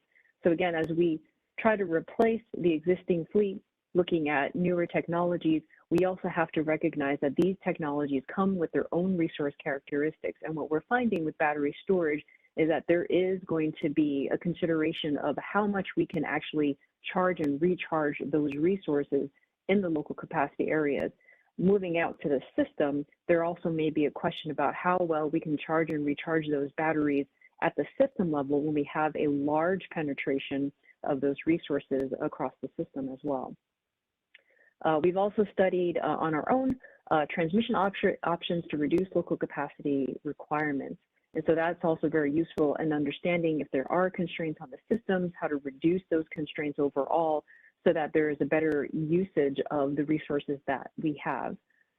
In order for the CAISO's analyses to be more accurate, useful, and lead to actionable plans, the CAISO needs detailed generation information to model, which includes the replacement energy resources. The modeling itself, based on our experience, can take a few iterations, and it could be considered alongside transmission options, both in addition to or instead of. But regardless of the outcome, most of the assets under discussion, be it generation or transmission side, or even other load modifiers such as energy efficiency, those really take several years from planning through to operations. These are long-lived, long lead time assets. So transmission itself, for example, may need up to 10 years or more lead time, considering all of the permitting, the modeling, the permitting, the siting, and in the construction phases. All of this is against a fairly uncertain backdrop of how fast and where electrification will take place. And a lot of that is embedded in the detailed demand forecast that the California Energy Commission produces. But again, it's a very iterative process, as we've heard on this panel. And as we're talking through the communities, we're trying to understand there's a lot of bottom-up as well as top-down analysis that needs to be embedded in the work that the CEC does. As noted in prior panels, there may be increased or continued wrapping needs because of a renewable integration, and to address conditions where there may be multiple cloudy days that reduce renewable generation and or storage charging capability. So therefore, given all of these uncertainties, the CAISO does strongly recommend that detailed modeling is first based on scenarios that the Commission supports, or maybe that the state supports, for example, through its SB 100 process, and then ensuring that that replacement energy is built and operational before derating or decommissioning significant natural gas assets. So we look forward to working with the Commission, with stakeholders on this process, but we do understand it's iterative, it is cross-cutting across many issues, and the CAISO definitely stands at the ready to try to help with as much detailed modeling as possible to give the Commission and state agencies and stakeholders an idea of what those energy options and build-outs look like for the future.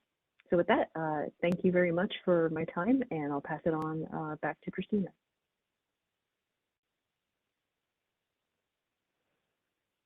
Thank you, Delphine. Next, we have Marcy Palmstrom, who's speaking on behalf of SoCal Edison. Good afternoon again. Thanks for the opportunity to participate in this question as well. So it's been a very informative workshop. I appreciate all the work and time that everybody is putting into this. As I mentioned, we're on the electric side, but I see sort of the really intense work done on the gas side as well. And I just appreciate the work that folks are doing and all the great questions. So this is an interesting question. It's a very important question, and something that, obviously we want to be very smart and realistic about. I think that it's a very broad question, and it just really depends. It feels very early, almost too early to really tell, exactly what these would be. And so, really cautioning against coming out with specific milestones out the bat that, may make sense now, but not make sense, farther down the road. So, looking at something like this, I think it's really important to have a long-term, transparent process that will allow vetting of this with stakeholders and really take into consideration the specific asset that we're referring to.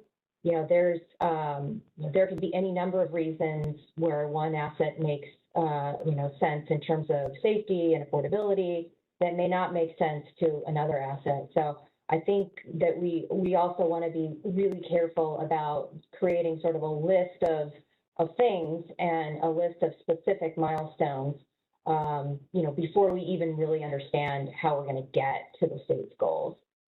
So, what I wanted to do with this slide is just talk a little bit about, how do we approach it holistically? And so some of the things, again, from the electric side that we would, think at a minimum, would be included in the consideration, and by no means is this an all-inclusive list, but, a lot of some of the similar things, that Delphine mentioned, and, how do we align with the CPUC's reliability requirements? And as I mentioned earlier, the midterm reliability decision that came out from the Commission has, 11,000 plus megawatts coming onto the system. There's, potentially, we've got to give considerations there to development risk of that large amount of new generation coming online. There's been a significant look at summer reliability. And so this addresses summer reliability. I think there is still work that needs to be done on winter reliability. If we've got, the electric sector picking up, on the gas side, I think we really have to have a good understanding of what is that impact to the grid locally as well as system-wide, and just make sure that we have, and that goes through a vetting process, and that we have a good understanding of what those impacts are. So really, and alignment with what the rest of the state is looking at and what the rest of the state is doing. And there is a 100% zero emissions vehicle sales by 2035. Of course, the state is driving towards 2045. The CEC produced the draft IPR that talks about building electrification. there is comments and sections in there about the transition of building electrification over time. SCE has proposed a more accelerated approach to be able to meet those goals. So I think there's still a lot to be doing, and there's still a lot of decisions out there and a lot of initiatives out there that are still looking at a lot of these things. CARB's also got proposals on electric appliance installations. So I think there is, at a minimum, has to be alignment and coordination with all those different milestones and initiatives that are going on. I think coordinating with the CAISO, Delphine talked about this in terms of local reliability. We've got to be smart and thoughtful about these resources, and if there's potentially a resource, that's needed for grid reliability, I mean, those are things that we absolutely should be taking into consideration. And then, as I mentioned before, I mean, it's understanding what are the winter reliability needs. This hasn't been looked at. I've seen this question up a few times. I'm not aware of additional or any really in-depth look at what the electric system looks like in the winter when we've made that transition. So that is certainly something that is,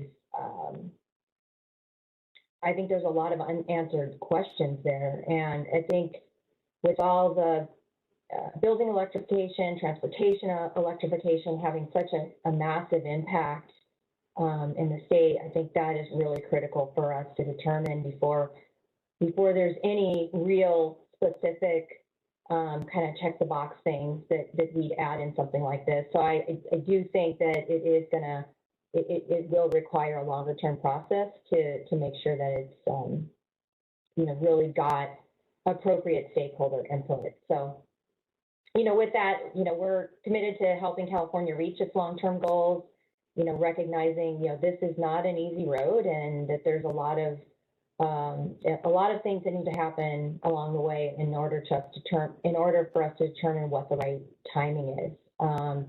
And there is going to be significant gas reduction in all the sectors, and so it's we are interested in working together with all stakeholders to determine how this becomes a reality, and making sure that we are understanding and a part of the discussions leading into this.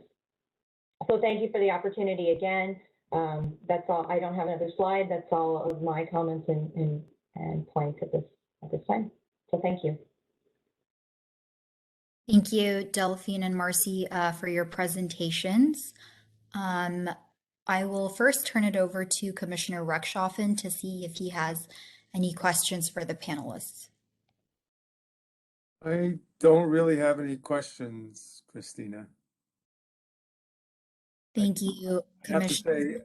I just have to say that this is the first time I've been in a presentation where the CAISO did not have slides, since I've been at thousands of meetings where they do have slides, even like a 5-minute discussion. So Delphine, you go. No slides. And maybe we are in the matrix.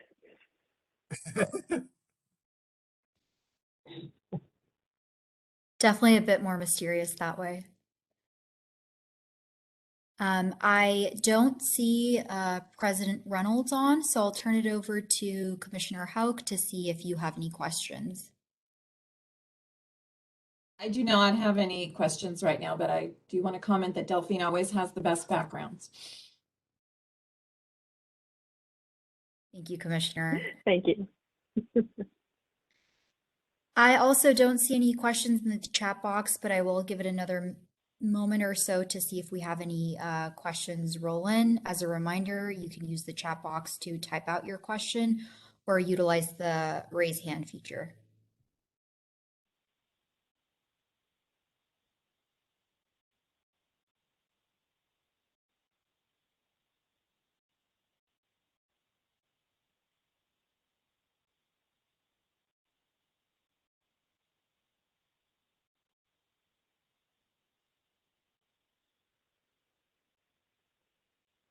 I could take it seems like there is a question.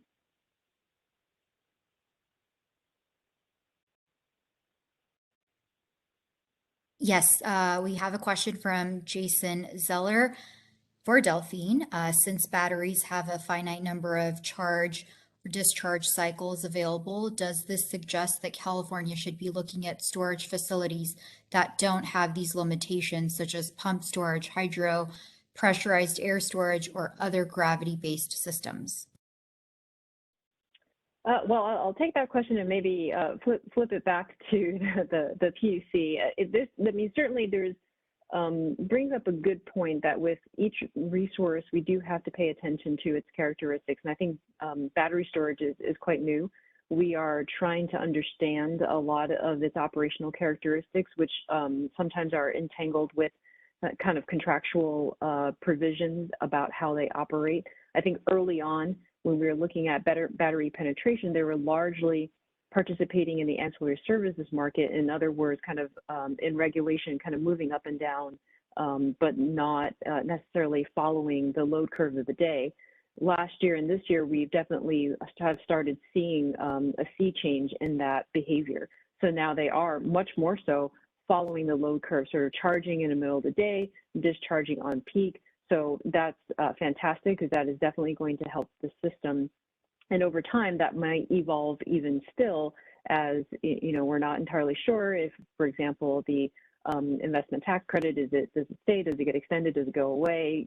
What questions does that raise when storage is paired with solar and other resources? So we're trying to get our arms around understanding the characteristics of those resources, including, what are kind of the lifespan or the replacement provisions because of the charge and discharge cycles. So those are things that we are heavily putting into our models. So we do have some other facilities like pump storage, but also that is in a lot of coordination with what the CPUC does in the integrated resource planning field.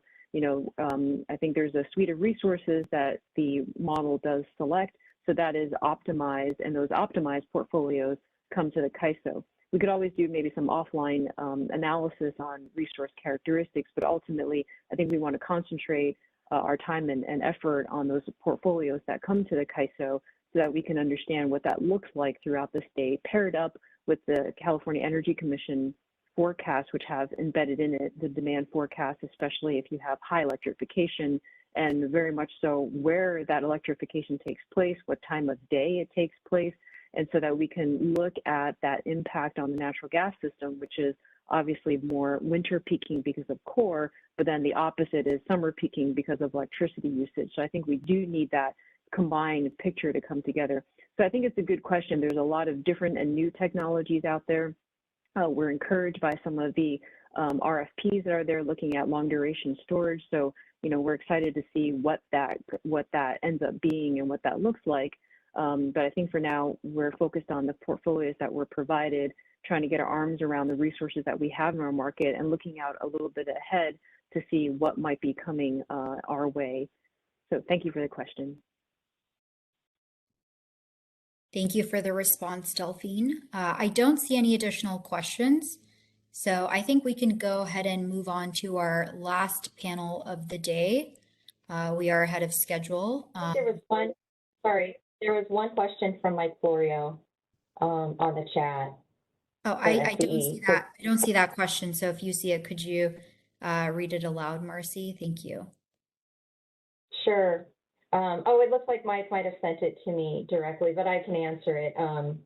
So he asked if SCE has assessed the potential need for major distribution system upgrades to accommodate vehicle and building electrification. And so that is outside of my area of expertise. I know there has been work done in conjunction with that. Most definitely, our recent internal analysis shows that there's significant load growth, particularly after 2030, with load expected to almost double by 2045 in order to meet the state's goals. So what I can do, Mike, is sync up with you, and I can sync up with this team as well as a more robust response to that question. But great question. Back to you, Christine. Thank you. Thank you. So our last panel of the day will focus on scoping memo question K. First, we have David Sawaya with PG&E.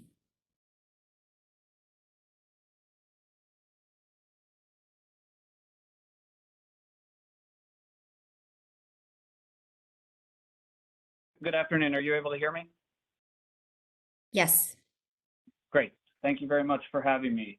And good afternoon, everyone. My name is David Savoy. I work on decarbonization strategies at PG&E. We were asked to opine on whether or not the Commission should establish a mechanism for streamlined approval of cost-effective and time-sensitive zonal electrification projects. And our answer is emphatically yes. We think that would be very helpful. And related to the mechanism that the Commission may adopt, I'll provide some additional thoughts on that in the following slides. First, I'd like to talk a little bit about some of PG&E's current experience undertaking zonal electrification projects. Currently, in cases where a large gas capital project is being undertaken, especially when it's being undertaken to solve a relatively small number of customers, PG&E does examine electrification as an alternative to the planned gas work.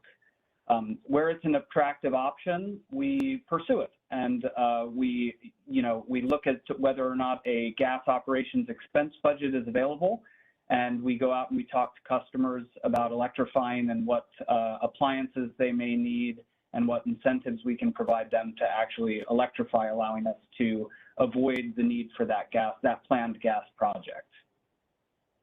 To date, we've conducted 4 small-scale zonal electrification projects.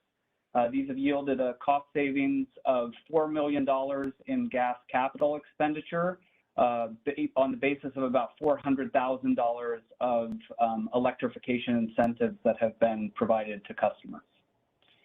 We've also developed some internal tools that we're using to identify promising areas for future zonal electrification projects. Through both of these experiences, we've learned several lessons that I'd like to share. First, we don't think a single piece of data yields good information about promising locations for zonal electrification. It requires a large amount of data crossing both information about the gas system as well as information about customers to really get a good sense of where a project like this may be appropriate. Secondly, even in cases where we identify a high potential location, in all cases, an engineering review is still required in order to determine the feasibility of the project. So data alone, even the best combination of data, we don't think will be sufficient in order to undertake these projects or identify where we can undertake them. Finally, identification of the locations for these projects is only one real hurdle in the process of undertaking them. Other issues are very difficult to solve even when the potential sites are very good.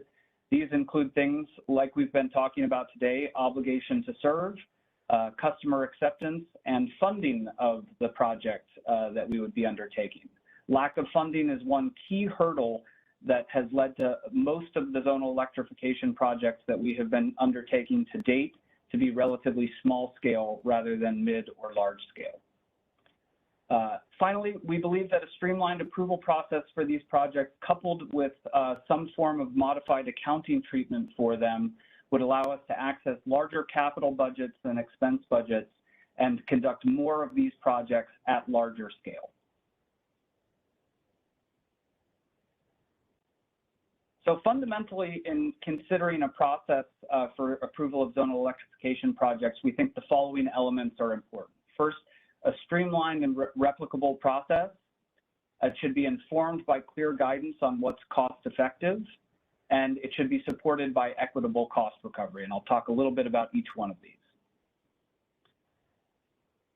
So most importantly, any approval process adopted by the PUC must emphasize speed to align with the scoping, design, and execution timelines for gas projects, especially those that are being undertaken related to risk mitigation, where if the approval for a zonal electrification project is not received in the relevant timeline, that gas capital project will be undertaken in order to maintain, to reduce risk on the system. This need for expedited approval would lead us to several different options that the Commission might consider, depending on the availability of the budget and potentially the size of the project. You have an expedited application type process, and a tier 3 or a tier 2 advice letter may be appropriate when funding is already allocated within some budget to undertake the project. There's some precedent here that the Commission can look to. The Transportation Electrification Framework, the Demand Response Emerging Technologies Program, and EPIC all have some form of expedited application or expedited approval process for different types of projects. And those are things we could look to for precedent here.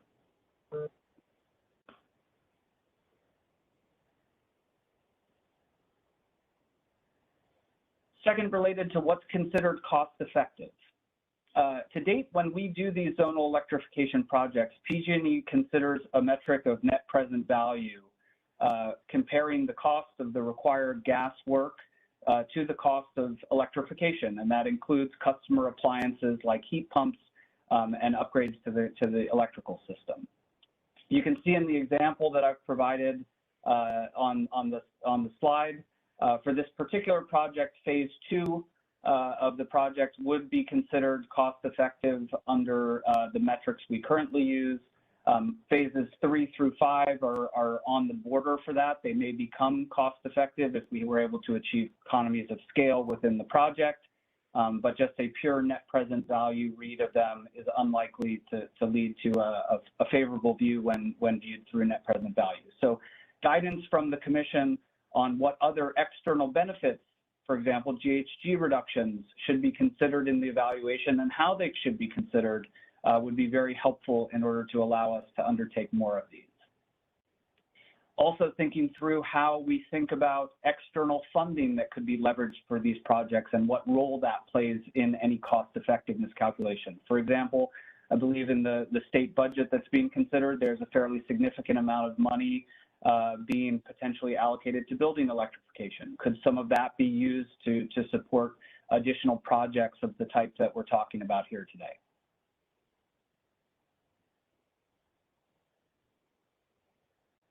And then finally, a Commission process must be supported by clear guidance on equitable cost recovery. For example, as discussed, I think, at the January 10th workshop, and as PG&E raised in our opening comments to the scoping memo of track 2 of this proceeding, consideration of capitalization of behind-the-meter expenses for zonal electrifications would allow for an apples-to-apples comparison between the electric option and gas approaches to planned gas work. For cost-effective projects, capitalization would allow for access to gas capital budgets for these projects, which are larger and more available than expense budgets. And the cost of electrification would be spread over time in alignment with the life of the electrical appliances installed, thereby reducing near-term rate impacts to our customers. Some other considerations that will be needed related to equitable cost recovery are from whom to collect the costs of electrification, gas ratepayers, electric ratepayers, et cetera.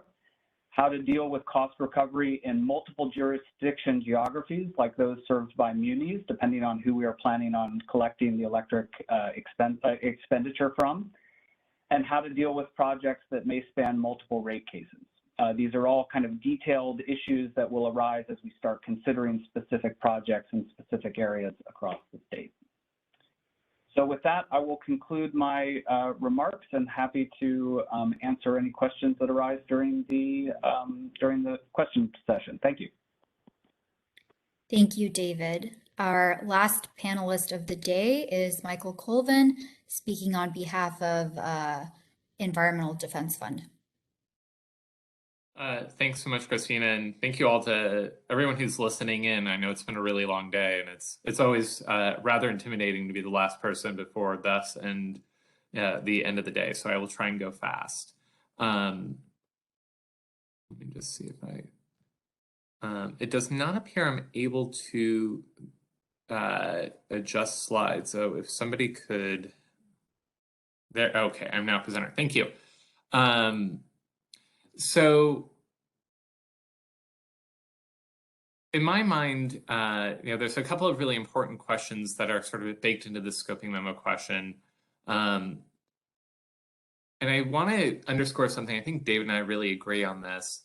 Upfront guidance from the Commission is going to be critical here in order to be able to do this correctly.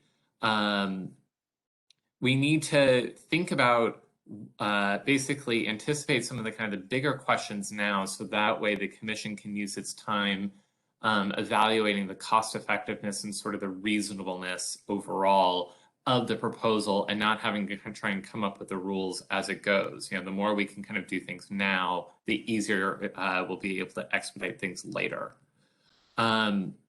We've seen the slide or version of this earlier today, but I thought it was helpful to think about this from from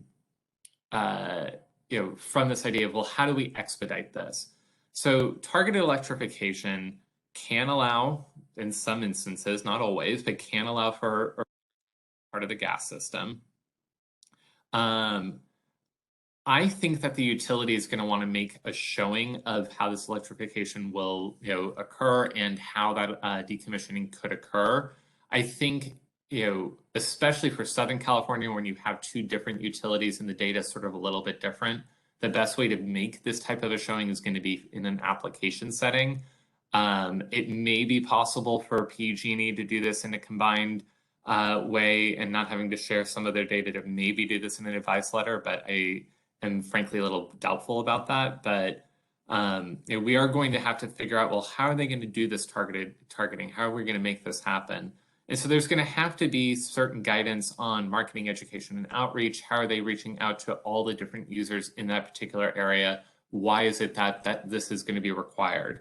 I also am going to note that the utility is going to have to focus on different building models, the ownership models, different building stocks. There's a couple of different things that are going to be out there to do this. And I refer back to Deborah Bealis's presentation from earlier today, because I think there's a lot of really useful thinking that went into all the different kind of dimensions that the commission is going to have to give guidance on to be able to make this happen. In case this slide has not been adequately explained, the diagram on the left where we have untargeted electrification, but we have something like going like gangbusters, we still have to keep all the same amount of infrastructure going, but across 50% fewer sales. On the right-hand side where we've targeted the electrification, we have electrification occurring, but we've now targeted it in a geographic way. And now we're able to consider if we can decommission a little bit of infrastructure, and that's what that red X is supposed to indicate. But let's take this one step further. And how do we know that these homes down here in the lower half of the screen were, or these buildings in the lower half of the screen were the right ones to do and not the ones up top? How do we know that the utility has targeted the electrification in the right way? So I would argue looking at something like embedded book value is, or how much money is sort of attached to the system, or how recently have we serviced that line, and we want to make certain that we're not stranding an asset that we just invested in. There's a lot of different ways to measure it. I use the term embedded book value as sort of a shorthand for that, but there's a lot of different ways the commission could get after that. But we want to basically look at what's the most efficient use of money. As we're doing the targeting, have we left the customers who are leaving the system better off? And the customers who are remaining on the system, are we making the best choice on their behalf? So really looking at this from both the customers that we're targeting the electrification for and the remaining gas customers. And both are really critically important here. And I think, especially when we're talking about doing something sort of an expedited basis, we need to be thinking about stranded asset risk as a key issue here. I do note that looking at embedded book value, or looking at embedded value of the system and sort of the overall cost effectiveness here, I think it's critical, but it might not be determinative.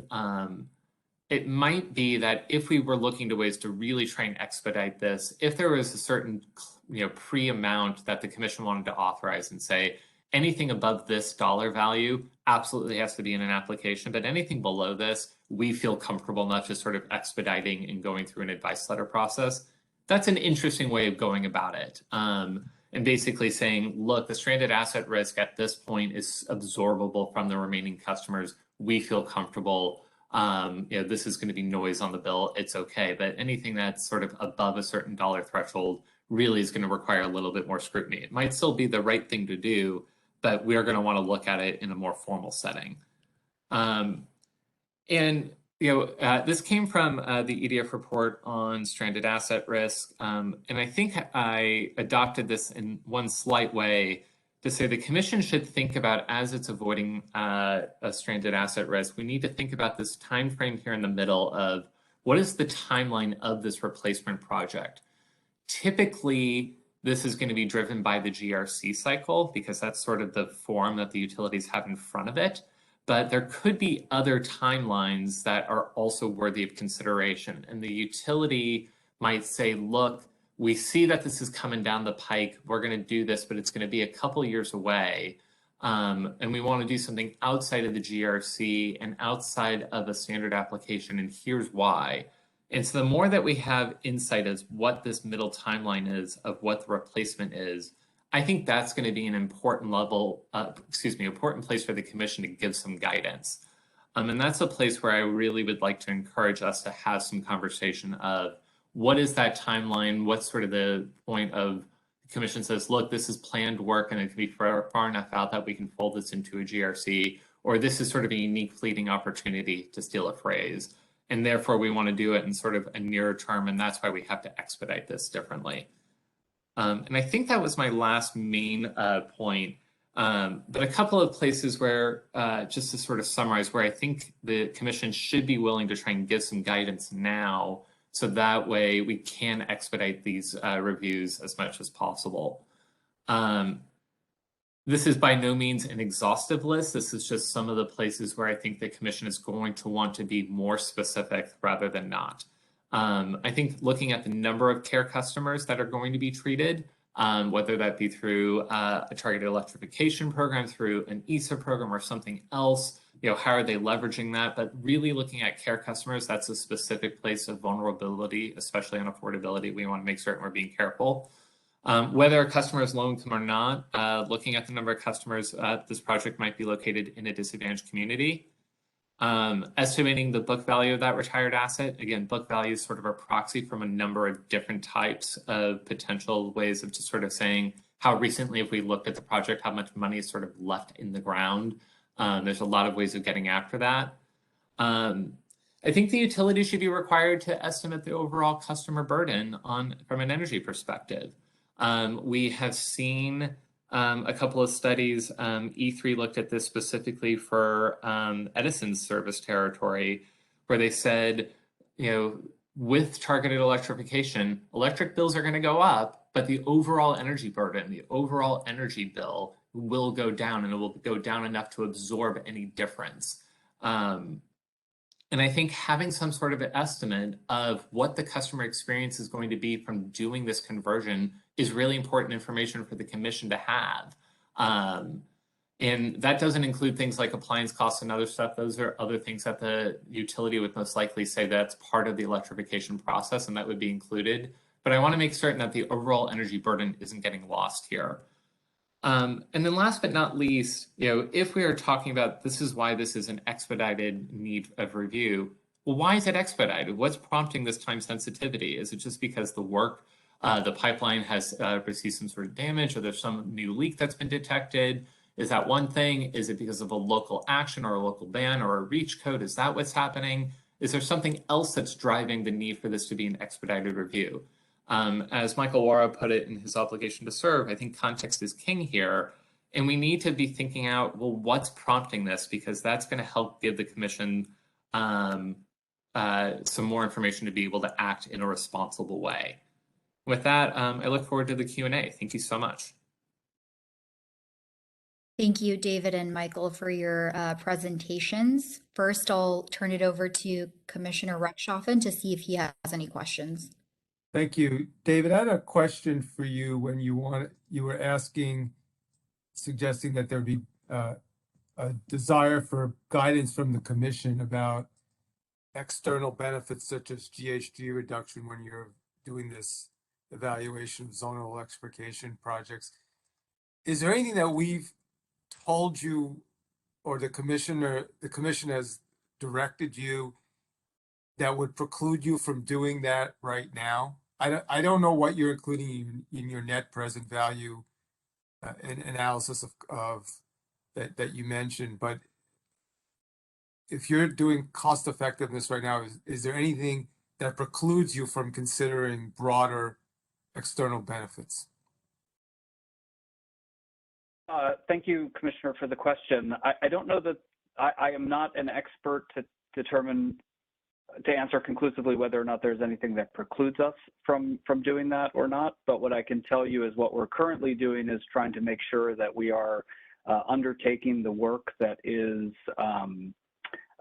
we have prescribed within our GRC and within the budgets that have been provided to us or approved. And so what we're really doing within the analyses that we're currently undertaking is a very, I don't want to call it, I'm going to use the word simple, but it's not that simple, but a simple calculation of the cost of the gas capital project versus the cost of the electrification alternative, which is to some extent going to be dependent upon customer acceptance of the project and what incentive would be required in order to actually get them off of the system. But we currently don't consider, for example, any conversion of GHG reduction benefit into monetary value in order to influence that calculation. And just as a follow-up, maybe you said this, are these projects, is the trigger for this analysis and the discussion of these projects upgrades driven by safety concerns? I know in slides, PG&E slides from this morning, you talked about the analysis of non-wire alternatives, and in part you're doing some cost-benefit analysis that's articulated in your ramp. But I don't know if these are the same types of projects as those, or what's triggering these projects that you outlined today. Yeah, that would be it. It would be projects in our current work plan that would either be driven by risk reduction, safety, or reliability requirements. So it's general planned capital gas work. Okay, thank you. And Commissioner, and I don't want to put words in David's mouth there, but I do think there is a difference between a reliability upgrade and an emergent safety risk, an emergent safety issue. If there is a major dig-in or if there's a major leak identified, the utility is going to have to roll out, and do a truck roll pretty fast, no matter what. And we're talking a matter of, hours or days. We're not talking about a 6-month to a year, timeline here. So I don't think, we're going to be able to electrify a system to do an emergent safety risk. It's sort of the planned reliability upgrade risk, or sort of something that is a little bit more sort of in the general work that is going to clearly have a safety component to it. That's sort of the sweet spot that we're talking about here. David, I don't want to put words in your mouth. So, correct me if I'm wrong. No, that's a fair point. That's a fair point, Michael. I should have clarified. If it's an emergency safety issue, we would not consider an electrification alternative if it is that time sensitive, because these projects do take some time. It's more related to to risk reduction on the system rather than like those immediate safety issues that may arise. Yeah, that makes a lot of sense. Thank you.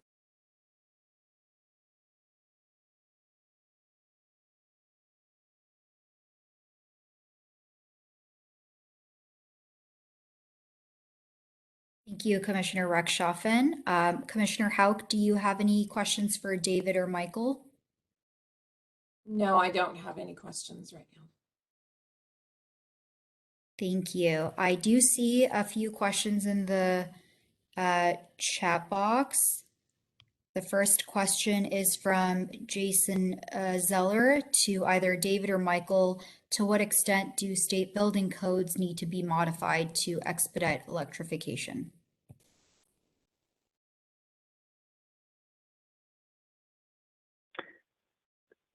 Michael, do you have a response? Otherwise, I can start. Thank you for the question. I think there's been a lot of progress on building codes, both at the local level and at the state level, to either require or encourage electrification in new buildings. This is a much easier problem than retrofit electrification. So new buildings, when you're starting from scratch, requiring an all-electric building is a relatively straightforward request. When you're talking about existing buildings, it's much more difficult because code generally isn't triggered until some sort of a large major retrofit would occur on the building, and many of these gas appliances that are used can last a very long time. I know from experience when I was working in our energy efficiency program, we found boilers, for example, in buildings in San Francisco that dated to the early 20th century and were still in operation. So unless you have a means of requiring replacement of appliances when they're not, when they're in functioning order, relying on code would be a challenging way to accelerate electrification broadly.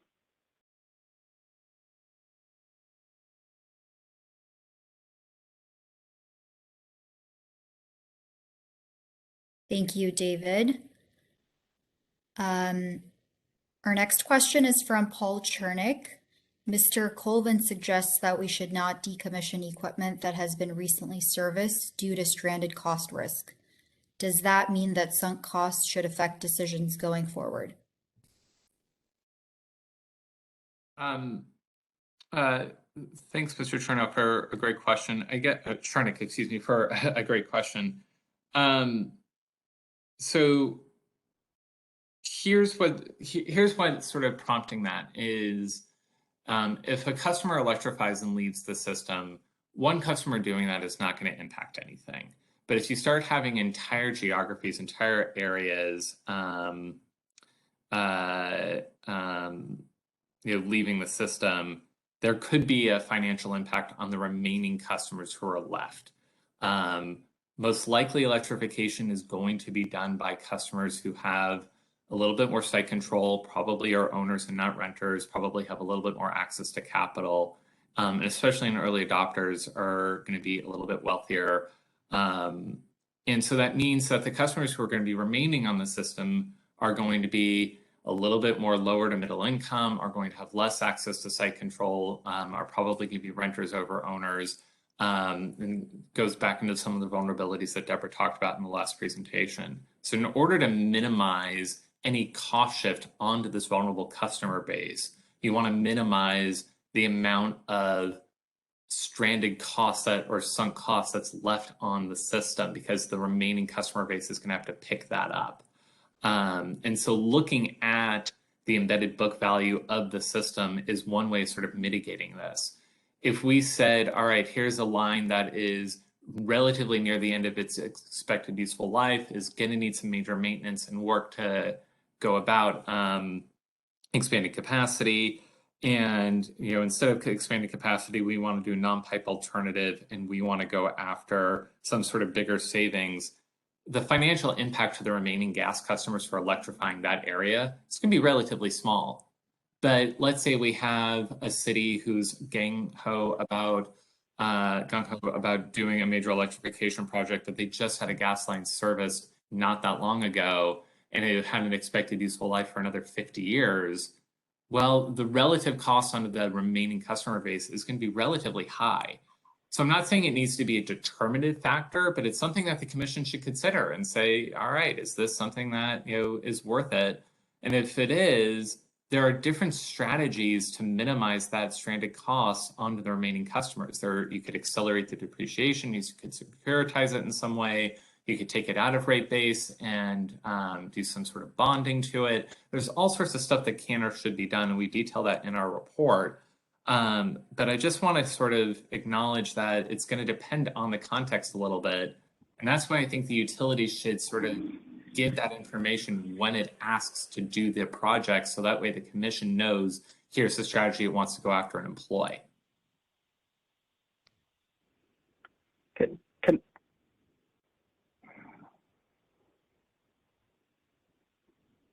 Thank you, Michael.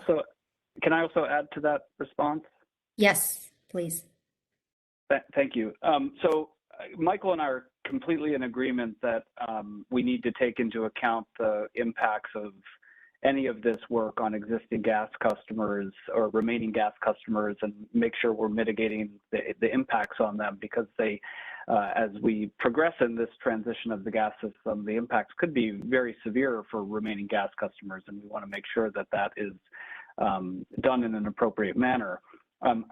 I think I have a slightly diverging opinion on the use of embedded book value as one of the key criteria. I mean, in my presentation, I talked a little bit about our experience showing that no single piece of data related to the gas system is sufficient to identify promising candidates. I would agree that embedded book value, which is kind of a proxy for pipe age, is one of the factors that we would look at to identify promising projects, but I wouldn't necessarily call that a primary factor.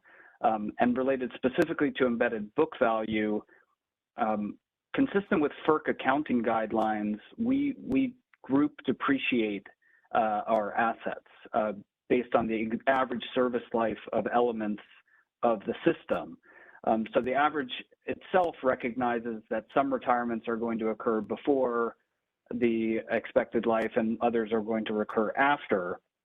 And so as a result, all of the pieces of the gas system are in accounting principles, and I'm not an expert on this, I'm sort of just parroting what our accounting team has provided to me, but at the end, all assets are deemed fully depreciated at the time they're retired because they are part of a group average life.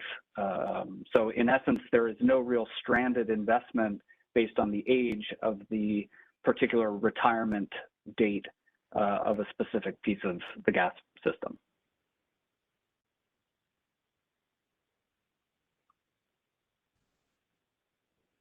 Thank you, David. Our next question is from Elizabeth LaCour, who asks, how would IOUs determine the book value of assets on a zonal basis? Would this be done based on number of miles basis? In other words, imputed versus actual book value?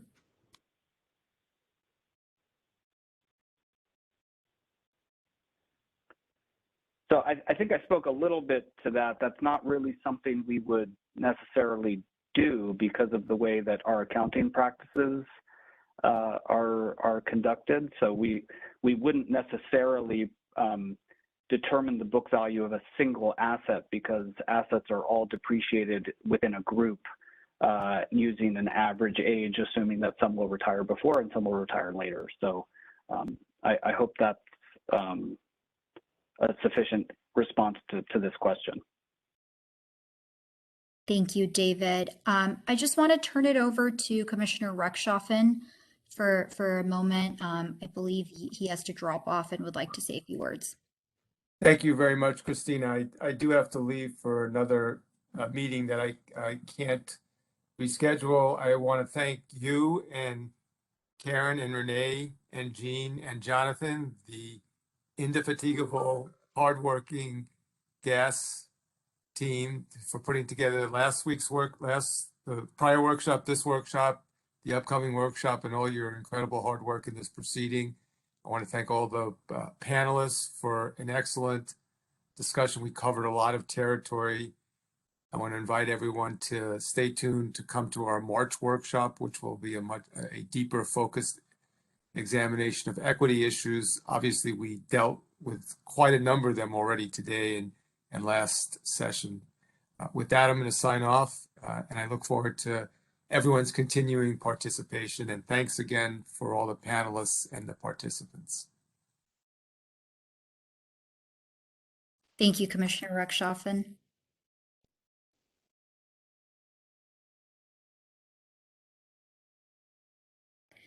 Commissioner Houck, did you have something you wanted to say?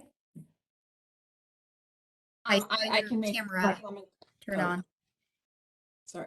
Oh, I just wanted to make sure I was being respectful. I wasn't sure if we were looking to close up the proceeding now or if we were going to continue with the questions. We are going to continue. We do have a couple of other questions, and we're going to have some time for open Q&A comments from everyone. Okay, great. Thank you. Since we are close to delving into the open Q&A and final comments, I'm just going to read a couple of more questions for our current panel. Mike Florio asks David, could you please expand a bit on the capital versus expense issue for electrification projects? Sure. Thanks for the question, Mike. So when the gas utility receives approval for its GRC budget, it receives approval for capital budgets and expense budgets separately, and those aren't fungible between one another. Currently using FERC accounting guidelines, behind the meter electrification assets that would be required in order to conduct one of these projects and to allow us to actually retire some of our gas system would be treated as expense rather than as a capital budget. In order for us to, our expense budgets tend to be fairly limited compared to our capital budgets, and therefore the amount of these projects and the size of these projects is severely limited by the availability of an expense budget. And the expansion of expense budgets, even if we were to request a much larger expense budget in our GRC, would be very challenging from a rates perspective because expense dollars hit our customers' bills dollar for dollar in the year that they're expended, whereas capital budgets, the capital dollars are extended over a long period of time in line with the life of the asset that's being installed. So in order for us to increase the size and scale of these projects that we're doing, we think one way to encourage that would be for the commission to allow us, and we believe they have the authority to do so, would be for the commission to allow us to treat at least some of those behind the meter electrification costs as capital rather than expense, allowing us to access those larger capital budgets and reducing rate impacts for our customers. I should add that expense budgets are also often focused on regulated safety work like leak surveys and valve maintenance. So they tend to be that type of work rather than work that would be a long life asset being installed.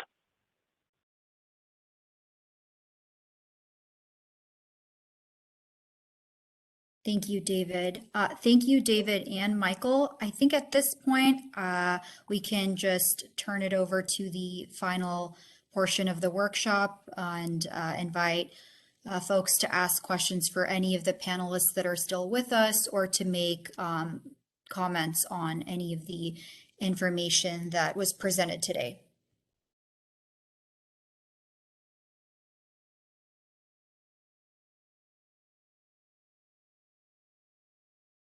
So while I wait for a few questions to potentially trickle in, I just wanted to note some comments that came in during earlier presentations that we were not able to read aloud.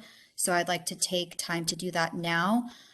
We received a comment from someone named Alice, no last name, during one of the earlier panels. Alice said, rates and profits, which largely determine costs, are human constructs that generally benefit only the entities controlling or influencing rates to maintain current extent system inequities. Costs and rates, as well as life cycle costs and benefits, and to whom need to actually be considered. Thank you, Alice, for your comment.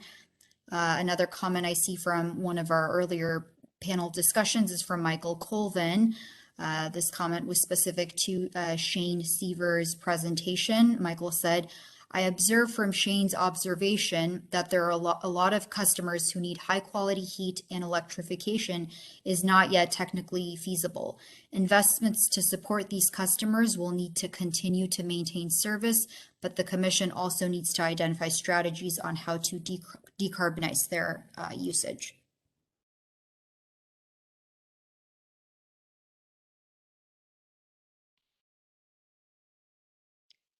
Next, I'll read a question from Paul Chernick, and this again is for our last panel.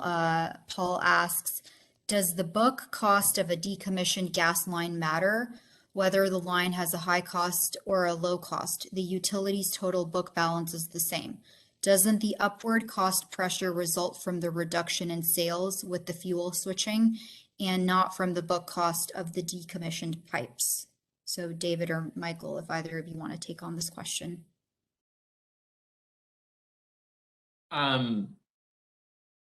So I think it goes back to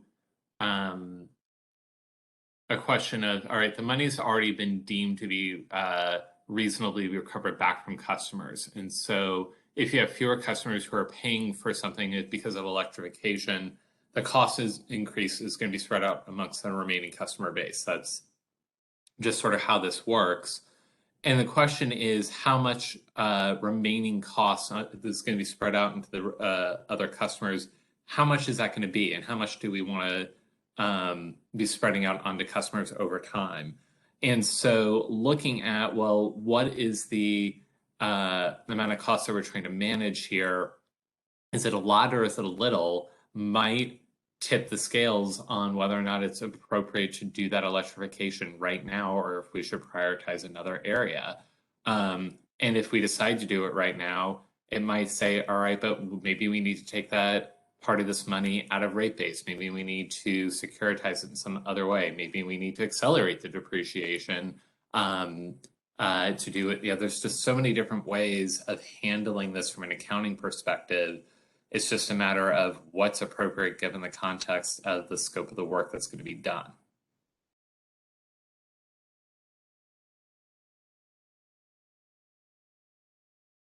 Thanks, Michael.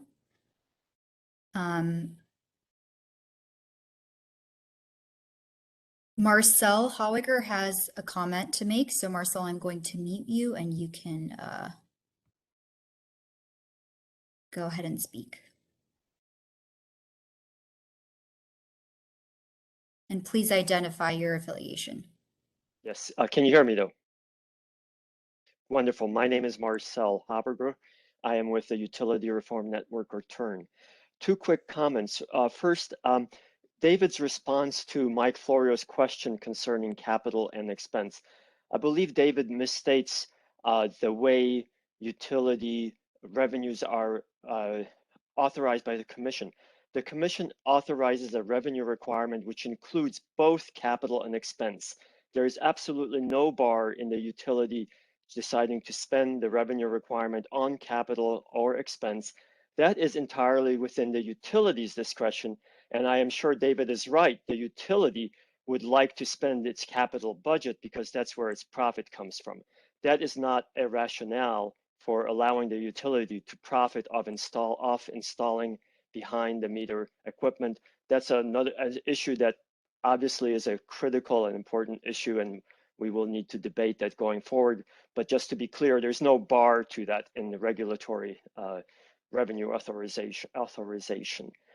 And then just a quick comment. I think perhaps there's some, on the question that Paul Chernick asked regarding sunk costs, I think there maybe is a confusion of terminology. I think if I can speak for Michael and he can correct me, I don't think Michael's saying you need to take sunk costs into account. Sunk costs are sunk and they are not considered when making future investment decisions. I think what Michael is saying is that you look at a pipe, the embedded cost is just a proxy for what will be the future investments necessary to either reduce risk or replace or increase safety on particular pipelines. So I think Michael is saying, look at what might be the anticipated future investments on a particular distribution pipe. And if you have some geographic continuity, which I think is a big question that I'm really hoping utilities will provide some response to, is there really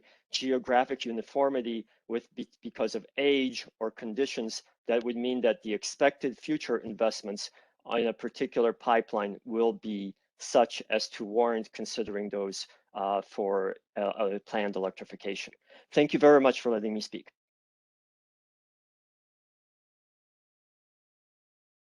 Thank you, Marcel. David, did you want to take a moment to respond?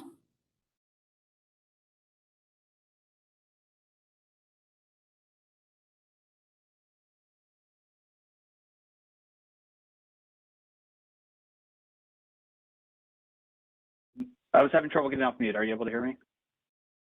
Yes, we can hear you. Great, thank you.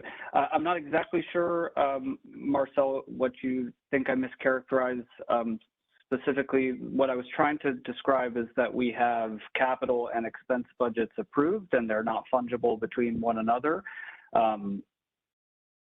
That's all I was trying to describe.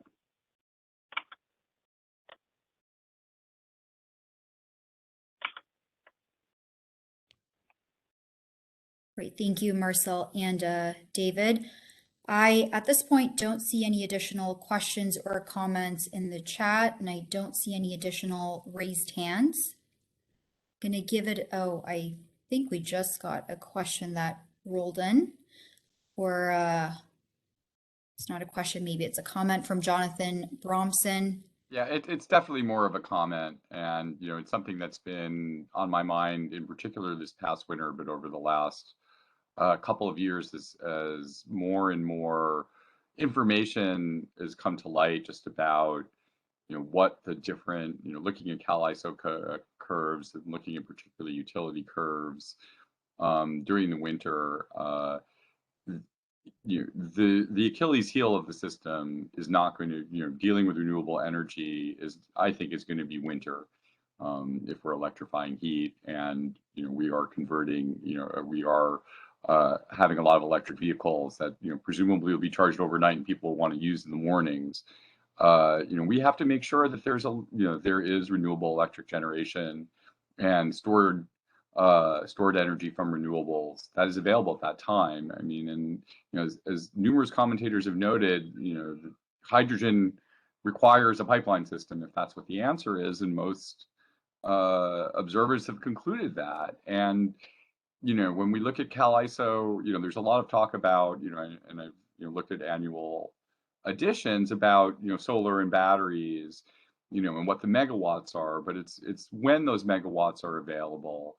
And it's going to be winter mornings, and this sort of continued hemming and hawing about it and is frustrating because we need to make sure that that even as we electrify, that electricity gets provided, and if it's not provided by renewables, it's going to be provided by gas. And we need to not just electrify, but if we're going to move away from gas, figure out where there's going to be non-gas fired electricity during the winter. And I think there's a lot of work that still needs to be done there, and that's my primary comment. Thank you for your comment, Jonathan.